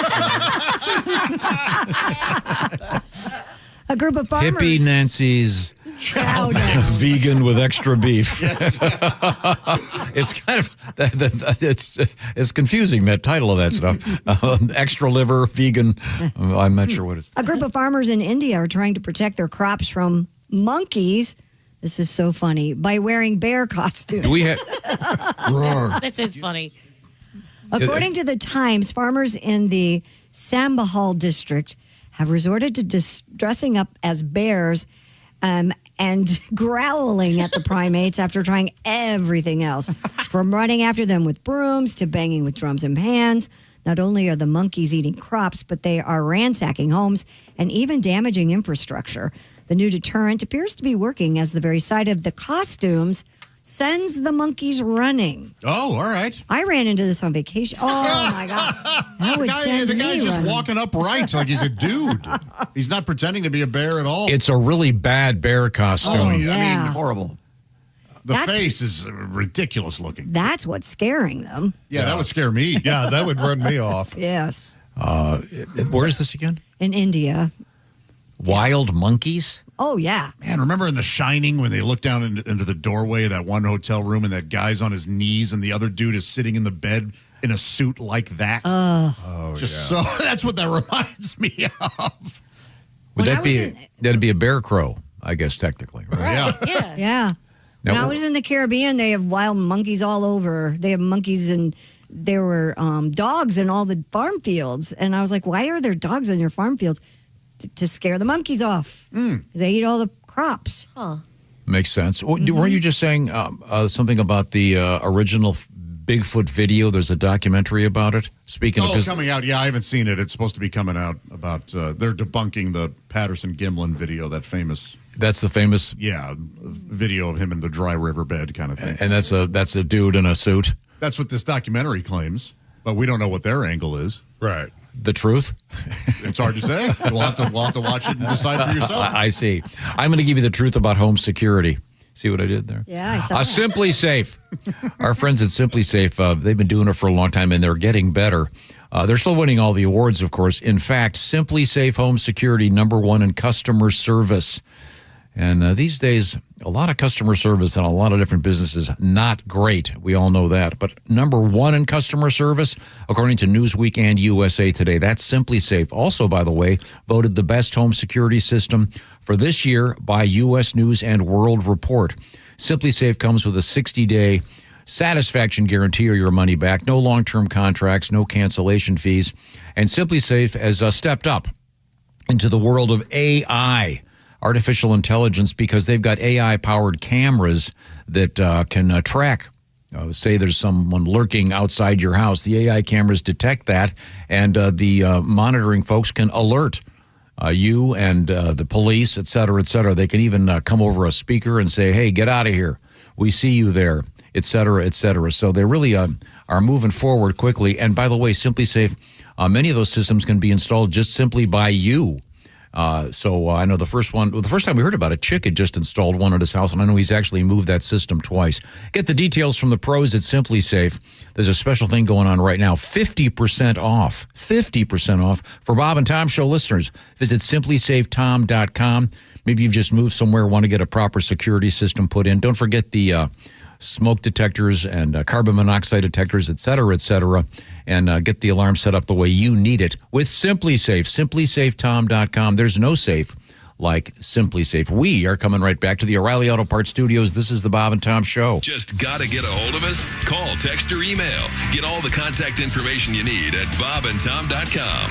This is the Bob and Tom Show.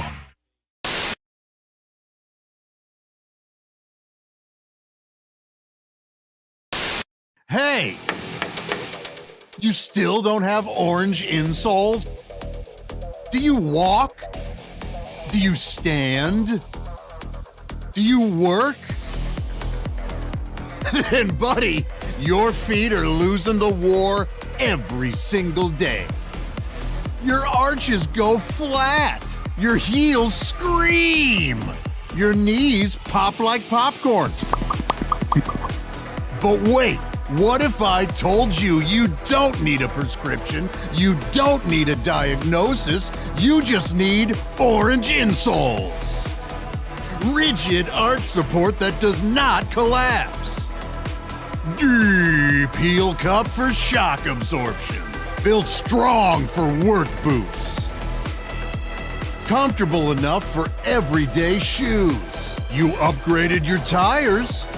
You upgraded your mattress.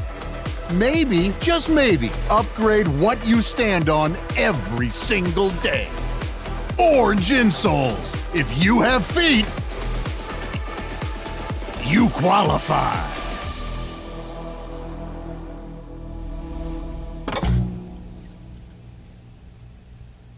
I am going to exit the studio with the Whiz-O-Meter.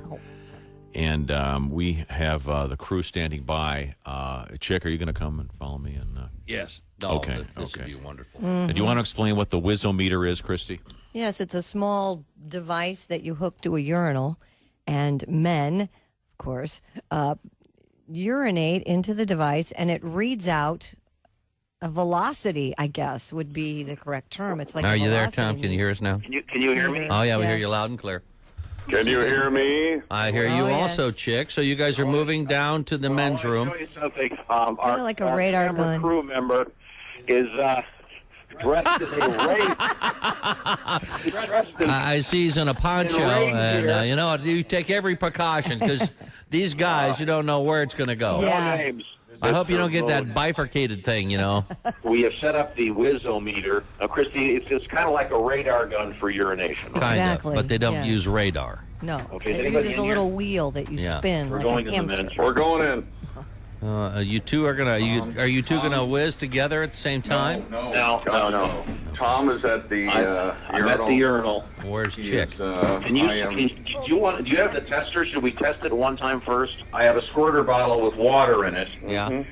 And I'm going to squirt. This is a really heavy squirter. I don't think any human being could do. Okay, I'm squirting, and the Whiz-O-Meter is reading 10, 14, 8. Looks like the total readout, 14 was the high. You know, you really didn't even squeeze it. I was going to say. Coming out of a squirt bottle. Are you sure it's not on 24 spray? out of it. Oh my God! There's it got up to 80. You got to Wow. squeeze it, Tom. Yeah, that's what. Oh. 80? 80. I can't go up to 80. Well, I know you can't go up to 80, but you were like doing this like a little Nancy guy. Oh, look at the little wheel go around. Okay, Flomax. We'll see how you do. Okay, I'm gonna. So the way it works is after you Chick did it again, and it's reading out 50. So it works like a radar gun. Right. Okay. Okay, I am going to. Are you gonna unzip and see what you got? He's reaching in. Yeah. Now, we've not tried this with. No, I don't want to splash anybody here. Oh, he's. Well, let's hope not. I'm getting ready to go. Okay, I'm going. I'm ripping it here. This is the best I can do. Oh God. This is no good. What kind of speed? There are people taking pictures. What kind of speed you got going on? I'm afraid There may be some additional audio. Do you get a warm-up lap? There may be some additional audio. Yeah. Sorry. 26 was the high. I'm sorry, what? 26. 26? My God, there's your prostate check. It looks like, chick, when you did it, there's water all over the floor. Okay, come on in, prostate king. What? Okay. No, I'm not saying I'm going to do any better, but Okay, now chick's gonna get up there. I have a shy bladder. Well, I'm not gonna look. No, he's going to stand there for an hour trying to whiz because he has a shy bladder. His phone. He needs two hands to handle the monster. I can't. Did you find it yet? I don't know if I He's digging. Have you found it yet? I don't know if I can do this when everybody wants me. Okay, are you going yet? No. No. You haven't even started? No, I can't go. Hey, everybody, turn your head. Okay, nobody look. Oh my God! Think about Niagara Falls. Think about wet things. Think about Niagara Falls. Think about water. Turn the faucet on. I have to turn the faucet. What? Jeez. Why? You don't want to stay? It works for my Here we go. girls. Oh, he's finally started. Okay, there we go. How's it going? What kind of? Well, I can't get the wheel to turn. Now, if there's any kind of gaseous emission, it voids the readout. 26, 54, 56. Oh. So, Okay. what'd you get? 56? What is the readout? 56. 56. Ooh, chick. Very And impressive. Tom, you had 20? 24. What was mine? 20 something? 20. Wow. Maybe you should have your prostate checked. Are you still going? Yeah, I told you I had to go, man. The test is over. Maybe we can do a commercial break. the camel releases. Still going. Okay. Anybody else have to go? Well, we've got the whole. Would you crew wait? here. I'm not done yet. I'm sorry. So the Wizzometer. Let me see the readout. Oh. The key is to get the wheel to spin. Sometimes your aim is a lot key to it. You I probably see. didn't hit the wheel. You have to aim? You have to aim. You to can't hit the arc it wheel. in Well, there, I got Tom. a question for you. Yeah. Who's going to take this thing out of the urinal? Oh, well, I'm sure we can find an intern to do that for us. Do we have any interns? Yeah. Oh, okay. Well, we're heading back in.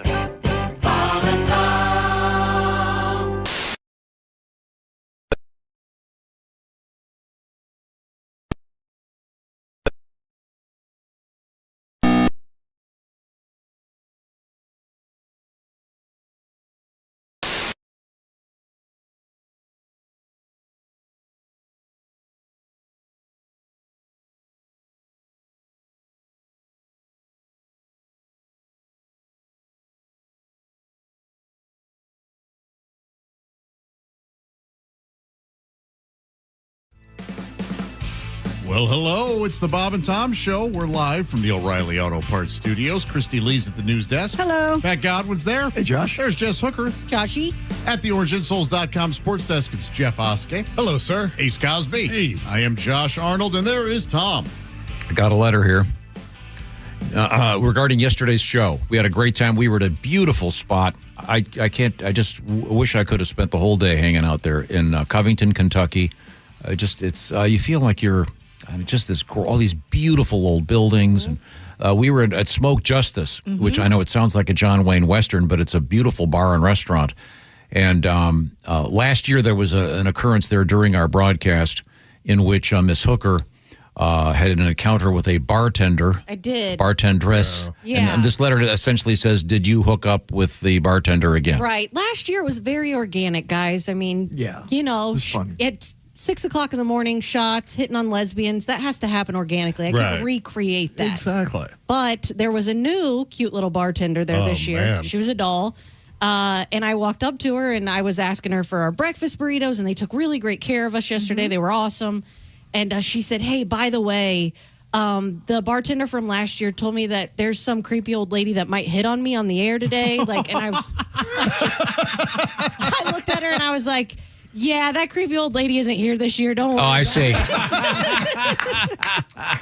Okay, good to know. This year she had a creepy old man hit on her. This guy. Oh, she was gorgeous. Yeah. I see. Yes. I didn't realize She was very nice. Yeah, she was sweet and very sweet. handsome male bartender too. Yes, he was. He was a He doll. wasn't much of a kisser, though. No. No, that's a shame. No, Tom? Yeah.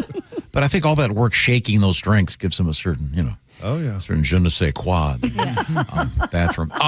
Let's see now. Oh, I know. We were talking about food, and I found this. And if you haven't heard, should we do this as a question, Christy Lee? Sure. Okay, why don't you direct What story are you talking about? the survey. There's a group called, there's a website, I'm sorry, called nuts.com. Oh. And it's about the peanuts, et cetera, et cetera. Oh, we did. I thought we did. Maybe we did talk about this, about the most popular nuts. Do you remember? Yeah, I do remember. Cashews. No, it has to be D's. D's. Those are popular. Yeah, I hear about them. But they weren't popular with the bartender yesterday. Apparently, You are but right. I understand. Cashews are America's favorite nut. I understand in the back of Jason's new car, you really gave him a workout. All right. The Northeast is. Well, Jason's got a new car. He's so excited about it. Wouldn't let anybody eat anything in it. Now wait a minute. Well, you're that like is that. I am too. Jeff offered not to eat. Yeah, he was didn't being a want polite to. Because you didn't want to have to hitchhike home. Yeah, you can eat just on the side of the road. And according to the poll, the Northeast is the most evenly split region in the country, with cashews and peanuts tied as the favorite. Oh. Southeasterners are loyal, of course, to their Georgia-grown pecans or pecans, however you say it. Those are peanuts, aren't they? Pecans? Georgia, peanuts, right? No. Pecans are different than You say peanuts. pecan or pecan? Pecan. Pecan. Unless it's a pecan sandy. Oh, okay. That's when I say It's a pecan. Yeah, that's. I say pecan. Yeah, otherwise. No, is Pecan Sandy a dancer at the strip club you used to go to? Before she lost the left leg, but yeah. The Southwest is the Now strongest. she works the door. I'm surprised by this. The Southwest is the strongest peanut region in America. The Southwest, I don't think of peanuts when I think of the Southwest. I had pistachios in my bracket. How did I do? I think of pinon nuts, but they come from a pine tree. I don't know if that's considered. I didn't win. The Midwest is the only region where pistachios are at the top of the heap. Those are delicious. And in the West, we can all probably guess this one because we're on in the state of California. Almonds. That's right. I love them all. Dominate. Yeah, I do too. I do love them all. I love the mixed nuts. I was talking to, I had to have some pretty major heart surgery a few years back, and God bless everybody that helped out. I was the guy that had a rough time on the table there, but they fixed me all up. But I went back there to do a little thing. I wanted to give a gift to some of the staff people, and the assistant to the brilliant surgeon said, "Oh yeah, he's in there all day today. He's doing 3 major surgeries." I said, how does he eat? Mm-hmm. And she goes, "Oh, he just has a handful of nuts every few hours. Goes in there." And she goes, "All the surgeons tend to do that." Well, he washes his hands between handfuls. Yeah, sorry, I got salt. I got salt on your aorta. And of course they. The good news is you're alive. The bad news is I dropped a filbert in your chest cavity. So yeah, and then I've been trying to eat as many as I can. I'm surprised that they were able to get nuts.com.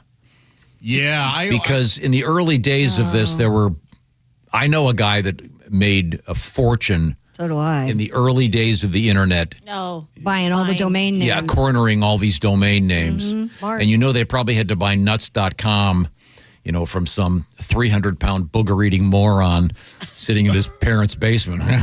I got nuts.com, Well, good for him. Us, yeah. Yeah, I wish I had that insight. But he's still a booger-eating moron. Remember? He's a rich one. But he doesn't enjoy the sunset as much as I